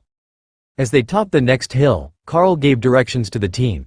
Thor, stay in behind our frontline offensive. You're watching our backs until the clerics get to us. Ray will put the golems on our flanks. I can see the giants from here, and we're off to the side of the main line. The bus will come in on our left by about a kilometer. We will hit the side of the hill giant lines and push inward as they crash into the defenders. Make it fast and keep moving. There are enough fighters on both sides that wounding and crippling is as effective as outright killing. Someone will get to them, we just need to lighten the blow on the students." Bob frowned. "Are they hitting the students' portion of the line?" Carl nodded. "From what I can tell, yes. They're aimed right at them, and it looks like they've focused their forces to avoid whoever is covering the sections further away." They were all breathing heavily as they ran past the shocked front lines of the academy students, who had prepared a pike wall to block the giants while the mages were beginning to rain spells on them. "Remy, let's see how the hill giants like a good blizzard," Carl shouted, so the others would know that it was on their team. Blinding snow filled the air, and Carl turned the group into the end of the hill giant lines as he called the beasts out. The hill giants were stronger than the frost giants, and over half the group in front of him was either a strong ascended or a low commander rank monster. But Carl had been thinking about his past mistakes, and he knew what he needed to do now. 10 points spent. Brutality increases the size and strength of the target beast by 10% per rank, 40% for commander. 20 points spent. Shatter physical strikes cause vibrations through the opponent's body that damage organs and may break bones. 20 points spent. Crushing blows blunt impact skills increase in damage by 10% per rank. Effective on damage caused by shatter, 40% at commander. 1 point remaining. Tier 4 attack skills unlocked. 40% larger. Thor was a true monster among Sero, standing chest high to a hill giant, and the increased size of the spider golems made them look much more intimidating. But more interestingly, brutality had affected Ophelia in werebear form. It seemed to be judging by height and not total mass, as she had gone from just over 2 meters tall to a solid 3 meters, and her axes looked tiny in her hands for a moment before they adjusted, as bonded weapons naturally matched their wielder. The first strikes of the spider golem's forelegs sent ripples across their targets' bodies, and the pair of ascended rank hill giants spat blood as their rib cage seemed to collapse. That must be the effect of shatter, Carl decided. That was verified when his maul hit his commander rank target, and the giant folded like laundry in the wind, slammed to the ground by the strike. The giants had no time to respond, they were still being attacked from the front, and their momentum was carrying them toward the line as they tried to turn to face the surprise attack. A rain of hill giant spears and magical stones slammed into the refreshing lightning barriers through the snow, while dozens more missed them to dig into the soft soil, creating a tripping hazard for anyone moving across this area. But Carl was already pushing forward with the others at his shoulders, and the spider golems were rampaging through the hill giants, while Ray darted in and out of their formation, targeting giants who tried to get around to come at them from the back. With Thor focusing on defense, and Remy's blizzard and chain lightning slowing their opponents, who were already under assault by the defending mages, they were making quick progress across the back lines of the hill giant assault. For a moment, it looked like an easy clear, and then Carl saw a target much larger than the others, the leader of the assault, and most likely a royal rank target. "Don't do it," he heard Bob shouting, but Carl was already moving. With the whole herd on his side, this battle would end differently than the last one, he was certain of it. The hill giant waved his hand, and the ground seemed to explode under Carl as he leapt into the air to avoid the attack. He closed his eyes, keeping the dirt out, and giving him a clear vision of the moment that the hill giant turned and fled, leaving a bodyguard squad of commander-rank giants in front of Carl and the others. "Bloody coward," Carl muttered as he parried an overhand chop by the closest of the bodyguards. The group's progress had been brought to a halt by the concerted efforts of the hill giants, who were turning around to join the fight, making it obvious that they were preventing the human assassins from going after their retreating leader. From the line, a shrill bugle sounded, sounding so much like Thor that for a moment, Carl thought they had a Sero there as well. But it was a brass bugle, and the signal to advance, now that the charge had been halted by the ranged elites. The hill giants turned and ran, disengaging to avoid needless casualties, and Carl stopped his advance when Bob put a hand on his shoulder. "It's over, you did good," the warrior reminded him. That brought both Carl and Ophelia out of their battle fog, and the berserker shrunk down to normal size as she let go of her rage, though she didn't transform back. "Oh, that's neat. She only gets affected when she's raging, she isn't beast enough when she's not," Hawk noted from above them. Ray and Hawk returned to their spaces as the other elites from the academy approached, and Carl let Thor shrink back to normal. He was too big to have his head properly patted at his enhanced size. Tank came up and pulled first Ophelia and then Carl into a hug before gently rubbing the back of Thor's head ridge, which caused the Sero to make a happy hum. "Good to see you. When did your team get here?" the big berserker asked. "Just now. The rest of the team is still on the bus with the clerics. We were the only ones who could run fast enough to make it to the battle on time." Carl smiled, then realized that giant blood was dripping in his mouth from the splatters that had hit his face. Flaming body burned him clean again as Tank looked around in satisfaction. "Well, it was good timing. I can't believe the attack leader took off like that. They're normally as single-minded as a berserker." Carl nodded. "I was surprised as well. But if they gave up this easily, they've likely got another attack lined up, and they just wanted to know our strength, as this group is unfamiliar to them." To say that Morgana and the others were unhappy with Carl taking off without half his team was an understatement. It didn't quite violate the terms of their agreement, as the rest of the team was technically on their way to the battle and might have made it if the battle lasted longer, but he was pushing his luck, and he had left without his healers and support. The fact that Carl came back into camp covered in ash and reeking of burnt giants, while his companions were soaked with blood, was not lost on anyone, students or otherwise. The team had gathered at the back near the bus, and the looks that they were giving the trio said more than any words they could come up with. The mixture of annoyance, anger, fear and betrayal let Carl know just how unhappy they were with this chain of events. But Carl knew he would likely do it again if given the option. It had saved lives on the line by distracting from the charge, and it had made the hill giants retreat prematurely. Tessa glared at the trio and then sighed. "You know what, I'm not going to say anything. You already know what I was going to say. Now, go shower, you stink." Ophelia giggled, looking quite innocent now that she was out of bear form, even if she was now even more soaked in hill giant blood. "Yes, Mom." The showers were fairly empty, as most of the line was still recovering and waiting to make certain that the giants didn't change their minds. Tank was there in the men's shower, and in a much better mood than Tessa. "That was quite the showing. Did you take any injuries? I can call over a high priest," he suggested. Carl shook his head. "There are 2 healers in the group. 4 of them if you count Remy and Thor, 5 if you count High Priest Doug. I'm not short on healing, even if they're mad that we ran off and left them trundling along in the bus. But no, nothing broke my barriers this time." "Well, you'll have an interesting group once you get your reinforcements," Tank chuckled. "Reinforcements?" Carl asked. "Didn't they tell you?" "I suppose not, since you just charged into combat the moment you arrived. 2 commanders in a 10-person group of Ascended is the minimal size standard. So, you'll get one of the teachers or bureau advisors with you when you leave camp, and a team of Ascended students," Tank explained. Carl sighed. "That sounds like it's actually going to be more hassle than it's worth. Will it at least be the same group?" Tank laughed. "The same group? With the amount of time that your group prefers to be in the field? Highly unlikely.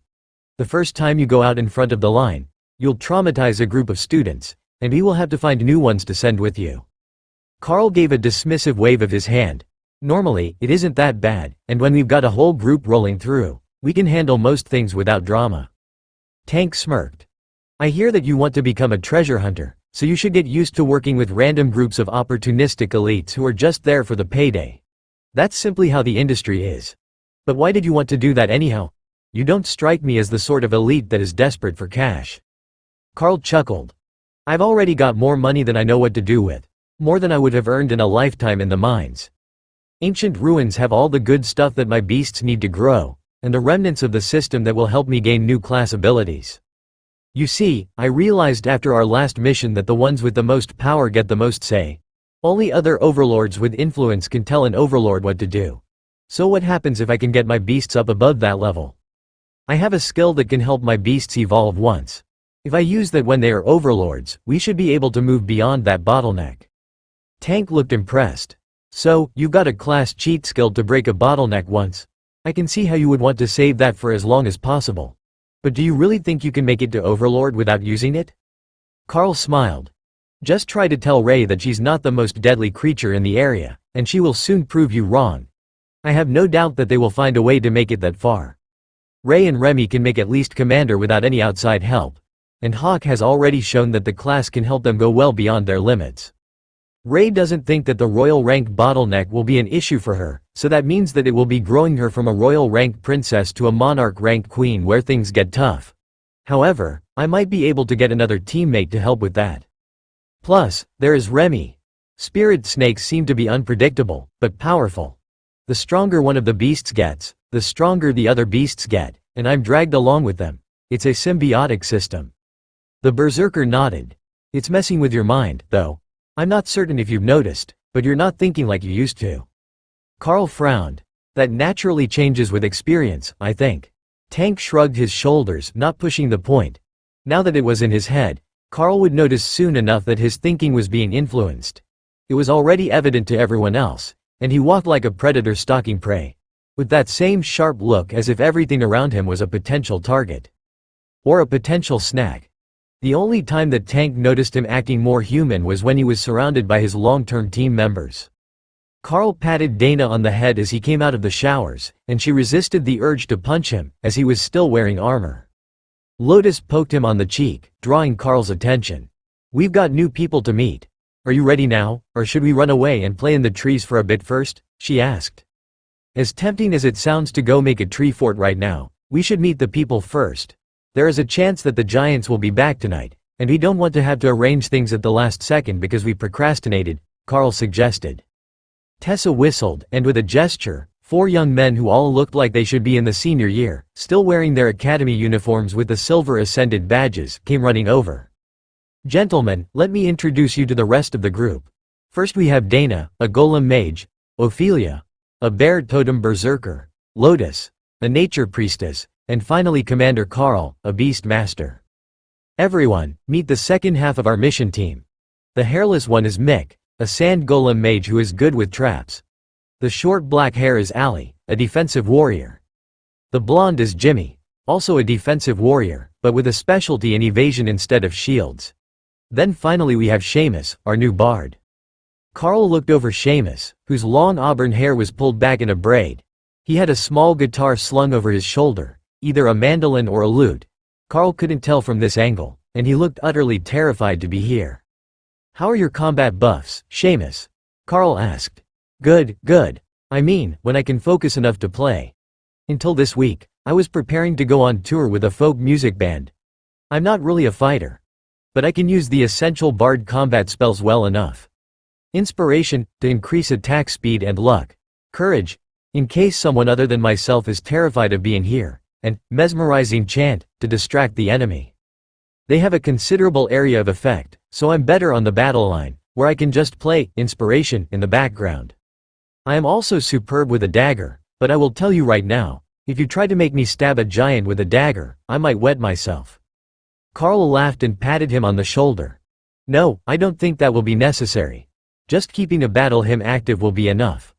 I believe that you all met Tessa first, and she has the favor of the war dragon, so a little inspiration-type battle chant should be just the thing to get everyone around us motivated. The only other question I have is Mick. You have sand golems, right? Are they upgraded, and is there 1 or 2? Mick shook his head. I have 6 small ones, goblin-sized and easy to disperse. I don't know how much use they will be against the giants, but they will deal ascended rank damage from the knees down. That could be fun. They might actually be as much use when combined with your trap skills to trip, entangle and slow the hill giants as they are for damage. But don't underestimate how much a well-placed slice to the back of the knee can cripple an opponent, and they're small enough to run around between targets, Carl replied. Carl considered the new group's strengths, and wondered who they were going to get as their second commander.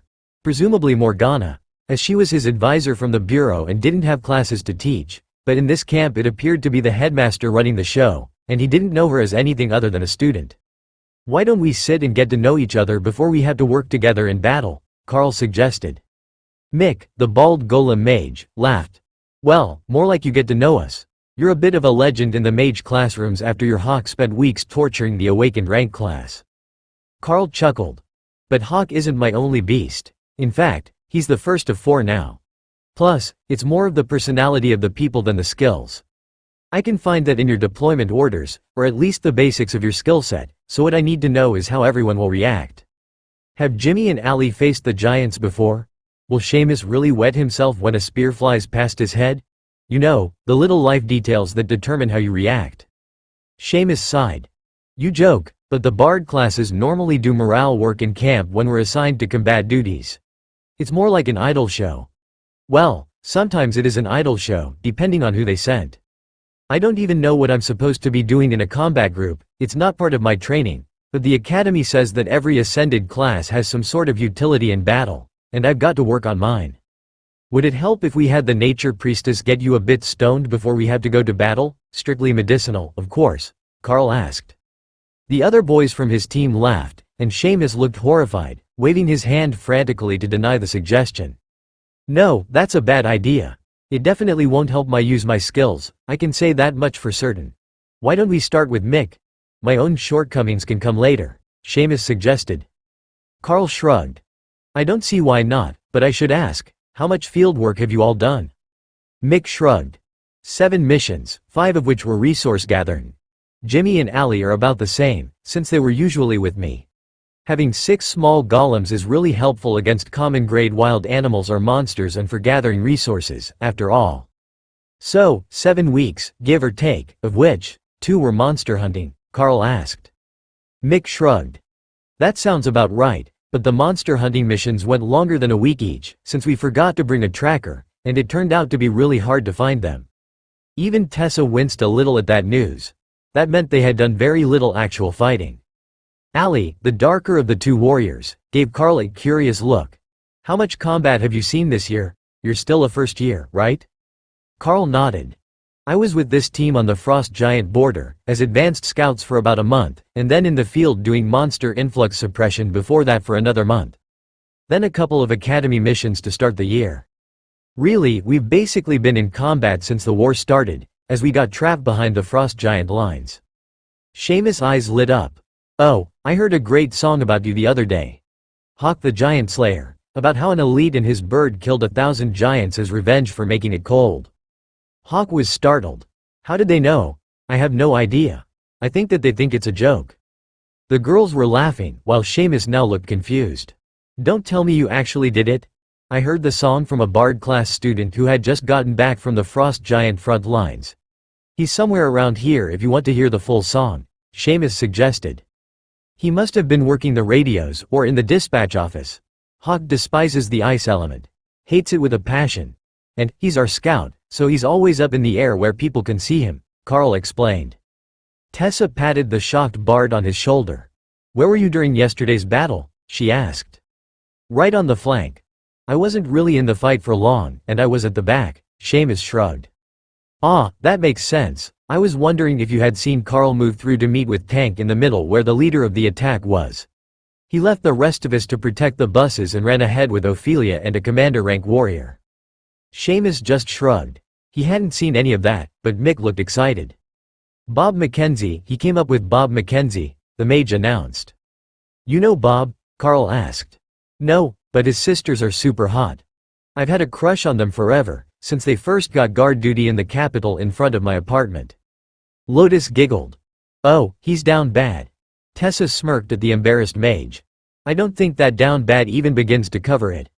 But if we do well, I bet there will be a chance to meet them in person.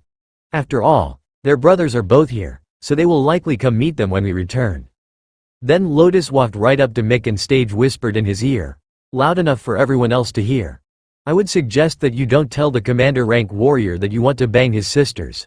It won't end well for you. Mick looked horrified at the thought, and Carl took the opportunity to lead them to a seat in the mess hall. So, what do all of you do for fun? Any hobbies, other than creeping on cute security guards? Carl asked. Seamus reached into his pocket and took out a stack of collectible cards. I enjoy playing Pocket Mana. Mick shrugged. I just enjoy reading. Carl turned to Jimmy and Allie, who were the quieter part of the group. Allie frowned. I used to play football, but I don't think there is a team at the academy. That was always the thing for me. All day I dreamed of playing football. But elites aren't allowed in the pro teams for obvious reasons. Jimmy reached into his pack and took out a small wooden statue of a duck. It was only about 3/4 done, and still needed details on the back half, but the front was very well done. Remy came out of her space to wrap around Carl's arm and examine the small statue. That is good. I need to get that good to make better totems. she informed Carl with excitement. "Remy likes your handiwork and says you are very skilled. She makes totem statues with mud and basic water control, and she's looking forward to making them as detailed as your duck," Carl explained. "That is Remy. She is adorable," Jimmy replied, smiling at the venomous spirit snake as if it were a normal pet. "Did you have reptiles at home?" Lotus asked. "And give my mom a heart attack?" "I don't think so. But we always had wild corn snakes in the yard, taking care of the earth mice. They're not what you would call friendly, but they keep pests under control, and that makes it hard to dislike them. They have an entirely different pattern than Remy does, but somehow she looks friendly," Jimmy explained, running a hand through his tousled blonde hair, which kept falling across his eyes when he didn't have his helmet on. Ali tipped his chin towards Carl. "What do you do for fun when you're not out making bards sing songs about your vengeance against the frost giants?" Carl shrugged. "Honestly, I don't have many hobbies. I grew up in the lithium mines, so I was always at either school or work. I also didn't really have friends before coming to the academy. I was the runt of the school year, always smaller than everyone else." Ophelia snorted in amusement. "Now we all know why he's so violent.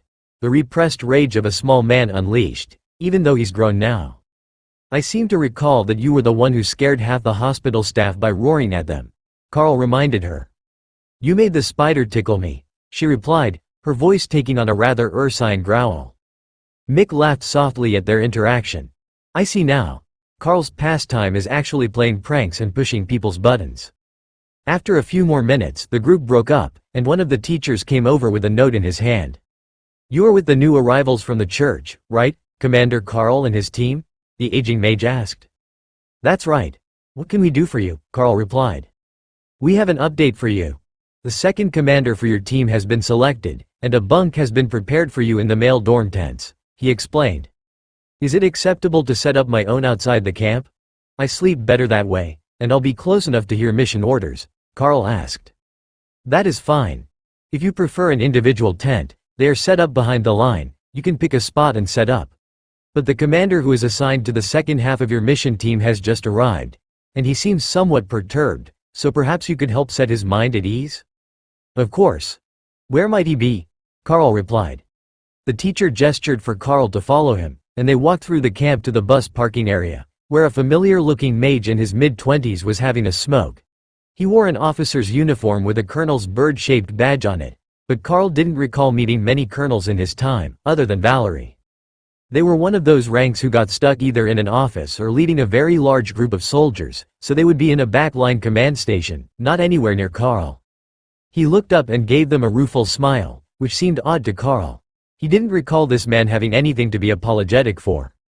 But then, he realized who he was. That was the silent general from the meeting that sent them to take on the royal rank frost giant. If Carl recalled right, the man was a fairly accomplished mage, which would be useful in the team to keep Jimmy and Ali off primary defensive duties. The teacher introduced them. "Commander Carl, this is Colonel Wilkes. Colonel Wilkes, this is Commander Carl and his team. The 4 ascended members you will be partnered with will be here shortly. Your teams will be working together for the next few missions." Carl walked over and shook the man's hand. "It seems we have some catching up to do, General." Wilkes nodded and took a drag off his cigarette, the smell startling Carl, who had gotten used to Doug's being distinctly not tobacco. "Indeed we do. Is there somewhere private? Just over here behind the bus parking is as good as it gets, I'm afraid. But I'll take the abridged version if it's necessary," Carl suggested. They walked away from the last of the crowd, and Colonel Wilkes took a seat on a crate of food supplies. "Where do I start? The obvious, I suppose. I have been relieved of my command and demoted to colonel, then sent to the front lines. The same is true for General Jormanson, the warrior. General Orland is under arrest, but they likely won't demote him, just hold him until the trial," the colonel began. "Wait, back up. They arrested General Orland for sending us on a fool's mission?" Carl asked. "No, General Milton threw a fit about General Orland's disrespect in telling you two to go outside for a duel, and General Orland accidentally killed him. It just happened so fast. Milton drew his blade, and before we knew it, he was dead. I don't think that Orland even realized what he was doing, it was just a reflex." Carl shook his head. "What a clusterfuck." Colonel Wilkes used the stub of his last one to light another cigarette. "Tell me about it." There was only one high priest left in the camp, and he couldn't cast resurrection. Then, the rest of us spent an entire week in the tender loving care of the Holy Inquisition, who didn't believe that we hadn't conspired to get a ranking elite killed, and now here I am. Well, welcome to the Hill Giant border, I guess. I, personally, don't hold any sort of grudge. It was a mess, but the hospital counselor told me that I need to learn to not take those things personally, as it's bad for my mental well-being. We all recognize that it was a messed up situation, but I already met with Overlord Drake, and he informed me that you didn't know about the other group who had been sent and went missing when you sent us, so that makes the bad intel, and the fact that the location of the royal rank frost giant was off by over 40 kilometers a bit more understandable. Colonel Wilkes looked startled. The fight wasn't at the cave? Carl shook his head. No, they ambushed us where they hit the other group. They used the bodies as bait and buried an ambush team under the rocks and snow to wait for us to stumble on them.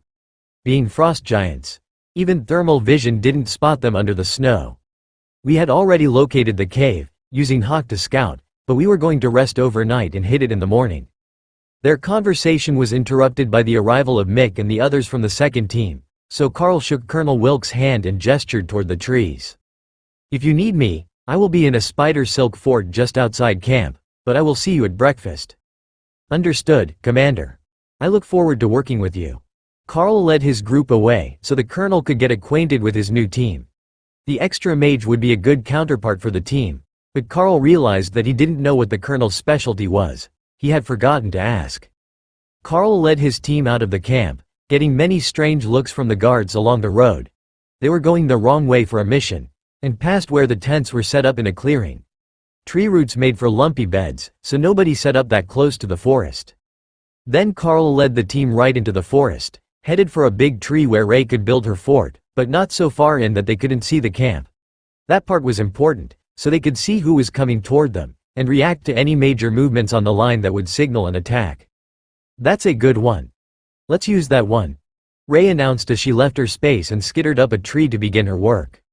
She connected 5 different trees today, going all out with her fort, while everyone on the ground wondered what sort of mansion Ray thought that they needed for their home base here on the Hill Giant lines. It was enough that even with the silk blended to match the tree coloration, it still brought over teachers, who were wondering what was going on.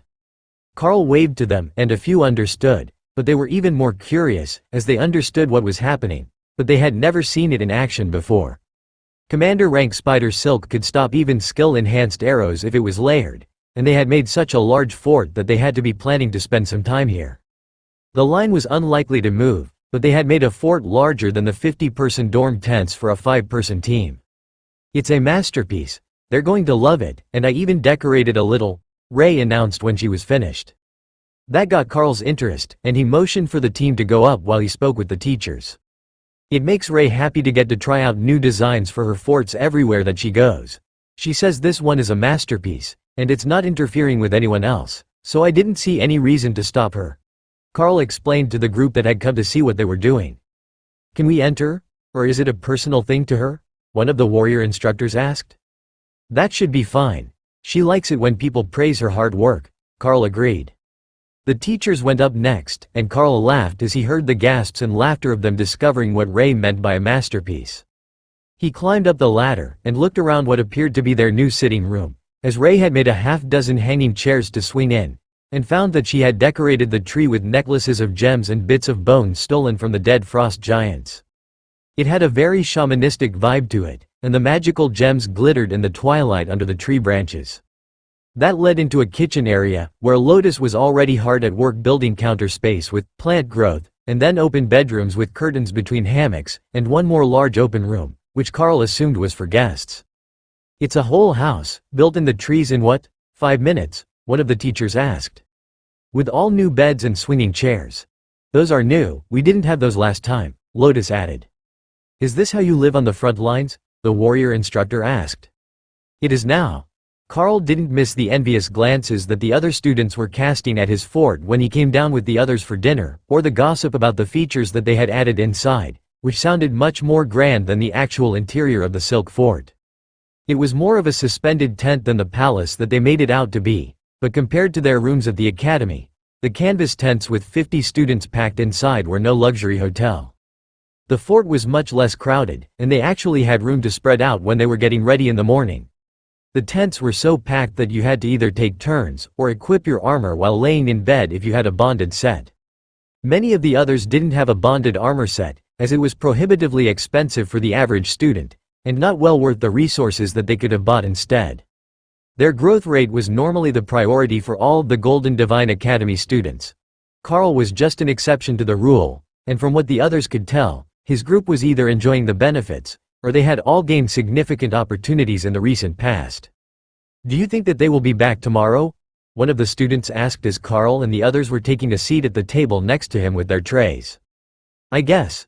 They're still close enough that the artillery is firing at them, so they must come back pretty often," the other student at his table replied. "Oh, we can ask this teacher. Commander, do you think the hill giants will charge again tomorrow?" the boy asked. It took Carl a moment to realize that they were talking about him. His back was turned, and he was in armor, so they hadn't realized he was a student. Carl turned around with a smile. "Well, you got the rank right. But I'm no teacher. However, I can say that the chances are they will launch at least a small attack every day, even if it's just to test our lines. The giants are relatively smart. Smart enough to know that if we start to slack off, we will leave vulnerable spots in the defenses that they can use to get to us." "So, something like today will happen every day?" the boy asked. "I take it you got here very recently?" This was a smaller attack. It only lasted 10 or 15 minutes, and the enemy retreated with most of their force intact. "That's just a probe to see how we're doing with our defenses. I tacked forward into the lines to throw them off balance, so they didn't think that we were too predictable, and that was all it took to make them back off," Carl explained. Tessa wagged a finger at him. "It's not nice to lie to people. You attacked into the lines because you thought it would be fun." "Maybe a little because it was fun," Carl agreed. The other students sitting around them chuckled, and a few of them discussed what they had seen when Carl and the warriors had charged into the lines.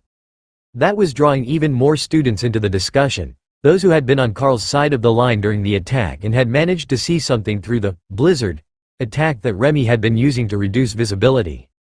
"I tell you, it was like a whole army rolled into the giants, man. They just marched through the attack, cutting down everything like it didn't matter there were commander-rank giants there," one of them was telling his team. "There is half the academy here. How much difference could 3 more make?" one of the other students asked. "Yeah, that's what I thought. And then suddenly there was a 3-meter-tall werebear and a bunch of giant spiders.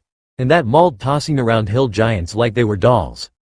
I tell you man, Commander covers a huge range of power compared to Ascended," one of the others insisted. That was actually true. Commander rank went for a much wider range of power than Ascended because the bottleneck wasn't just a number but a qualitative change. Before that, the lines were somewhat vague, but Commander to Royal was a very distinct cutoff, and once you were past the bottleneck, you would make a huge step up in power, leaving a gap between Royal and Commander that wasn't easy to bridge without the assistance of magical devices or some sort of cheat. Carl chuckled. "I have class skills that increase size, strength and speed by nearly half, including bonuses that will double skill damage, and add secondary damage of a different type than the main attack. Even compared to other commander rank elites, I do a lot of damage. Are you like the World Dragon's cousin or something? What sort of unfair advantage is that when you've already got 3 commander rank monsters with you? Wait, does that apply to all of them as well?" one of the other students asked. Carl chuckled. "It's primarily for them. The fact I can use it is just a little bonus." Ophelia laughed. "He says that, but he shoots arrows with commander rank chain lightning on them until his arms get tired." One of the kids pointed at Carl. "I saw that. In the snow, I saw chain lightning." That was actually Remy for the most part, but Carl nodded in acceptance that was related to him. One of the teachers gave Carl an intrigued look. "With the power that you have amassed, do you have any alternate ideas on how best to keep the hill giants under control? We could make them part of a new art exhibit," Ray suggested helpfully. Carl could only imagine the level of horror that the students would have if they saw what Ray called an art installation. But it would likely dissuade the hill giants from coming anywhere near them. "I can think of a few ways, but I'm not certain how viable they would be as a long-term deterrent. We could try to terrorize the hill giants into backing away from the border, but eventually, they would likely come back with even larger numbers and that would be a real mess. We could try thinning their numbers as well, and I saw the numbers from the frost giant front, where they were summoning more giant clones to fight. If the hill giants aren't cloning themselves with magic, they might not win a war of attrition, Carl suggested. A war of attrition? Doesn't that imply that we can kill more of them than they do of us? The boy at the table next to Carl asked. That's right. It's not the best option, but if we can eliminate even 50 to 1, we should be able to crush their population to the point that they simply can't attack. The other students looked at him like he had just said the dumbest thing they'd ever heard, and Carl felt the need to defend his idea. We were only on the frost giant border for 1 month, and my team killed well over 1,000. Given even 3 months, I don't see why the lot of us couldn't do it, he explained. The teacher sighed. When you put it that way, it sounds so reasonable. But that's simply impossible for most of us. Unless you're going to single-handedly wipe out an entire town. That math doesn't work out for those of us who are at less exaggerated power levels. From the far side of the room, Morgana laughed. You're not going to get to play that much on this front. You've got classes to take, rotations along the line, and even rest days in your future. The witch doctor informed him, but with the intent to encompass his whole group. Rotations on the line? Seriously? Carl asked. Most of the defensive tactics aren't a pike wall, that's just for slowing the charges. You will get used to fighting in a larger group soon enough. Besides, you're with Colonel Wilkes, and he summons fire elementals. I think that him and Hawk might become good friends after a few fights together. Morgana replied with a smirk. Fire elementals? Like magma elementals, but all fire? That sounds neat, Hawk agreed. Alright, we aren't quite feral yet. We can play well with others. Carl reluctantly caved under Morgana's demanding stare. I'll believe that when I see it. Don't forget, I've met your nature priestess. Lotus laughed and waved, knowing that Morgana couldn't see her sitting behind Ophelia. Oh, there she is. Good evening, Lotus.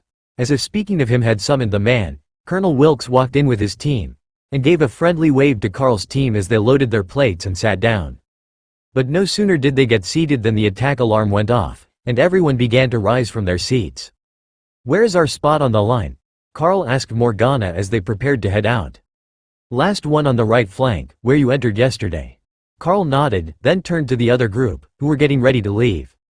Acceptable response time is 3 minutes.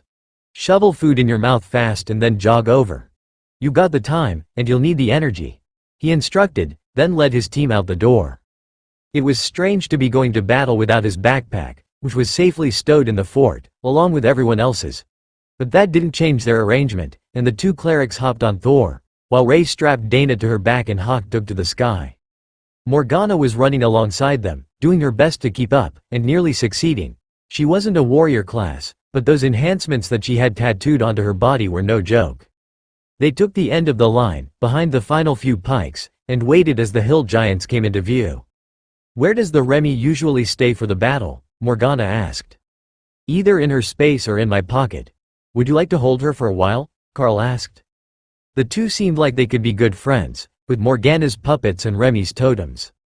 Morgana held out her hand, and Remy slithered up her arm to loop around her neck and put her face right beside Morgana's so they were looking at the same things.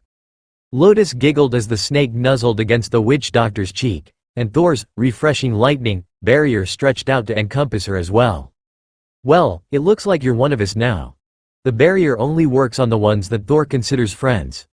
Carl informed her with a smile, while Morgana gave the lightning Sero a shy smile. It seemed to evaporate the aura of professionalism, and made it obvious that Morgana was no older than Lotus or Tessa, who had also graduated from their academy last year. The second team wasn't far behind, though they were running at a mage's speed, so they stayed together, and they were carrying slices of egg-battered toast with them, eating on the way. Chances are, when everyone cleared out of the mess hall, they had been too embarrassed to stay, but if the fight didn't last long, their meals would still be there when they returned. It wasn't like the academy had kept someone back to clean up the mess while they were fighting. Everyone in the camp was an awakened rank or higher elite, including the staff, and many of the awakened rank students had been left behind with the common rank students at the academy for their own safety. What percentage Carl couldn't say, but there weren't many of them here at the border. The camp was almost all ascended or higher. The group under Colonel Wilkes fell in between Carl's group and the rest of the line, looking much more nervous than anyone in the more experienced group. Even from where he was standing at the end of the line, Carl could see most of their hands shaking. Tessa smiled at the students. Seamus, the giants are just over that next hill. Why don't you strum us a little inspirational ditty? Something with a nice rhythm." Okay. I think I know a good one. Do you have a preference?" he stammered. "Baby snake doo-doo-da doo-doo-doo," Remy sang in Carl's mind. It was a species-modified version of the theme song of a popular children's morning radio broadcast, which aired at 7 in the morning, making it the bane of parents everywhere. But how Remy had ever heard it was a mystery. Carl ignored the happy snake and made his own suggestion. "Why don't we go for something fun? Do you know any drinking songs?" "A drinking song, now?" Seamus asked. "Definitely. See how nervous everyone is? A nice upbeat drinking song to take their minds off the battle is just what they need," Carl agreed. Seamus strummed the intro to a popular pop song, then adjusted his lute and slid a metal tube onto his finger. When he strummed again, the tone was entirely different, and the nearby students began to laugh as he played. They were still laughing as the giants came over the hill and into attack range. All of the nervous hesitation was gone, and when the order was given to raise the pikes, the entire row went up in unison, as if they had actually trained the maneuver. From the hill giant ranks, thousands of rocks, from baseball to boulder size, were magically hurled at the human defenders, crashing into shields as the ever-present artillery fell silent, protected by the mages from the wrath of the giants' earth magic. The larger boulders exploded on impact with the shields, sending shrapnel everywhere, and forcing the mages to work to keep up the barriers over the defense lines. Thankfully, their fort was far enough back that it wouldn't be in danger from the secondary damage. "Just hold until the order is given," Carl reminded his beasts. Lotus climbed down from Thor's back, and Dana got down from Ray, preparing to cast her golem spell. "Golems forward, break the charge." The radio announced when the hill giants were 30 meters away, and already under attack by the mages. The spider golems only took 3 steps before launching themselves into the air, crossing the gap in a dull green streak of motion. But right beside them were 2 floating balls of fire, the fire elementals summoned by Colonel Wilkes. Carl began to fire his bow, sending chain lightning through the attackers, who stumbled under the onslaught. Haste, terrorize, and brutality all came online, increasing the size, speed, strength and damage done by himself and the golems. That was enough that the chain lightning was actually stunning the ascended hill giants, who died in a spray of blood as the spider golems raced between them.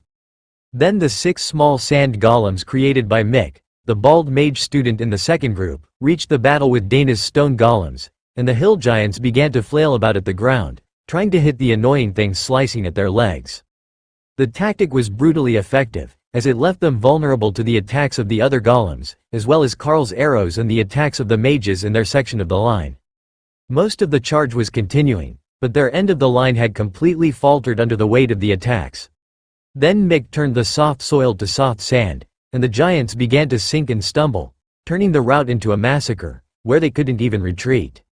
Reinforcements from the back lines of the assault were on their way in Carl's direction, but they wouldn't last long, as Hawk was bombarding them with fireballs. Mick was panting with exertion as he remade his golems again and tried to keep the sand trap active against the efforts of the hill giants to turn it back to stone, but Colonel Wilkes stopped him. "That's what the pikes are for, son. Save your energy for later in the fight," the colonel reminded him. "Pikes forward," the radio ordered, sending a wave of warriors forwards into the hill giants with long spears in front of them, so they were out of the reach of the attackers. The mages were getting tired, but the warriors hadn't done anything yet, so it was their turn to take over while the mages slowed and regained their energy. "That's our signal. Forwards on me," Carl ordered Ray and Thor. Behind them, he saw Remy create a totem in both of Morgana's hands for the witch doctor to hold up, so they could fire over the crowd.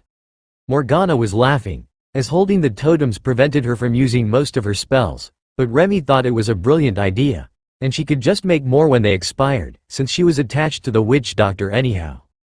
"Seamus, we need a party song," Carl shouted as he raced forward with the beasts. This time the bard had a bit more confidence, and his song took on the notes of a hard rock guitar as he began to sing along, strengthening the inspiration bonus as he followed the warriors forward. The rhythm of the bow in time with the music was a comfort to Carl as he ran forward, firing arrows twice a second and spreading chain lightning everywhere. Tessa speared a commander-ranked giant, tilting his body back, right before Thor gored him and tossed the body back behind the lines. That made a small gap, and Rey recalled her spider golems to join her ahead of Thor, establishing a breach in the lines and leaving the outermost 20 hill giants cut off from their comrades as they were surrounded and eliminated. Again, as they had yesterday, the hill giants created barriers of earth magic as they retreated, and left the human defenders to be tended to by the clerics. The actual losses on the human side were very low, though the number of wounded was straining the abilities of the healers assigned to some of the sections of the line. On Karl's end, it was light, but just beside them, there had been a few hill giants who managed to break the pike line and get into the mages before they were taken out. They were doing their best to take down the shields over the line, as without that, the boulder artillery would devastate the students, but the line had managed to prevent enough of them from getting through to accomplish their goal.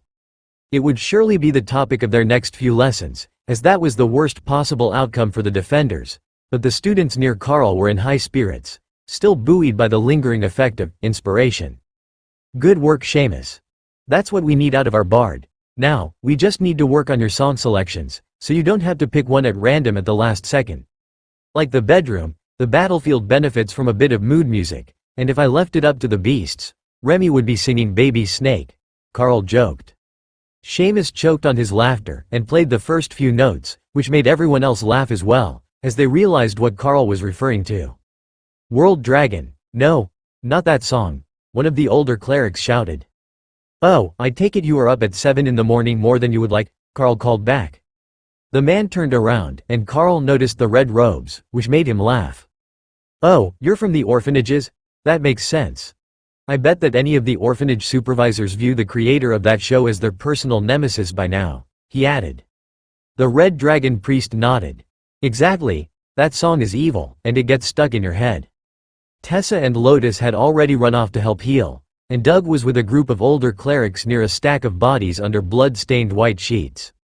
Karl was certain that they had at least one healing specialist who could resurrect the fallen instead of reincarnating them, so it took him a few seconds to realize what they were doing. They had 2 clerics who could resurrect, and the other high priests were granting them mana and energy so that they could get to as many casualties as possible before they were exhausted. If it worked out perfectly, everyone would be back on their feet by that time, and if not, they would do the reincarnation ritual and notify the church to watch out for more returned elites. With the number of recent incidents of them returning with skills, it was obvious that they needed to be cautious, as some of them would reincarnate in a daze and think that they were still under attack.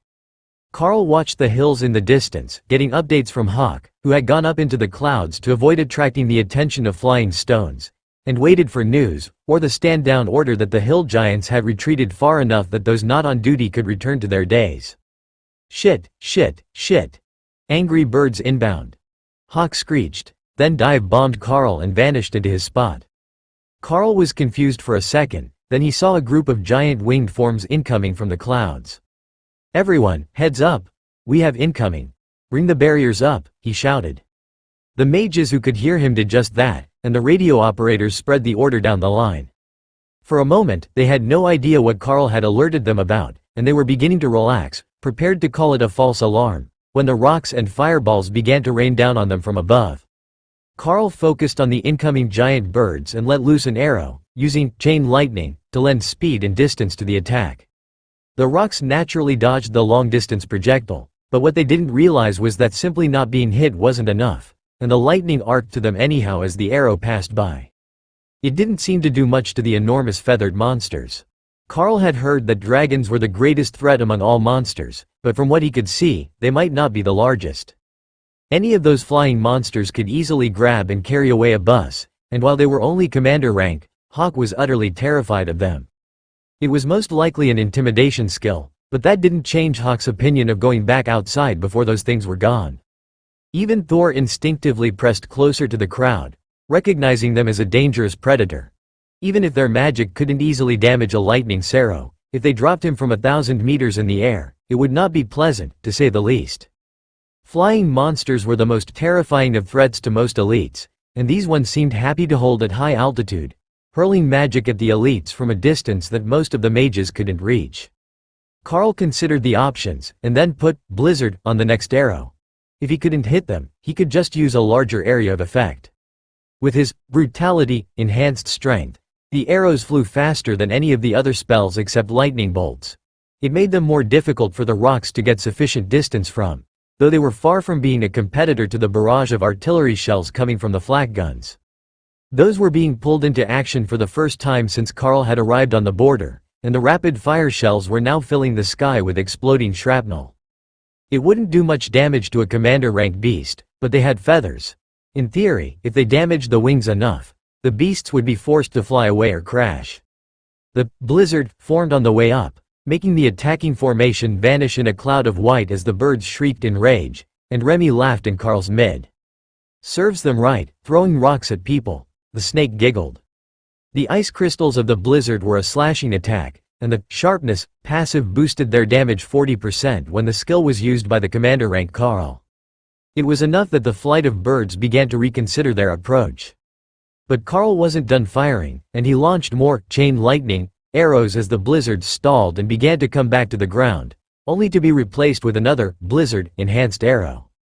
That sent them scattering, and they parted ways so that Carl couldn't hit them all with one spell, but that put them in the range of more mages with long-distance skills, while the dispersed formation spread out the effects of their attacks. The birds were becoming frustrated with their inability to get their attacks through the barriers, as from such an altitude the mages had plenty of time to intercept them and nullify most of the power behind them. Carl also wasn't the only archer with the ability to fire that high, and the flight of rocks was slowly taking enough damage that Carl could see the blood dripping and their feathers becoming tattered. Soon, they would have to retreat, so Carl just focused on spreading blizzard across as much area as he could, keeping them in the damage range. Then a lucky shot hit one in the throat, fired blind through another blizzard, and an enormous bird plummeted from the sky, coated in ice and leaking snow out of its mouth from the tip of the arrow. That enraged the others, and Carl smiled as 4 enormous forms raced down from the sky in his direction. "Hey Ray, how high do you think you can summon those spider golems?" Carl asked. Ray laughed and vanished into her space as the birds plummeted at terminal velocity towards the ground, all headed for Carl. They were almost on him when Ray reappeared 100 meters in the air and summoned her golems straight onto the backs of the diving monsters. Their legs speared deep into the tender flesh of the birds, and Ray laughed as she vanished into her nest, avoiding falling to the ground from that height. Carl was still firing, and when the first bird was 50 meters from him, a spear thrown from somewhere on his left cleanly pierced an eyeball, killing the bird instantly, and leaving only one to finish that attack flight. It was being pummeled by spells and attacks, but the bird was determined as it closed on Carl. "Jump now," Hawk instructed. Carl leapt into the air, twisting to keep the rock in his vision, and the bird passed between him and the other elites. "Neck," Hawk instructed. Rend slammed into the back of the bird's neck, shattering it, and the last rock skidded to a stop, carving a deep furrow in the soft dirt. "Good work, buddy." Carl congratulated him. "I know all the ways not to get eaten, but those things are scary," Hawk replied happily. Carl couldn't fault Hawk for that one. Bird to bird, they were 100 times his size, and they likely had a number of nasty tricks for dealing with other flying predators that they hadn't used against the humans. The bodies of the rocks were littered with damage, plugged with dozens of arrows, but few of the attacks actually made it past the underlayer of their feathers, which Carl found to be as strong as Ray's silk when he tried to pull a few of them free. No wonder everyone is afraid of these things. Look at that. An arrow fired by an ascended archer didn't even cut through the flesh. Between that and attacking from 1,000 meters in the air, most of the world couldn't even fight back, Carl muttered to himself as he examined the corpse that had landed closest to the lines. That was where everyone had gathered to see what a bird with a 50-meter wingspan looked like up close. It was large enough it could prey on hill giants and carry them away in its claws, a true terror of the skies. But it also had magic, both defensive earth magic and offensive fire. While the students examined the closest body, Hawk flew back out and stealthily stole 3 for himself. They had secrets that he wanted. He was powerful, but they were powerful and scary. It was nearly 20 minutes before anyone noticed that the other bodies were missing, and teams were sent out to go look for them, in case they were wounded and escaping. "Professor, they're not alive." Carl's monsters looted the bodies. "They do that?" Lotus shouted out to avoid being sent with a team to look for a giant bird that she already knew they wouldn't find. "What do you mean, they looted the bodies? That thing weighs literally tons. How could they even lift it?" the professor asked. "Don't ask me, it's some magic thing. They just whoosh, vanish, into a separate space. They do it with the giants all the time," she explained. Why would they even want them? The teacher asked, not following her explanation. You know, snacks, growth resources, decorations. On Morgana's shoulder, Remy nodded happily. She would negotiate with Hawk later, as she wanted some of those feathers for her space, and he had a lot of them now. Maybe she could get some of those colorful ones from the belly with the multicolored stripes. Those ones would make great ornaments. You know, there is just something about you that attracts trouble. Did you see how those things basically ignored an entire offensive line to attack you? One of the other students asked. Morgana laughed and patted the student on the shoulder, before he noticed Remy staring at him from only centimeters away and dropped to the ground in panic. Damn it, woman, that's a poisonous snake, the boy shouted. Remy laughed, which opened her mouth and made her fangs drop, further panicking the student. As I was about to say before you freaked out, it's because Carl gives off the aura of a monster, not a human. They likely thought that he was the leader of the army here, since there is nobody above commander rank, and he's the only one who would feel different to them. Morgana explained. The student looked like he was considering the options much more seriously than Carl would have thought necessary, then he spoke again in a suspicious tone. Are we certain that he isn't actually a monster hiding in human form, like a transformation spell? The terrified boy asked. Carl laughed, and Lotus smirked. No, we had him checked, 100% human. It might have occurred to the doctors at the rehab hospital that he could be a polymorphed spy as well. Carl put a hand over his heart and looked offended. Such little faith in my abilities. If I were truly a monster, how could gentle souls like Ray and Remy stand to be around me? I've been framed, I tell you. The elites who weren't part of his group all froze in place, slowly blinking as they tried to process the fact that he had used the opinion of a venomous Naga spirit snake and a bloodbath spider to vouch for his credentials as a human. But more than that, he called the bloodbath spider a gentle soul. Remy, they could believe. She was actually rather adorable if you weren't terrified of snakes. But Ray, her favorite pastime was making it rain blood. I think you need better character references, Morgana informed Carl with an exaggerated sigh. Well, I'm not sure anyone would take the word of a war cleric or Lotus on the topic, and Dana went somewhere with Ophelia. Carl shrugged. Lotus frowned. Why does Tessa get her profession mentioned, but I get called out by name? Because the reason nobody takes you seriously is that you're Lotus, not because you're a nature priestess. Your choice of goddess is like a side effect of you being you, Carl explained. Lotus frowned, then smiled happily. You know, that's right. Nature priestesses become nature priestesses because we're already like this. It's a calling right from the start, not something that we learn. You think that the red dragon's favor is something that is learned? Tessa asked as Lotus finished her speech. Lotus started to nod, then frowned. You know, I recall that you traumatized a boy so much that he runs away and cries every time someone mentions your name, and that was before you were confirmed as an acolyte of the Red Dragon. Maybe you have always been like that. Carl laughed at the memory of meeting the man they were referring to. The young cleric had been quite arrogant when Carl was making that book for the Blue Dragon High Priestess, but the mention of Tessa and Lotus had sent him running. The ascended rank warrior who had remained on the ground to stay further from Remy looked around at Carl's group in dismay. What I'm taking from this is that you're all a bit odd. Maybe that's the secret. All of the most powerful elites have strong personalities. Those who don't, seem to get stuck at awakened and then don't really progress, he noted. Are you saying that you have a strong personality? Lotus asked, looking down at him. He nodded. Yes, and an intense fear of snakes. Who could hate me? I'm adorable, Remy asked. Carl smiled, and Morgana looked between him and the snake. She just got offended that someone called her scary, didn't she? I've never seen her try to act cute and offended at the same time. The witch doctor laughed. Is that what she's going for? She just looks offended, like she slithered in something foul. One of the nearby mages joked. Remy tilted her head, wondering what she was doing wrong that they weren't getting the message. See, that is adorable. The other just looks offended, the mage added.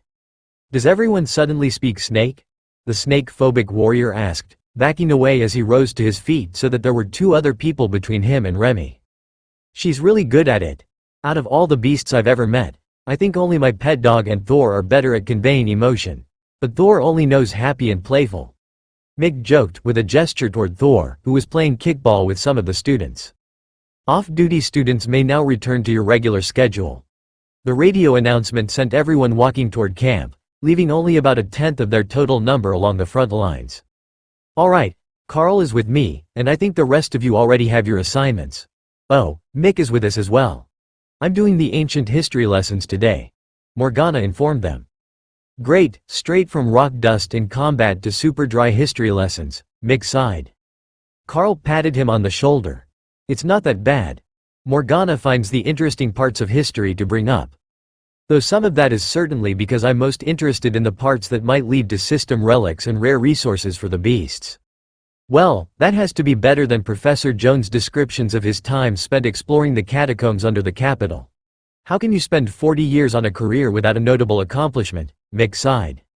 Well, at least I don't need to worry about that. I have found a number of cool things already, Carl replied.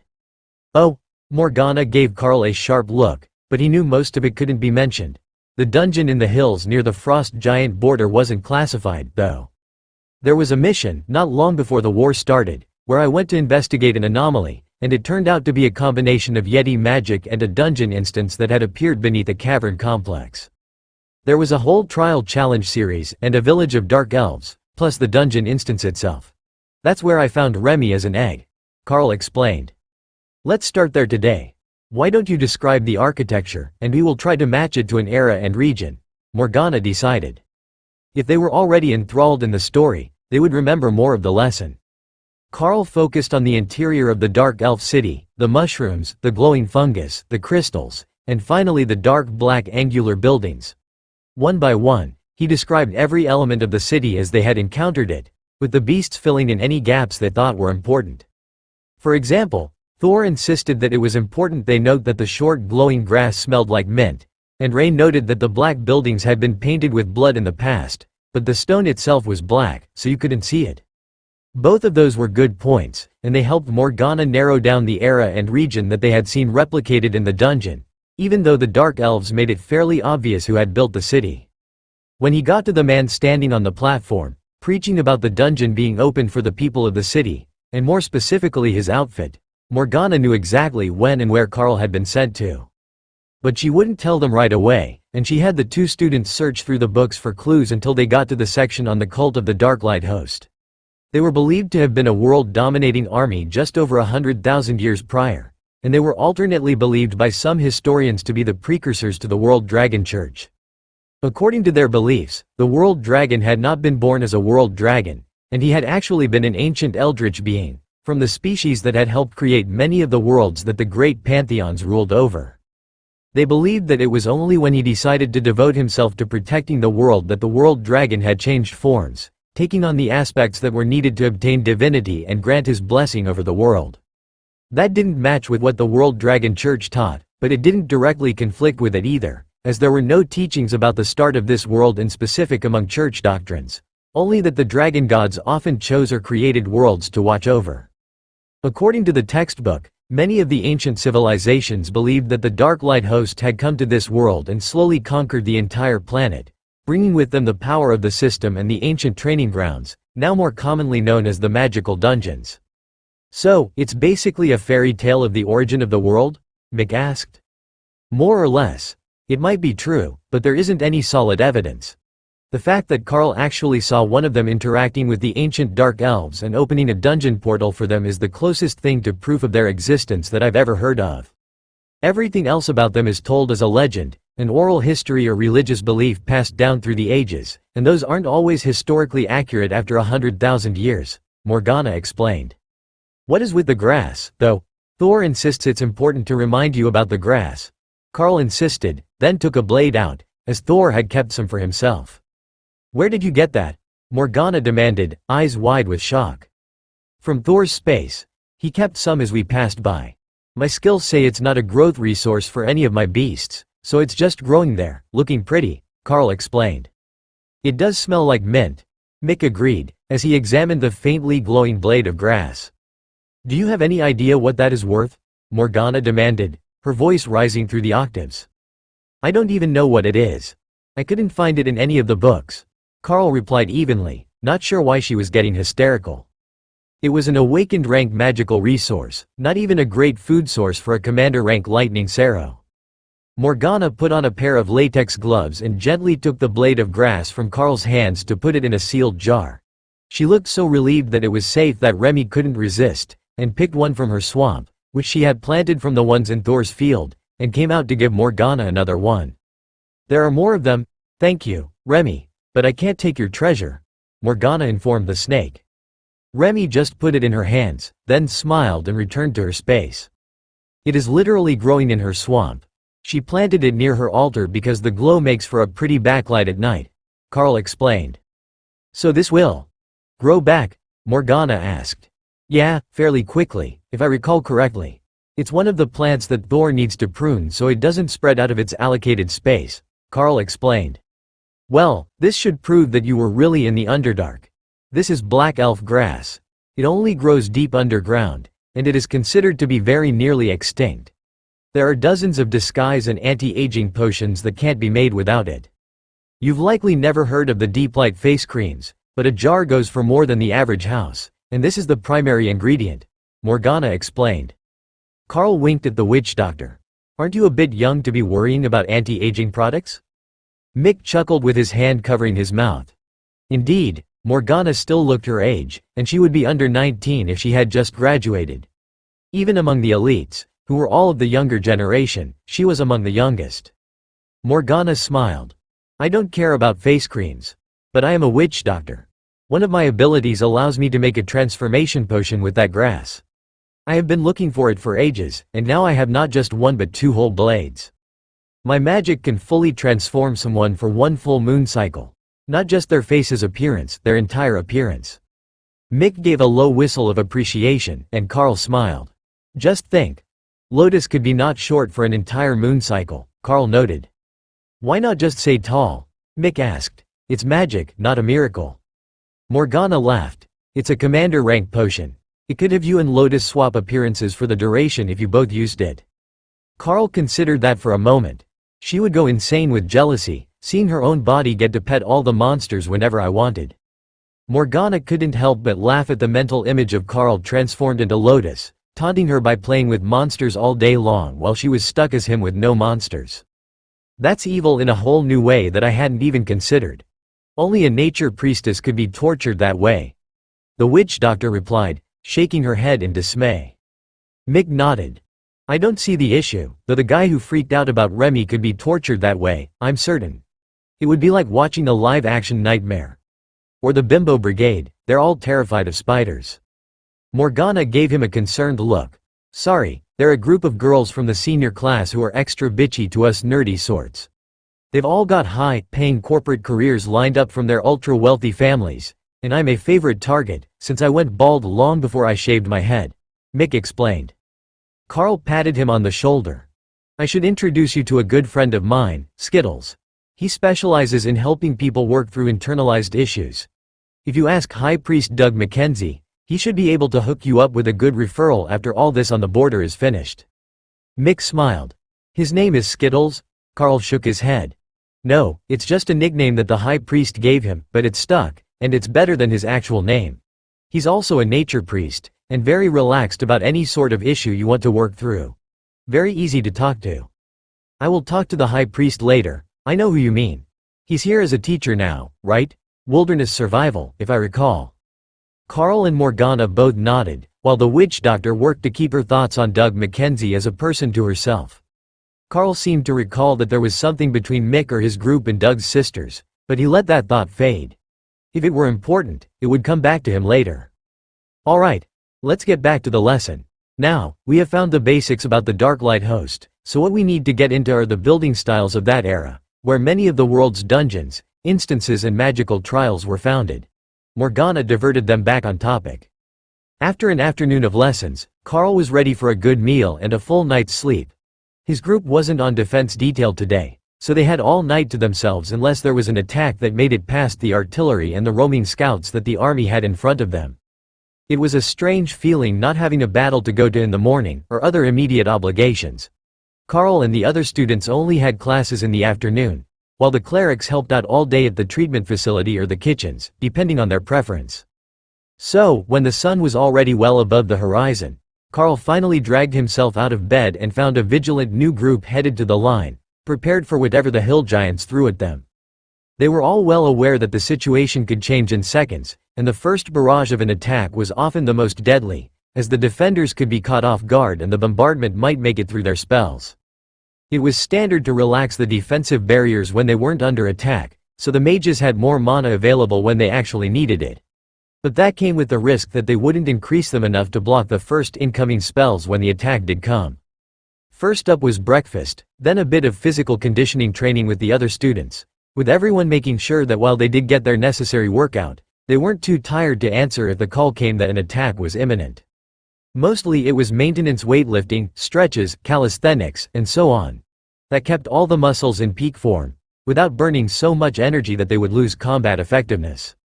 Then, after lunch, it was back to history and geography lessons with Morgana, but this time accompanied by a dozen other mages, who were also taking the geography class. Are history and geography not a normal warrior class education path? Like, do they just show up in places and add them to their mental knowledge when they arrive? Carl asked as he looked around at all the other students in the group. One of the mages laughed. Actually, you might be onto something. If the warriors need to know something about an area, they learn when they arrive, or it's in the mission briefing. These classes are usually for the ones who have no intentions of going there themselves, or the ones who are the most interested in what they will find there. So, we have a couple of other treasure seekers, mostly after legendary magical items, and you. Who is here for what? Monster food? Perhaps signs of a legendary divine beast's nest for your next companion. If you can, I recommend looking for the nest of the rocks that attacked the other day. They're like a transport and aerial attack force combined, and they're seriously powerful. Carl considered that idea. A huge flying transport would actually be quite convenient. However, the rocks were commander-rank beasts, just like Ray, and if he was going to use the beast's growth to push everyone to the next level, he would need something that was guaranteed to have a higher potential than that. Remy might. There was no telling what power level her parents were at, as she was created inside a dungeon, and the magic of those places was unpredictable. She might be royal rank, or she might peak right where she was at as ascended. But the fact that she was born ascended rank did suggest that she had a lot of potential, even if she was slower to grow to adulthood than the others. Honestly, Carl was in no hurry to add anyone more to their team. If he made it to royal rank, he would have the ability to add another space. But as long as everyone was growing smoothly, he would take his time and try to find just the right beast and not hurry to find another member. Or perhaps fate would do it for him. Likely in egg form, if past experience was anything to go by. Alright, the first thing we will start with are the known ancient excavations within the Golden Dragon Nation. Those are the safest of the regions to explore, and while they have been more extensively visited, they are also a guide point to your future explorations. Each of them will give you an idea by their location and construction of what the continent looked like at the time that they were built. Some of them were built along rivers that no longer exist, and that gives us an idea of where else we should be searching for similar relics. In the past, most nations built along rivers for the abundant water sources. So, following ancient riverbeds and lakes found at known sites is an essential skill to the study of ancient geography. For example, who is familiar with the ruins of the World Dragon Temple at Widden in the Beastkin lands? Morgana asked, then paused to see if anyone was familiar with the story. Carl had never heard of it, but one of the mages had. I heard that it's still occupied by World Dragon priests, and they say that it has always been. Like forever, as long as there are records, the Widden Temple has been occupied, he answered. Exactly. According to the World Dragon clerics, it is one of the original World Dragon temples. And while it has been destroyed during attacks a number of times, rebuilt and renovated, every map ever produced shows it in the same spot, Morgana explained. She brought out a map book and began to flip through the pages for them, with the book tilted on a stand, so they could all see. The originals of these maps are all thousands of years apart, and as you can see, the oldest don't show Chibtenrith Lake, but a massive desert. But here in the middle, some of them show a much larger inland sea. The students looked confused. But isn't the lake hundreds of meters deep? Like, so deep that no light reaches the bottom of the deepest parts? Morgana nodded. That is correct, but apparently, that was not always the case. What happened has been lost to history, but we do know that at some point during the end of the system era, entire mountain ranges were leveled, while others were formed. That might be the case for the desert. The aftermath of a battle between demigods might have made the crater that became an inland sea, and then eventually leveled out to a massive lake. One of the mages laughed. So, geography is a history lesson as well. Morgana smiled. It's inevitable, really. Even the borders are a history story, and the frost giant border is about to be rewritten after this war. Where it will end up is a mystery, but the new territory claimed by the magma dragon around the erupted volcano will most likely gain its own territorial notation. Now, as you can see, the largest population center is obviously the capital, but there are others along the rivers, especially ones with deep water all the way to Chiptonrith Lake. In better times, that was a major trade route between not only us and the Beastkin nation, but also down the Great River through the wilds and to the ocean. Now, most ocean shipping goes overland to the shore, which is both slower and more dangerous, as it puts goods perilously close to the frost giant nation, who has a much larger oceanfront. One of the students pointed at the wilds, the officially unclaimed lands between the Beastkin nation's southern border and the ocean. The wilds' borders extended all along the southern end of the Beastkin nation, and the marked west side of Golden Dragon Nation's claim as the territory reached south toward the ocean. Why haven't there been efforts to claim the wilds? I mean, we could have more ocean access to ship around the continent, and get supplies. One of the other students asked. There have been. What we managed to claim from the monsters was that narrow strip at the south of the nation. Even that is difficult to hold, and there are constant battles around the border as the monsters try to take back their natural territory. If not for the constant effort, we would be completely landlocked, Morgana explained. Carl didn't know how much of what they used came from other nations, but he did recall that many of the coal mines were in the southern hills. Even if it weren't for the ocean access, that region was still of significant importance to the people. The next morning, there was no attack on their section of the line, but the hill giants tested other sections further west down the border. It was oddly serene, with the artillery in the distance giving a steady thunder, nearly below hearing, setting a rhythm for the day's activities. Physical training, a rotation on the front line, where Carl waited patiently for something to happen, and then classes in the afternoon. The following day was an afternoon rotation on the line, so he had classes in the morning.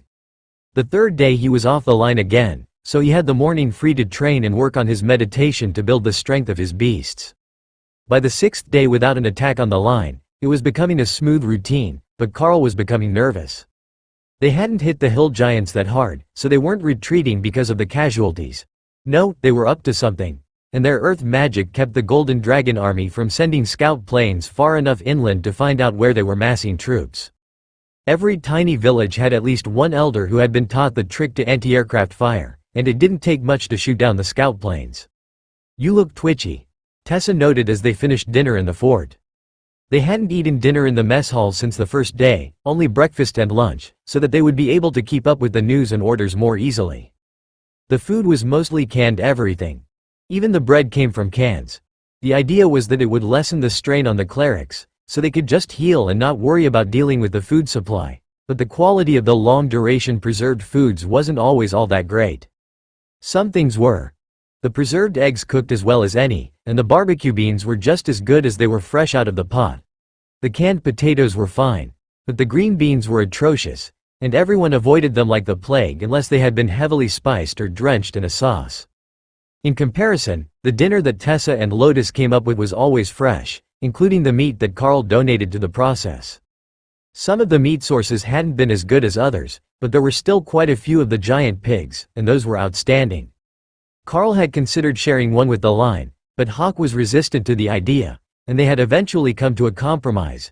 It was Carl's birthday in 2 more days, and Hawk had agreed to donate a pig to the meal, so the line could throw a proper party. Nobody in the mines could really afford birthday parties that were more extravagant than a cake with friends, so that was their tradition. But with a whole academy full of elites, they could throw a full-on barbecue, and trick the students into eating up one of the rocks, which Hawk found entirely too stringy for his tastes. They tasted vaguely like chicken, and weren't unpleasant, but if you didn't marinate and deep fry them, their natural state was almost a jerky. That meant Hawk, who liked his food raw, was out of luck.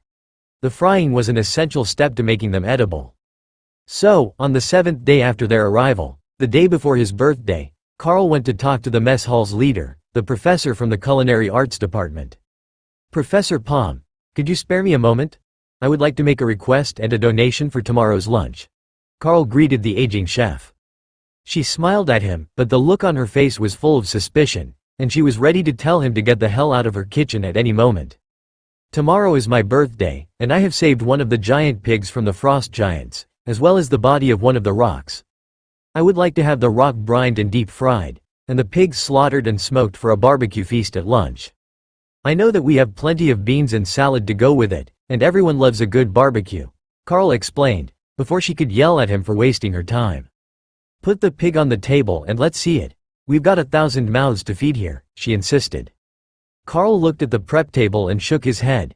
It is a giant pig from the frost giant nation. It's larger than Thor, and it certainly won't fit on the table. Then the floor over there. That tarp has been sanitized, she offered.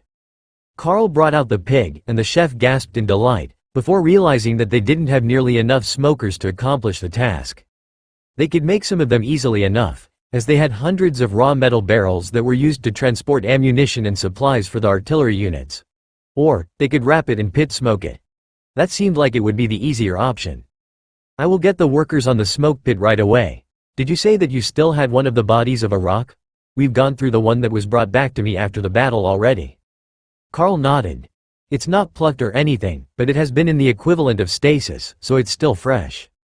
The cook nodded slowly, lost in meal planning. I will get the kitchens on the salads after breakfast, and the meat will need to be in the smokers by midnight, but if you cut me off 100 kilos of breast meat from the rock, we should have plenty to cover for a party. The smoked meat will be the main attraction. The students get enough fried chicken equivalents in their daily meals, and that's the only way those birds are edible. Hawk gave a smug squawk as the chef agreed with his opinion, then sliced off a large slab of meat for Carl to pass to the chef. This one fit on the table, though it took most of it, and Professor Palm nodded in satisfaction. I don't know how your preservation system works, but that looks as fresh as if the beast had just died. However, that giant pig hasn't been cleaned or gutted, so I need to work. Get out of my kitchen and come back tomorrow. Carl had been expecting that. She had wanted to kick him out from the moment that he had entered, and there had to be some satisfaction in doing it now, even if she was going to help him with his request for an academy-wide birthday party. Sure, it seemed excessive, but with the majority of the academy here on station, he couldn't really leave anyone out without looking like a massive jerk, so he had to prevail upon the main kitchens to get his barbecue. It didn't take long for word of the party to spread through the camp. Carl knew that nobody actually cared that it was his birthday. But they did care that there was going to be better than usual food for them.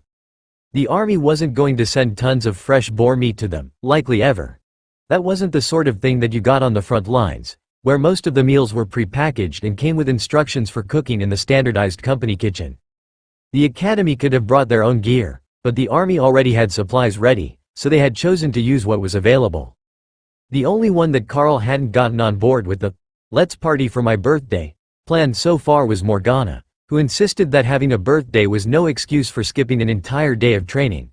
They had a good, reliable schedule, and he would get all the attention that he could handle during the lunch break. So, it wouldn't be a full day of slacking, but a morning shift on the line, and then a barbecue, before he had to go back to history lessons. Or perhaps geography. Though the lines between the two did seem to get rather blurry when you were discussing how the geography had been changed. Still, Carl settled into his hammock with a relaxed mind, ready to begin the precious few weeks when he could claim not to be the youngest person in the camp. Until her birthday, Dana would have that honor. The next morning, Carl woke to a surprise birthday present from the last person in the world that he thought would give him a gift. The Hill Giants. The attack alarms started to blare just before dawn, alerting all forces to come to the front lines. Carl was on morning shift, so they would have been headed there anyhow, but not for another 2 hours. That must have been why the Hill Giants attacked now, when the pre-dawn twilight made it hard to spot them, and when the night shift would be at their most inattentive, just before they had to look professional as the next shift woke up, and the morning light revealed them to the eyes of supervisors. Carl and his team equipped their armor, and Carl called out the beasts to serve as mounts for the run across the distance between the camp and their assigned position. They made it with plenty of time to spare, as the first arrivals of the attack were on the far flank, going after the artillery battery, and there were no Hill Giants in range of his position. "Hawk, get some altitude and see what's holding up our side of the party," Carl ordered. Everyone was here, and the golems were summoned, but there were no targets within a kilometer of this end of the position. Hawk soared out over the lines and started to relay enemy positions back to Carl. "We have more giants coming. They've got 3 forces. The one that is fighting, the one coming to reinforce those ones, Then the one coming from the far right that should be headed to our side of the line after we send our reinforcements away," he narrated. Carl passed that information along to Morgana, who relayed it to the teachers in charge of strategy. The best that was likely to happen was that a few extra troops would be left at this end of the line, as the reinforcement of the side which was actively under attack would take priority. But every little bit would count, and the third hit was intended to be against the weakest portion of the line, so they could breach the lines of warriors defending the much softer mages and devastate the human defenses. They all understood that their position was important, but watching the other end of the line fighting while they waited for the order to do something, even to adjust the lines and attack the flank, was beyond frustrating to the students on Carl's end. However, they were in for the biggest shock of the day. The hill giants had sent an actual strike force to them, and they were in for a much more serious fight than the other end. Morgana looked over at Carl. 2 royal rank leaders, 50 commanders and a whole company of ascended hill giants. Did you do something personal to them? Carl chuckled, and the rest of his team looked at him like it was a very real possibility. Not that I can think of offhand. But we've got a whole line of elites here, and we still outnumber them, Carl replied. Ali, the swarthy warrior on Colonel Wilkes' half of the team, gave Carl a concerned look. You do understand that there are 2 royal rank hill giants there, right? What are we going to do against that? When they charge at the back of the line, we're not going to be able to break their earth magic barriers in time. We will be too busy dealing with the commanders. From behind the line, Tank came jogging over with a pair of other warrior class teachers. We will take care of the royal rank hill giants until you've handled the others, the oversized berserker declared. Carl shook his head. I will come with you, and Hawk can help us from above. The others will stay with the line. 2-on-1 is a more evenly balanced fight.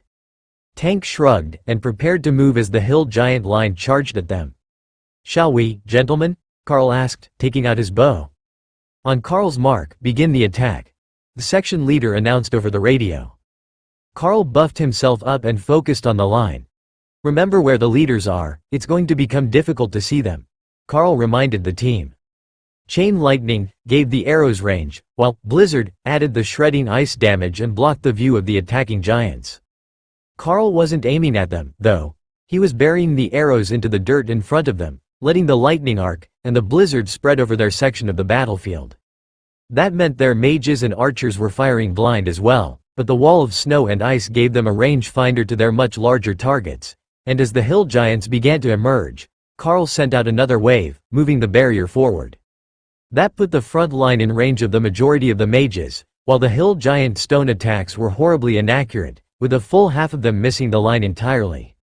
Tank looked into the ranks of hill giants, now that they were close enough to see them through the snow. Alright, let's go. First rank forward, pikes up, the zone leader ordered. The pikes rushed forward into the hill giants, and Carl switched to his maul. Everyone, stay here and protect the group. Ray, make sure nothing happens to Tessa and Ophelia on the front row. I'm feeling artsy today, Ray replied, sounding somewhat distracted. Fine, make an art installation in the clearing when you've got time, but don't let anyone smash our team members. Ray's mental smirk let Carl know that he had been hoodwinked, and she only wanted to find a way to get him to agree to it. That didn't slow his advance. Ray would follow instructions and build her art when she had spare time, likely while the hill giants were regrouping for a second charge.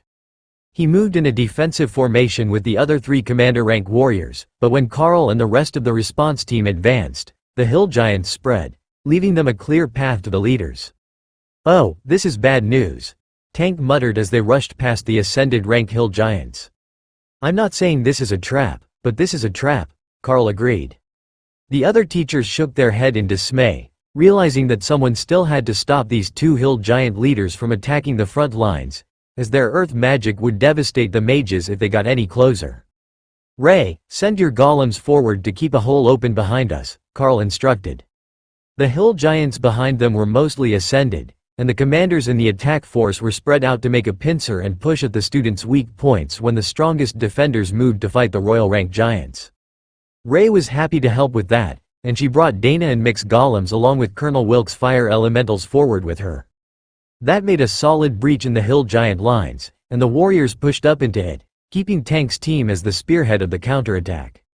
That was what the royal rank giants were hoping for. Now they just needed their leaders to defeat these 4, and have their commander rank teams push through the extended lines, and they would be into the mages. But they quickly realized it would not be that easy. When Tank raged, he grew scales. Then, brutality took effect on him, and he grew from 250 centimeters to 350 centimeters instantly. That still only made him a little under waist high on a hill giant, but the extra strength made him a very scary opponent. Carl heard a musical giggle in his mind, and realized that Morgana had found a new way of working with Remy. She had planted an ankh-topped staff in the ground for Remy to put the totems on, and the spirit snake had wrapped around it, leaving the witch doctor one hand free to cast her spells, which mostly required a gesture to activate. Carl and Tank split up to engage the royal rank giants, with the other teachers falling in beside them. Carl would pair with a double blade wielding warrior, who dressed like an agility type in light armor, while Tank got the defensive warrior. It was a good combo for the berserker, who didn't really care what was in the path of his axe. Carl aimed his maul at the hill giant's club, forcing the creature to change trajectory to avoid finding out what Carl had enchanted his weapon with.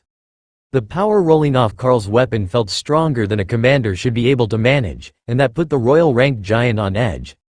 The hill giants had been informed in advance that this end of the line had the army's leadership team, and that they were commanders, but there wasn't much other information for them to go on. The fact that Carl was aiming to shatter the giant's weapon right from the first strike seemed to make it obvious that he had a weapon-shattering technique. But shatter didn't only work on weapons, but on anything that it hit. The vibrations would cause bones to break just as effectively as it caused a wooden club to break. That distraction let the other warrior get behind the target, and score the first strike of the battle, cutting a line down the hill giant's lightly armored back as Carl kept it distracted. The giant turned to swing at the agile warrior, and Carl backed up, switching back to his bow to plug a flaming body, infused arrow into the enormous target. It was like shooting at a house from the middle of the lawn, impossible to miss. The giant stepped forward to keep both targets in sight, and Carl backed up again, drawing the giant behind the lines where it could receive no reinforcements, before he was forced to switch back to his two-handed blade to deflect a flurry of attacks that he wasn't fast enough with the maul to handle. The teacher took advantage of the opening again, slicing the back of a knee, and going for a spot at the armpit where the giant's crude armor exposed a weakness. The giant moved too quickly for that strike to land, and the warrior went rolling as he was clipped by a swing of the club. "Ray, golems, now!" Carl ordered as he aimed a strike for the giant's left knee. His blade and the giant's club met a shower of sparks from flaming body, leaving the two of them deadlocked for a split second before the pair of spider golems landed on the hill giant's shoulders and began to shred his face and back. He reared back and flailed viciously at the attackers, throwing the first one deep into the hill giant lines, but his movement left him vulnerable, and Carl struck upwards, hitting him at the gap between his hanging waist armor and his chest plate. The flaming blade buried in the hill giant to the hilt, and Carl used it as a conduit to cast first chain lightning, then blizzard from the inside. The giant made a gurgling noise for a moment before his movements slowed, and the spider golem deprived him of his head. Then Ray was on the scene, prepared to begin her art exhibition. She had prepared a dozen commander-rank hill giant bodies on pikes, which she slammed into the ground, standing them up as grotesque mannequins, before she used her silk to tie the leader up by his arms between two of the commanders, leaving the body spread eagle and standing upright, but headless. "What the hell are you doing?" Carl heard Morgana shouting from behind him, as every hill giant in the area turned to him with rage in their eyes. He just made a "come and get it" gesture, and then charged forward, firing arrows into the closest few commander-rank hill giants, who no longer cared about tactics, and only wanted vengeance. The bow was quickly replaced with the maul, shattering a knee, and then crushing a rib cage before the falling hill giant had even reached the ground. Then Carl retreated, forcing the attackers to come at him one at a time through the small gap around Tank and his partner, who were still dealing with their enraged royal rank opponent. It was more intent on getting to Carl than on fighting them, and they were hacking it apart, but it didn't seem to care. Tessa glowed with the red light of the war dragon's favor, and Thor's defensive blessing increased in size, granting everyone near the macabre display the benefits of Circle of Protection. The lightning Sero charged straight for the second royal rank giant, who never even saw him coming before it was flung from its feet and set upon by two massive front feet in an enraged berserker. But this time, the hill giant lines didn't break and retreat. They were fighting as hard as they could, but without any sense of cohesion or tactics, and as often as not, their strikes were interfering with the fights of those next to them, throwing off timing, deflecting blows and causing arguments in the attacking line. The students' defensive lines closed the gap as Tank and his partner retreated to catch their breath, and the spider golems darted off to cause chaos in the hill giant attack. Well, that's one way to get them worked up. They're not going to forget this, the defensive warrior with Tank noted. I hope not. The point of an object lesson is for them to remember it. They lost 2 royal rank giants today, and we didn't lose a command squad member. The hill giants that survive will spread the word that we're taunting them, and the next waves will hesitate as they attack, allowing us more time to hit them from a distance. 9 out of 10 storytelling. If you can't blind them with brilliance, baffle them with bullshit. Tessa called from her spot on Thor's back. Hey, who is telling the story here? Me or you? Carl shouted back. Thor laughed and stomped around, motivating the warriors nearby. While Seamus started on a new song for inspiration, he had moved up a little, standing in the enlarged gap between the warriors and the mages, where everyone could see and hear him while he jammed out on his lute. Thor brayed happily, and Tessa let out a very draconic roar while holding her spear high. Carl had continued to fire his arrows now that nothing was getting through to his position in front of Ray's art installation, and even Morgana had come up to join them, though she looked less than impressed with their antics. The clerics along their portion of the line were advancing as well, far enough that they could work together to cast an area heal over the whole spearhead of the line, while Lotus worked to keep her area, refresh, spell active. Dana led a group of mages forwards, putting them in range of more giants with their area attack spells. That thinned the front row of attackers, giving the warriors a moment's rest, while the hill giants further down the line began to panic at the pair of royal rank spider golems who were going berserk among the ascended rank fighters. They weren't even trying to fight the commanders, they were just maiming and crippling as many as possible, then running away to do it again when anything challenged them. Does Ray have anger management issues? Morgana asked as she stared at the impaled hill giants in the middle of the human formation. No, why do you ask? She gave a meaningful look at the display, and Carl began to laugh. That's her latest art exhibition, pretty isn't it? Remy looked at the row of corpses for a second, and placed her next round of totems on the second to last giant's head on both sides, then nodded with satisfaction. That was much prettier. Visually balanced, and spitting fireballs, for the true interactive experience. Hawk laughed at her idea before dipping into his space as a massive barrage of rocks from the back lines converged on him, and then reappeared to continue hurling fireballs at them from the other side of the formation. This is a fun game. We should make them mad more often, he suggested. I think we're going to be in enough trouble for this time.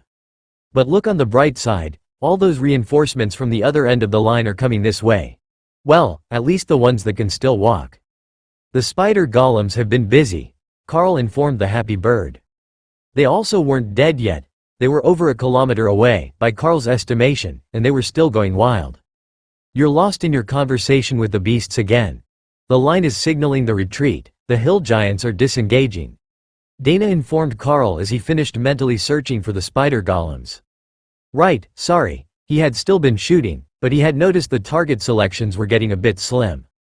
Ray, move your art installation back indoors, we're done here. Grab the shiny stuff, it's still on the bodies, but it will drop when I take them, she replied. Carl wasn't certain what she meant, but a club and dagger, plus a necklace, dropped to the ground when the royal rank giant disappeared. Carl scooped them up, and the necklace immediately bonded to him, while his sword rejected the other weapons to the point that he almost dropped them. Tessa, do you mind holding these for me? They're causing a repulsion reaction from my bonded blade. Tessa tossed the weapons into the pouches that were built into the harness Thor was wearing, left over from their last battle and equipped by him when he left his space, so his knight would have a saddle. Then the group retreated to their original positions after Hawk grabbed the last royal rank hill giant into his space for safekeeping. He didn't really want it, they tasted awful, but the warriors had already looted it, so there was no point in letting the giants recover the bodies of their leaders. For half an hour, they waited while the survivors of the hill giant attack retreated, taking their wounded and most of their dead with them. That was something that the frost giants didn't do, and Carl wondered if there were hill giant clerics who could resurrect their fallen. He hadn't seen any sign of them in combat, but they might be somewhere in the back, as anything beyond the front lines was their undisputed territory. Once the whistles blew to inform them that they could retreat from the line to their regular morning duties, the students breathed a sigh of relief, and Carl took a comfortable seat on a nearby rock. His team was still on duty this morning, and the battle had lasted long enough for shift change to have occurred, as the sun was now well above the horizon. Tank sat down on the rock next to him and looked up at the sky. Good work out there. That ambush with the spider golems was pure poetry. The berserker congratulated him. I didn't know that you had the chance to see it. It worked just as well as I had hoped. There isn't much on an average battlefield that can stop them, Carl replied with a smile. That wasn't actually why I stayed back. I know the others think that the way my size increased in combat was one of my skills, but that was you, wasn't it? Tank asked. Carl nodded. Yeah, it's the same skill that I use on myself and the beasts. You're bestial enough when you rage that it will affect you as well. It also works on Ophelia, we just didn't see it because she was behind us. The skill is called Brutality, an increase of 10% in both size and strength per rank of the user. Do you think that you could teach that to me? I heard that you can make skill books of the skills that you know. Tank asked, becoming more eager by the word. Sure, if someone brings over paper and ink, that's all I need for that one. Or we can do it after I'm off shift. Tank shook his head with a glance toward the hill giant side of the line. They're likely coming back. If there is one thing that you are truly talented at, it has to be the art of angering the giants. We've heard from our scouts that the frost giants are still looking for you, and they're not giving up. I don't know how they pieced it together, but they realized that the team who was ambushing their reinforcements was the same one that had killed their royal rank elder. Then Tank sent a brief message over the radio, requesting supplies for inscription, and the two patiently watched the horizon for signs of movement. I heard that you had the ability to learn more skills after the frost giant incident. Have you learned them yet? Tank asked after a few minutes of silence. Yeah, brutality was one of them. I also learned skills that add impact damage to all my physical hits. It's a bit like earthquake, but internally, Carl explained. That sounds messy. No wonder they were so wary of that mall. What comes next for your skills? Carl shrugged. I have two options. I can learn some basic defensive skills, or I can learn one that gives my pets a chance to evolve their skills up a tier. Like, Fireball to Flame Storm, or Stun to Petrify. It's just a chance when you learn it, Tank asked, confused as to the nature of the skill. Carl shook his head. No, it's an increasing chance every time they use the skill. I don't have the ability to get it yet, but the way that my luck goes, it won't be long. If it could advance them a rank, that would be even better, the berserker sighed. I've already learned that skill. Did you ever wonder why two spider golems can move through ascended rank hill giants like knives through warm butter? It's because that is a royal rank skill. Ray is still a commander rank beast. But that one skill increase is enough that hill giants one rank below her aren't even a challenge for the golems, Carl explained. And you didn't think to mention that to anyone? Carl smiled gently and patted the enormous berserker on his massive shoulder. I have come to realize that academy instructors are very different from politicians and bureaucrats. Telling you means I'll receive new courses better suited for my training. Telling them means they'll find a reason to say that I have royal rank combat power and should be reassigned to more dangerous battlefields. And I don't have that level of power yet. The maximum cap is still much lower than an actual royal rank monster, but the energy efficiency is up there. Tank nodded. I get it. It's an overpowered skill, but when Ray is actually a royal rank monster it will be better. You have to be getting pretty close yourself, though. I'm not on the weak side of Commander, and you didn't have any trouble keeping up with me. It shouldn't be too much longer. I just need to keep building the strength of my mental spaces, so the beasts will advance. I think that once the Space forces Remy to advance to Commander, we should be very close. Remy got excited about that. She was almost there, she could feel it. The next time that she shed her skin, she would likely advance. She was thinking about all the wonderful things that she might be able to do as a commander rank snake when the runner arrived with the supplies for Carl to start making books. The class skills were simple to transcribe, and brutality didn't need anything but blood, which they had a plentiful supply of. What are you filling the pen with? Tank asked as Carl got to work. Oh, it's royal rank hill giant blood. The book has to be written in blood, and I prefer not to use my own. I have plenty of blood available, thanks to Ray and Hawk, so I am using that. He wrote out the Brutality book, which turned out to be nothing more than an incoherent and rage-filled poem about tearing things apart, and watched in pleasure as the blood-red cover formed over it. There, try that. I don't know if it will work for you, but if it does, I should make more. At least one for Ophelia, and one for the cleric's records, Carl suggested. Tank tried, but could not open the cover to the book. But Carl had an idea. Try it while raging. That's the only time that it worked on you. Tank's eyes went red, and white scales formed on his arms and neck. Then the book opened smoothly and vanished in his hands. He surged in size to roughly 4 meters tall, then returned to his normal calm state. Did you say it was called brutality? He asked. Yeah, that's what was on the cover of the book as well, Carl agreed. The skill I got was a modification of rage. Bestial Rage was the name. It replaced my old rage skill. Carl tapped the back of the pen on the extra paper. Give me a second, I want to know if I can teach you another skill that is intended to be used by beasts. Do you know haste already? Tank nodded. I know a haste equivalent. Berserker Rush increases my speed while enraged. Carl refilled the pen with hill giant blood and began to write out Terrorize. Tank with 40% more damage would be awesome. There, rage and try to open that, Carl instructed. Tank followed the directions, but when the book vanished, the result was not what Carl had been expecting. The already enlarged berserker grew even larger, reaching 4.5 meters. Then his whole body became covered in scales, while his hands grew long claws, and his enraged red eyes turned completely black. A roar of victory echoed through the camp, causing dozens of students to draw their weapons in fright before realizing that it came from their lines. With that sort of buff, Tank was now nearly as large as the ascended rank hill giants.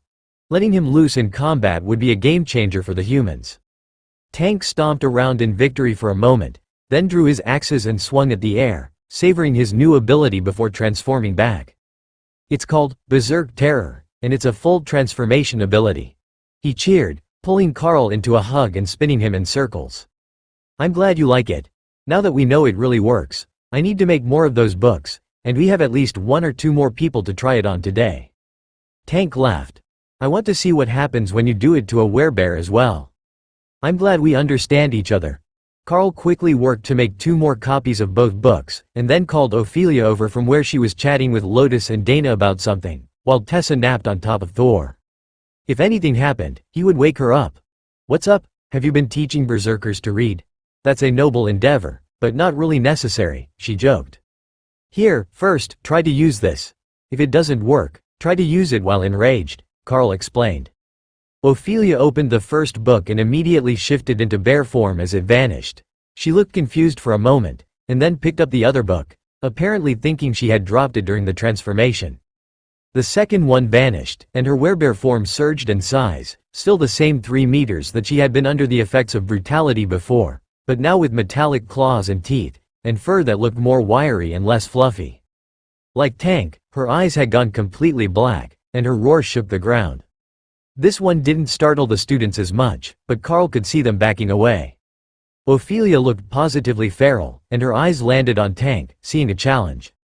Carl was going to try to calm them down, but the other berserker had already transformed, and the fight was on. Tank was a full rank above her, and over a meter taller, but that wasn't going to slow down the enraged werebear. Sparks flew from both sides as metallic claws dragged down scales and wiry fur, confirming Carl's impression that the fur itself was now a form of armor. They looked like they were tearing each other apart, but Carl could see that they were pulling their strikes a little, so they didn't hurt each other. Then Tank managed to swat Ophelia to the ground, and the 2 berserkers transformed back, laughing. That skill is remarkable. The raw power, the intimidation roar, it's got everything. How did you realize that this would work? Ophelia asked. I gave Tank the brutality skill that you get the size buff from. It changed his rage skill, so I gave him another book, and this was the result. Pretty impressive, if I do say so myself, Carl explained. So, you taught Berserk Terror to 2 elites, and you didn't think to tell the clergy? A voice asked from behind Carl. I made you copies, but we had to be sure that they worked first, right? Who knows, these one might have been as particular as the Refreshing Lightning book that I made for the Blue Dragon Priestess. Carl replied as he turned to see one of the camp's high priests waiting for him to finish talking to the berserkers. Don't remind me of that debacle. Those books have been passed around by the clergy more than the average offering plate, looking for someone else who can use them. It's still only the Blue Dragon clerics, and like 3 lightning element dragonkin, who have managed to activate the skill. Carl smiled. That's 3 dragonkin better than the last time that I heard the story, so they're making progress. And who can we expect to be able to use these 2 books? The cleric sighed. Most likely transformation druids, animal element berserkers, and possibly war clerics. The red dragon seems like the sort that might appreciate terrorize and brutality as skills. Carl offered helpfully. Have you tried the books on your own red dragon cleric yet? The high priest asked. Nope. We started with the berserkers, as it seemed like the logical option. They are the ones that need more combat damage. The white-robed cleric was giving Carl a suspicious look as he stared down at the two books with their blood-red covers. Well, they are red, at least. But why do I get the feeling that it won't have any bearing on who is actually able to use them? Could your skill actually be to make ultra-selective skill books that only work for the person you first handed them to? He muttered. You know, you might be onto something. I make the skill books because I think that the skill I have might work for someone in particular. So, when they're passed on to someone else, the meaning is lost, and it's all up to compatibility with a skill that they had probably never considered or trained towards. For the blue dragon priests, their patron is an evolved form of a divine beast that uses lightning, so it's natural that they would. But a beast's lightning and a shaman or wizard's lightning aren't the same thing, so it's only natural that they wouldn't understand the concept as well. You don't expect just anyone who can use fire to be able to use dragon breath, Carl suggested. The cleric was going to open his mouth and say something about how the idea was ridiculous, as the dragons were the noblest of the divine beasts, but that would bring him right back to Carl's point. That they were beasts, so you couldn't expect others to easily learn their skills. Alright, I will take these to the inscriptionists, so they can add them to the archives and make copies for anyone who wants to try to use them. There are a whole class full of them here on the front line, as the academy sent everyone with ascended rank or higher combat power. So there should be copies ready by tomorrow. The high priest announced, satisfied that he had gathered enough answers about what they were doing over here, scaring students with their roaring. That left Carl and the others alone on the line again, staring at empty fields, the earth torn up by the attacks of the hill giants and the recent battles. Tank was right, they were going to come back, especially after taunting them like that with their dead leader strung up for all to see. But it might not be soon. They had failed this attack, so they wouldn't take a hasty approach to the next one. In fact, Carl thought that they might focus on other sections of the line for the next few days, just in case they were weaker than the student portion, which might have seemed like an easy target because of their ages. But as an additional torture to go with the waiting, the wind was blowing from behind them, bringing the smell of roast pig from the camp to the line and making everyone's mouth water with anticipation for what the kitchen was going to turn out for lunch today. With the attack, it almost felt like a victory dinner and not a birthday brunch, but that was an improvement, in a way. Celebrating the day you were born was fun. But celebrating the days you didn't die was much more meaningful. The party was in full swing by the time that the shift change started, and the roast pig had been sliced, pulled, and prepared a half-dozen different ways for the academy students. The ones going to the line had eaten early, and that was the smell that had tortured the students who were coming off the defense shifts. The culinary arts professor waved at Carl as she saw him coming off the line and waved him over. This is considered a tradition in my home village. Take a bite of the beast's heart for good luck, and to gain some of its power, she explained as she handed him a small square of raw meat. Carl smiled. He had a sword that granted him the beast's life force, and a holy stone for luck, but a little more never hurt anyone. Plus, both Hawk and Ray agreed with the practice, while Remy wondered what the attraction was with only eating parts of things. But Remy didn't have taste buds the same way that the others did, so the taste of things was much less important to her than the texture.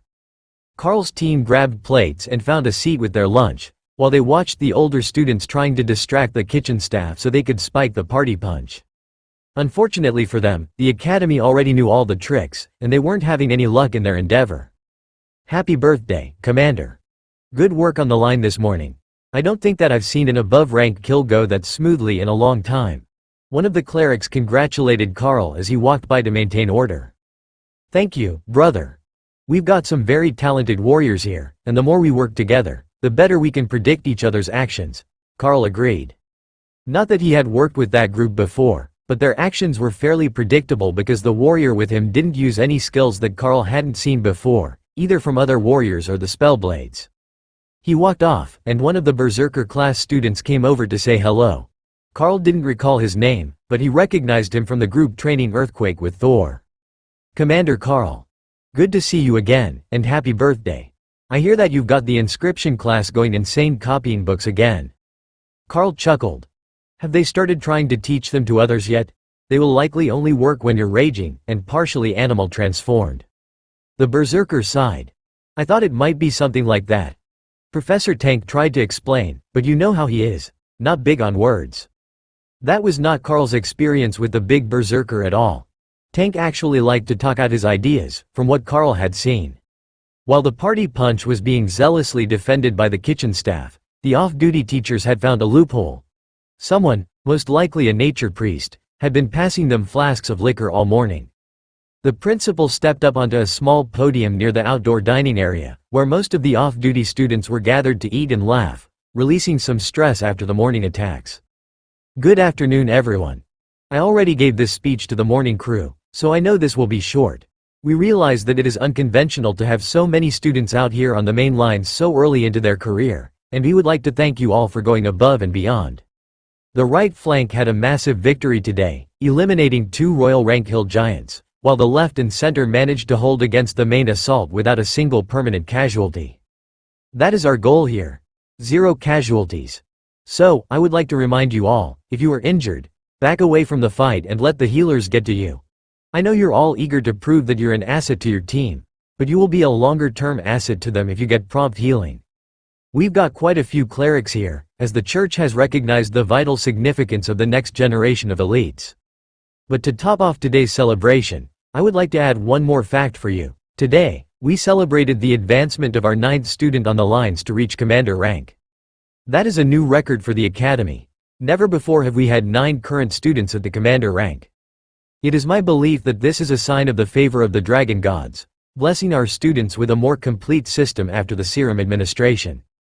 There are a number of other students who are getting close to advancement as well, and it is the official position of the academy that we should have over a dozen active students at the commander rank before the end of the year. He paused, and Carl smirked at Dana. Do you think he means you? Because I think that you can do it. Commander by the end of the year. Dana laughed. Well, if everyone else is doing it, I might as well. But we should likely have Tessa tested first, because I'm reasonably certain that she advanced today when she received the Red Dragon's blessing. High Priestess Tessa has a nice ring to it. I think that we should let her decide when to tell people, though. When she does announce it, there will be a whole series of events, and they will want her to go back to the capital cathedral for a while to do the High Priestess orientation and paperwork. We've still got lots of time in our contract, so it's better that we just let her pick on her own, Carl suggested. Dana smirked and looked across the table at where the bemused war cleric was sitting. Why don't we let Lotus advance first? Then they will be in such a panic that they won't even register the presence of a new High Priestess of the Red Dragon. You all saw them when Doug advanced, and that was amusing enough. I can only imagine what happens when Lotus becomes a High Priestess. They might just change the rules to not automatically give the title to commanders, she joked. Lotus sighed. You know, I can see them doing that. Some big speech about how the world is progressing and the prevalence of powerful elites is demeaning the title of High Priestess, so they'll move it up to royal rank until I advance again. Tessa laughed. I can see it now, half the high priests would be considered no longer qualified under the new rules, and would have to be grandfathered in just to keep you from being considered a high priestess. Maybe we will have to tame you your own monster so you can just stay as a feral priestess forever. Carl laughed. You know, at one point Ray tried to claim Dana by pulling her into her space to bond her. Tessa might be onto something. If we find just the right partner, we might be able to get Lotus a permanent companion beast. Why did she try to claim Dana? Lotus asked, pouting that it wasn't her. Because Hawk had grabbed Remy's egg, and she thought it wasn't fair that she didn't get to pick someone, Carl replied, attempting to hide his laughter at the memory. I remember that day, she vanished like 4 times, trying to take me with her. Dana laughed, while shaking her head in dismay. Ray almost certainly wanted her more as a trophy or accessory than a partner. I wonder how long it will be before one of them makes it to royal rank, Ophelia asked. They already had skills that were advanced beyond that of a commander, so it was just a matter of energy storage and body growth. It shouldn't be long. I think by the end of the year, we should have at least 2 royal rank beasts. Then the burden on me will be to increase their living spaces enough to advance the others, Carl sighed. They had been ignoring the end of the principal's motivational speech, and hadn't noticed when the teachers had stopped to listen to their conversation. So, you think that Commander Carl really can reach royal rank by the end of freshman year? one of the combat instructors asked. The ladies all nodded, while Carl shrugged. Honestly, it's a bit of a toss-up when they will advance. But now that Ray has found royal rank targets to optimize herself against, I think that it shouldn't be long. The thought of a royal rank bloodbath spider was honestly terrifying for most of the people in the camp, even most of the nature priests who still had a healthy respect for their own lives. There were just some things in life that you didn't want to mess with, and 200-kilo spiders were among of those things. The beasts were mostly happily resting in their spaces while everyone enjoyed their lunch, but Remy was still hanging out with Morgana, watching the world from the witch doctor's shoulder, with her tail wrapped around Morgana's neck for security. She had been around the advisor long enough now that Remy had decided that it was safe to take food from her, and Morgana was patrolling around the camp, free to pass Remy morsels of anything that caught her interest. Remy seems to have found her calling. The venomous snake really completes the creepy witch doctor look. One of the other students chuckled as the pair passed by. Morgana smiled at him. You have a large cut on your hand there. Would you like to have it healed? Remy is working on her direct injected, healing splash, skill. The boy frantically waved his bandaged hand. No, that's fine, thank you, it will be fine in a day or two. Remy tried her pleading look, but the warrior's mistrust ran too deep, and there was no way that he was letting the snake bite him as a training exercise for a supposed healing ability. Besides, who had ever heard of a snake that healed with a bite? Once the food was done, the bards began to play some lighter dance music, taking the weariness from the students who had just come from the line. Care to dance? Carl asked Dana with a wink. I'd rather sleep, but a dance still sounds good, she agreed, looking tired. Carl hadn't really been watching the back of the battle, but the mages would have been busy trying to keep the barriers up against the constant barrage of rocks and spears the hill giants used in place of artillery. The students were already filing out into the open area to dance as the bards played, and Lotus was dragging Ophelia by the hand while Tessa gave a glare at a hopeful young man that Carl suspected had him frozen in terror. He would have to ask her to dance later to see if it was personal or if she just didn't dance. Carl and Dana danced and spun through the first song, as the energy seemed to slowly return to her from the refreshing magic of the bard's songs. The same was true all over the improvised dance floor, and even a few of the teachers had come out to join them. The afternoon classes were on hold, as everyone relaxed a little and forgot for a moment that they were still supposed to be in training and not fighting a border dispute with the hill giants. Dana bowed out of the dancing after one song, but she traded spots with Ophelia, while an unwilling Tessa was dragged into the action by Lotus. Nobody else knew the improvised dance steps that the nature priestess had made up during their time at the seminary academy, while neither Carl nor Ophelia actually knew how to dance. That didn't really matter, as nobody else did either, and knowing what you were doing was never an essential part of having fun. So, they danced until they were tired, and then the instructors began to slowly pick students from the crowd to drag back to their afternoon studies. That greatly thinned the crowd and calmed down some of the party atmosphere, which was threatening to ruin the schedules of those who were off duty for the afternoon.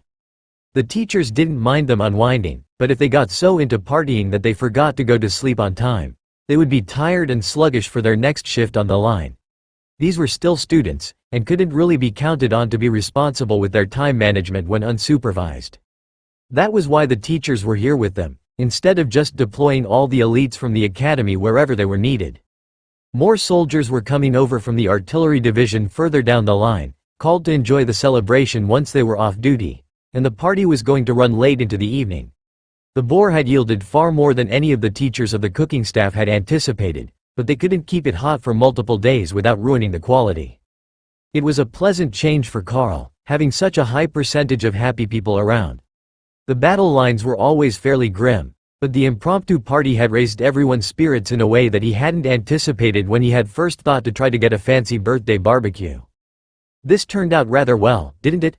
He asked Lotus, his dance partner at the time, when the first of the artillery soldiers finished eating and joined the dance floor. It really did. The hill giants are finally learning what it is like to lose battles, and the troops who have been here since the start of the war are happy to see it.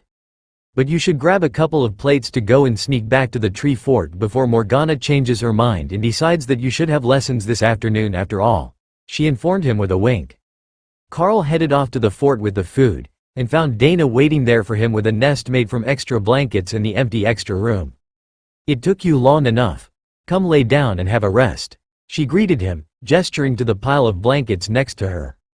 That was where the others found them late that night. Curled up in the blanket pile in the spare room.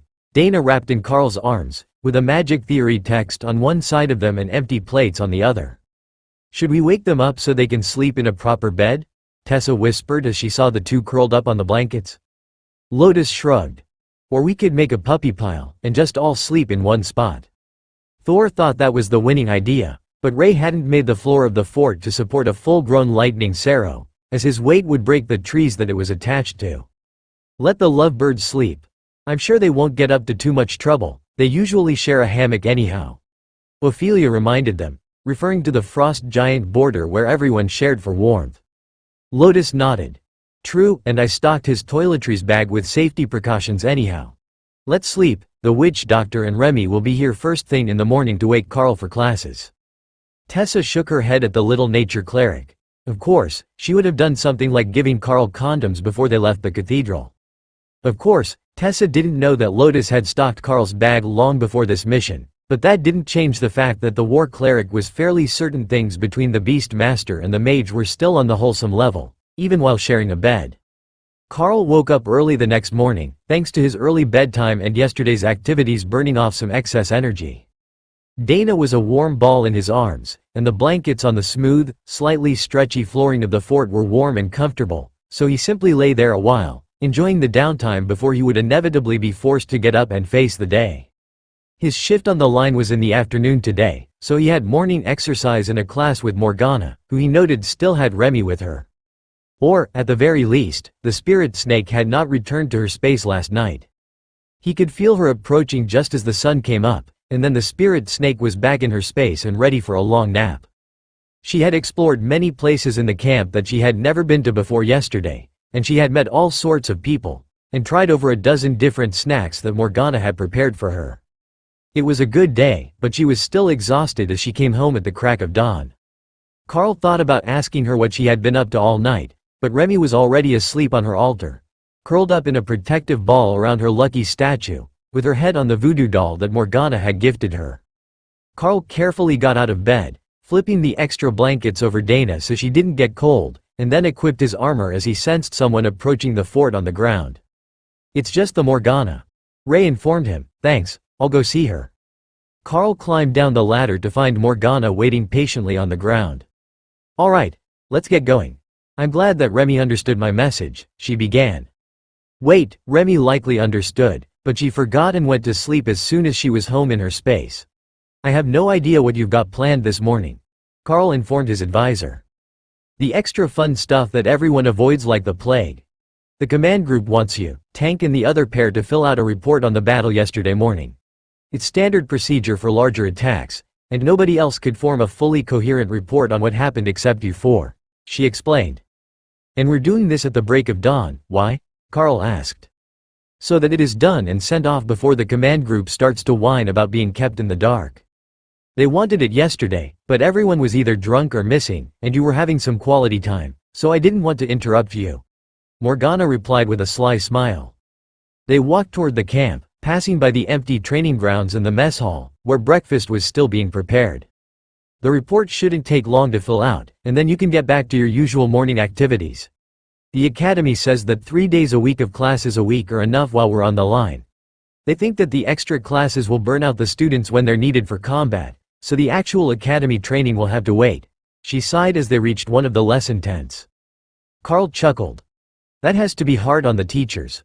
Or are you going to split up the students between classes so you still have duties every day? I mean, you can fill space on the lines, since you're all commanders, but it's probably better to keep you in reserve." Morgana shook her head. "That's about what it's going to come to. They're worried that now that we've proven we can kill royal rank hill giants, they will start sending them all the time, and that will leave us short on commanders to deal with the actual attack. So, we're too good at our jobs, and they're worried that being too good at our jobs will get us a promotion in target priority. I suppose that is valid. There must have been other royal rank kills along the line, though," Carl noted. "Of course. But I seem to recall someone making a spectacle of themselves yesterday." Carl shrugged. "As I said before, Ray is an artist. You understand that isn't going to fly in an official report, right?" You can't just tell them that you let your pet monster go all Vlad the Impaler on the battlefield in the name of art. Carl considered that for a moment. No, actually, I think that I can, and I will.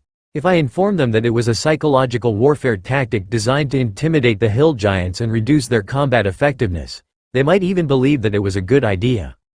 I mean, it did work.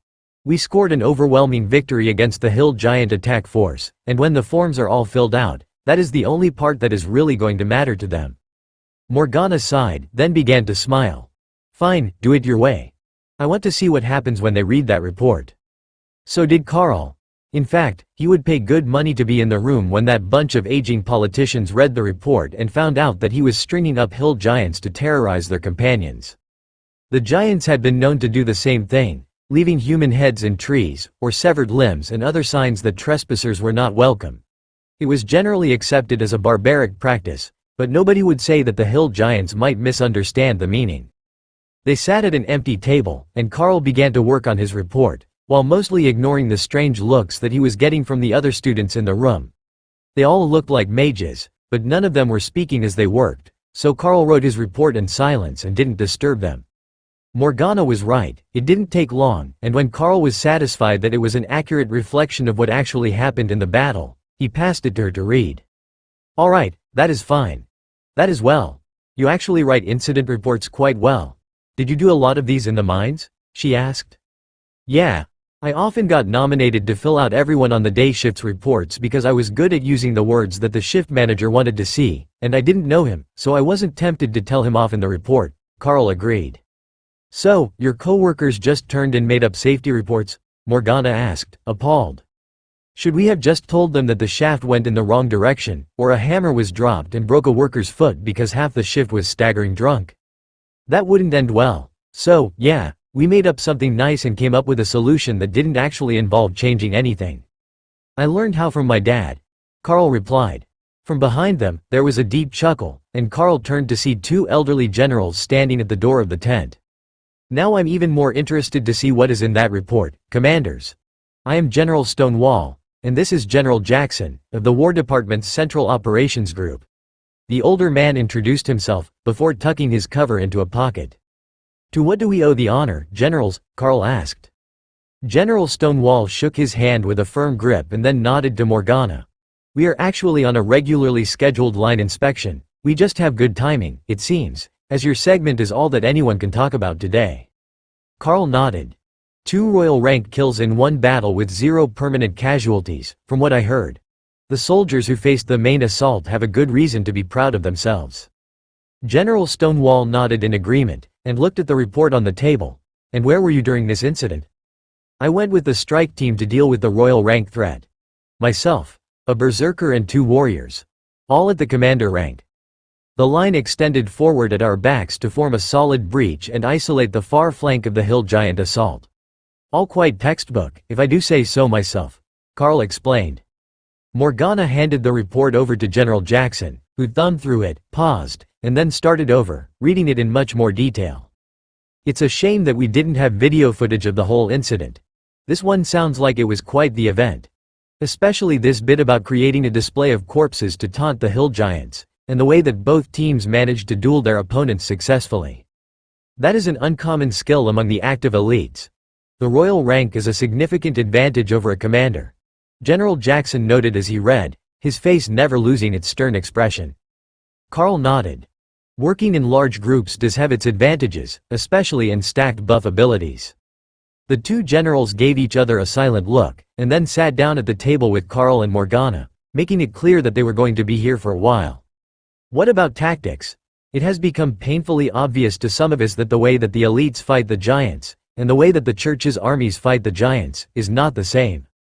Too many of us had gotten comfortable in our thinking long before the mass injections, and now that there is a new way of fighting, we're not adapting fast enough.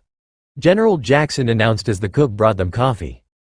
Morgana turned to Carl, as he had the most high-level combat experience in the room at the moment. Carl nodded. Basically, you want 3 things. You want someone with the defensive skills and damage reduction abilities to keep the target occupied. Then you want someone who can slow them or weaken them, and finally, you want burst damage, A skill that can deal a massive amount of damage at once to swing the battle even if it doesn't outright kill the target. If you try to grind them down, you're going to take casualties, so you need the first two to be strong enough that the third one can set up for the kill. In the last battle, we split into pairs, and I started out grabbing the target's attention, while the other commander went for the giant's more vulnerable back, hampering the giant's movement. Then we drew it back away from its reinforcements, and traded roles, so I could take out one of its knees while he had the giant's attention. Finally, I called in the spider-shaped golems to attack its back and face, so I could land the killing blow. The burst damage to end the fight quickly. General Stonewall sighed. It sounds so easy when you put it that way, but how do we even plan that? We have the skill sets of the various elites, but being able to tell how they'll work together is too unpredictable. For example, look at this one. He put a folder on the table, and Carl looked it over. 26-year-old commander rank warrior, with the usual cleave, shield slam, guard and slash skills. He also knew Holy Blade, which gave Carl the idea that he might be part of the Church Guard. Looks like a bog-standard warrior, except for that last skill. I take it that he's a commander of the Church Guard? Carl asked. General Stonewall shook his head. He's the Assistant Attorney General, and he's managed to find loopholes to avoid combat deployment since he left the academy 8 years ago. He's never swung a blade in anger in his life, and he's currently being detained as a deserter. Carl frowned. Well, I have to say, I didn't see that answer coming, and you've got a damned fine point. If all you have to go on is their rank and skills, it's nearly impossible to effectively plan a combat deployment. For example, Morgana and I are both commanders, but when we go into combat, we would want very different people with us, and a list of skills isn't going to tell us who that is. There's too much that goes into building a solid team to build it from a list of dossiers in an office somewhere in the capital. Both generals nodded.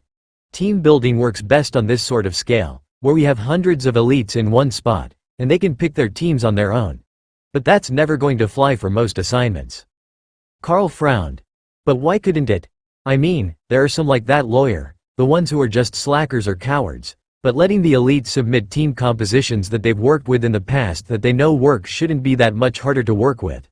Then, if you do have to requisition their services, you can do it in a way that they agree should be feasible.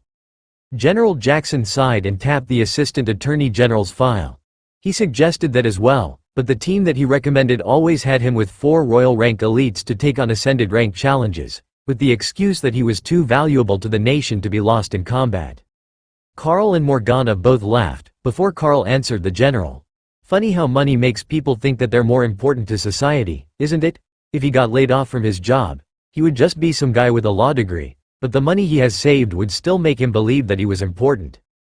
Morgana smirked at him. You know, you've likely got more money than he does.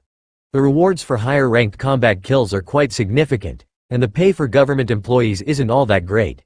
It's the political power that they enjoy the most. General Jackson laughed along with them. He's actually quite wealthy, or at least his family is. His father owns and operates 3 coal mines in the South. It was his father's influence that got him the job, and it's his father's influence that kept him out of prison for dodging his duties. There are a number like that who we would prefer to delete from the official rolls, demoting them from elite status and simply marking them as dangers to society. But there are too many in the government who are afraid they would be on that list. So, you're on a tour of the front lines, looking for real answers that might help increase military efficiency? Carl asked. Both generals nodded. Yes, that is our job. In theory, it is the duty of every member of the command staff, but a lot of them seem to have forgotten that. The presence of the elites has shaken everything up, and thousands of years of practice became largely irrelevant once fighters who could solo dangerous monsters like the hill giants became so common. Carl chuckled. For me, it has been most of my life, but you're both what, 50? It's quite recent for you. General Stonewall smiled indulgently at him. I am 64 years old. I was over 50 when the first class graduated, and I was in my mid-50s when the injections became a nationwide practice. I doubt your generation quite understands how controversial that measure was. It was controversial to give everyone the chance to become elites? Like some sort of class warfare thing? Carl asked. General Stonewall shook his head. 1 in 100 dies from the injection. Now, most of them can be revived by the clerics, but a good portion of their souls detach from the body, and resurrection doesn't work on them. Do you know how many parents we have to send letters to every year, telling them that their child was the unlucky one who passed during the attempt to become an elite? Quick math said. A lot. He just hadn't noticed because the school in his hometown only had a few dozen students per year, and they hadn't personally lost anyone. I guess you have a point. Plenty of elites meet a tragic end, but they at least got a chance, Carl agreed reluctantly. Are you one of those that believes it's the divine will of the world dragon that not everyone survives the injections? The aging general asked. Morgana looked a bit nervous, but Carl just chuckled. I'm not the sort to get all philosophical, General. I will leave matters of theology and divine favor for the clergy to interpret. For all I know, it could just be a manufacturing error on our side. There are people who died to a peanut butter sandwich, so whatever we made the injection out of might well be toxic to some of the recipients, he explained. The general was a bit startled at that, and was about to retort before he thought about it. You know, you might be right. I remember many years ago, there was a child in my class who got incredibly sick after taking a healing potion. The potion was fine, but his body reacted to it like poison. Morgana sighed. Do none of you know what an allergic reaction is? Like with cats or pollen? I don't think that applies to medicine, General Stonewall replied. You can be allergic to nearly anything. Even medicine. Trust me, I'm a witch doctor, she added. Well, I won't argue with an expert. The general shrugged, while Carl did his best not to laugh. As she had said the day they met, she was a witch doctor, not a witch and a doctor. Now, while we have you both here, and with two such unusual classes, we have a few more questions we hope to get answers to during our routine inspection. General Jackson informed them with a smile that said he realized the knowledge gap was because she was more educated than any of the others, not her class marking. The generals had made an actual list, a few dozen questions that they wanted answers to, as well as a sheet of inventory that they had already checked for before they entered the mess hall. Carl could see that they had already checked the munitions reserves, the supply tents, spare weapons and sleeping gear, as well as dozens of other items, right down to the maintenance of the walkways between the dorm tents. Carl hadn't realized that there were even regulations on most of these things, but from what he could see in their documents, there wasn't anything in the camp that the army didn't have a regulation or checklist for. First, are either of you in the non-standard sleeping areas outside of the main camp? General Stonewall asked. I am. Carl confirmed. Have you had any flooding or excessive mud issues with your sleeping area? The general asked. Oh, that area. No, I'm in an elevated sleeping situation in the stand of trees just beyond those. If you look out the door and pay close attention, you can see the walls of my sleeping unit about 5 meters off the ground, Carl explained. You sleep in the trees? Is that an innate fondness of your class? I have heard that many elites have particular tendencies due to their advancements. Carl shook his head. Yes, it's because of my class, but not a mental quirk. One of my bonded beasts is a bloodbath spider, and she excels in creating large-scale webs, including silk sheets that can be used to create sleeping quarters. That is where my group is staying now. It is better to be together when an alarm is sounded at night, so we don't have to look for stragglers. The webs are commander-rank monster silk, and they serve as a primary defensive device as well, so there is no loss of safety in our arrangement. I take it that this has been approved by prior regional supervisors? The general asked. Regional supervisors, battalion commanders, and even high clergy, Carl agreed. That's good enough for me. Now, as a commander-rank elite, what are both of your opinions on the effectiveness of the continued artillery presence on the border? Carl shrugged. It's loud, but it helps keep the hill giants far enough off that we have time to form up when an attack starts.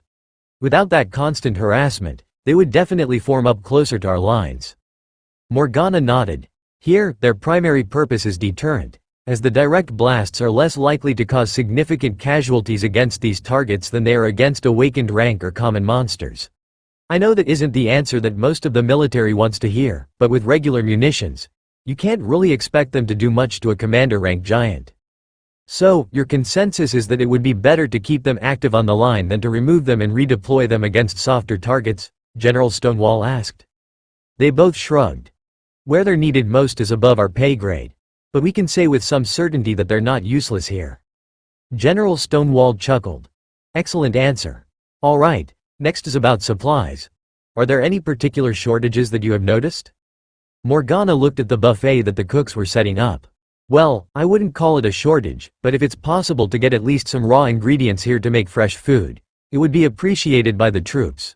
Too much canned, shelf-stable everything is hard on morale. Even the bread is canned, and that can be made from shelf-stable ingredients here in the camp. We had a barbecue the other day, and you would think that the soldiers had never seen food before, she informed the generals. The general laughed. That's the story of soldiers everywhere. The food always sucks, and the opportunity for fresh meat and vegetables is far too rare. But how did you manage a barbecue? Carl raised his hand. That would be me. One of the secondary abilities of my class is to store food for my beasts in a separate space. Sometimes there is a bit of extra that is suitable for human consumption, so I will pull it out and share it with the others. This time it was one of the giant pigs that I grabbed for Hawk from the Frost Giant Nation. The general looked confused for a second. Just how big is this pet in question? The pig was claimed by the dragon hawk, so about 10 kilos, give or take. I've never actually weighed him. But about normal sized for a dragon hawk. Large for a normal bird. Carl replied with a shrug. And he claimed an entire giant pig? An awakened beast that weighs over 2 tons? The general asked. More than one actually, but that's a whole other story. He's very protective of things that he believes are his food. Morgana laughed, and the generals smiled. You make it sound as if they're your children. They are in a way. We share a mental link, so I know everything that they're thinking, and they seem to be smarter than other magical beasts of their type. They don't have any problems understanding humans, and they can form more creative answers than half of the people I meet, though the answers can be a bit predictable, Carl explained. Predictable? Carl nodded. Hawk will be hungry, and he hates all things cold or water magic. Ray has a very tortured artist dark vibe going on, and Thor just wants to meet new people, while Remy is somewhat selective, with a bias towards people who are more attuned to the elements. The generals both looked down at their notes. I don't have anything about this Remy before you arrived here. Are they very newly bonded? Carl shook his head. No, she's just a bit shy, and she's a spirit snake, a cold-blooded monster, so she's not a big fan of anything cold. Now that we're on the hill giant border, she has been coming out more. General Jackson flipped the pages of their investigative report. Wonderful, we can start there. Do you believe the weather here is causing major issues with the war effort? Carl chuckled. You really do have a question for everything, don't you? No, the weather here has been cooperative since I arrived. This portion of the battle is not suffering from the weather, and certainly not in the way that the Frost Giant border is. General Stonewall nodded. The mountain giant border has been receiving torrential rainfall lately for no apparent reason. We suspect that it is magical, but it is causing major issues with the efforts to move through the mountains to find their hiding spots. The mountain giants are in hiding? Morgana asked. We could only wish. No, we've been having issues trying to track them as they retreat between engagements. Without that information, it is exceptionally difficult to guess what part of that treacherous terrain will be the target of the next major offensive. But we should focus on this portion of the hill giant border first. We are hoping to make changes in the ways that the elites are deployed, but we don't fully understand their battle tactics yet. I believe that there was some footage taken lately, but most of it was taken by the infantry, and the scenes of the elites in combat are somewhat distant. So, we are forced to ask directly instead of reviewing solid data. Morgana laughed, while Carl sipped coffee to hide his smile. What's so amusing about that? The general asked. Morgana sighed. Have you ever seen a unit of elites fighting up close? Not all skills originate at a caster, and many of the movements require enhanced eyesight to properly track. The combat techniques are completely individualized, even if they're the same on paper. In short, I'm not sure that watching will do you much good. And we're right back at where we started, with the fact that elites on paper and elites in the field have nothing in common, as with the Assistant Attorney General. General Stonewall grumbled. But we can still tell you all about the camp. Carl offered helpfully. Alright, let's start with that. I see that the artillery battalion is all off to one side of the line. Why is that? In the technical manual, it prescribes that they should be spread down the entire line to increase the effective carpeted area of the bombardment. Carl had no idea who had chosen that deployment or why, but fortunately for him, they weren't alone in the room. One of the warrior class professors sat down with them. Generals, I am Commander Smith. I teach blunt weapons for the warrior class elites, but I am the one who ordered that deployment for the artillery. You see, we defend them with skills, but if we spread them out, we can't have one elite cover more than one piece of equipment. It is more resource effective to have a small number of powerful elites defend the artillery than to spread them out and constantly defend 50 different points along the line. So, it is a manpower issue. Would sending more elites help? General Jackson asked. Smith shook his head. No, you're missing the point. The reduced bombardment range is inconsequential to their actual function. They can still provide suppressive fire when clustered. The primary original reason for spreading them was to reduce losses to enemy artillery. But we have elites for that now, and they can erect magical barriers to stop incoming artillery, so we don't need to spread them anymore. In fact, if we were to spread them, we would have to stop defending them for practical reasons, and they would become sacrificial targets in nearly every battle. Ah, I see now. So the tactics have already been updated, and command simply didn't understand the reason. Please continue.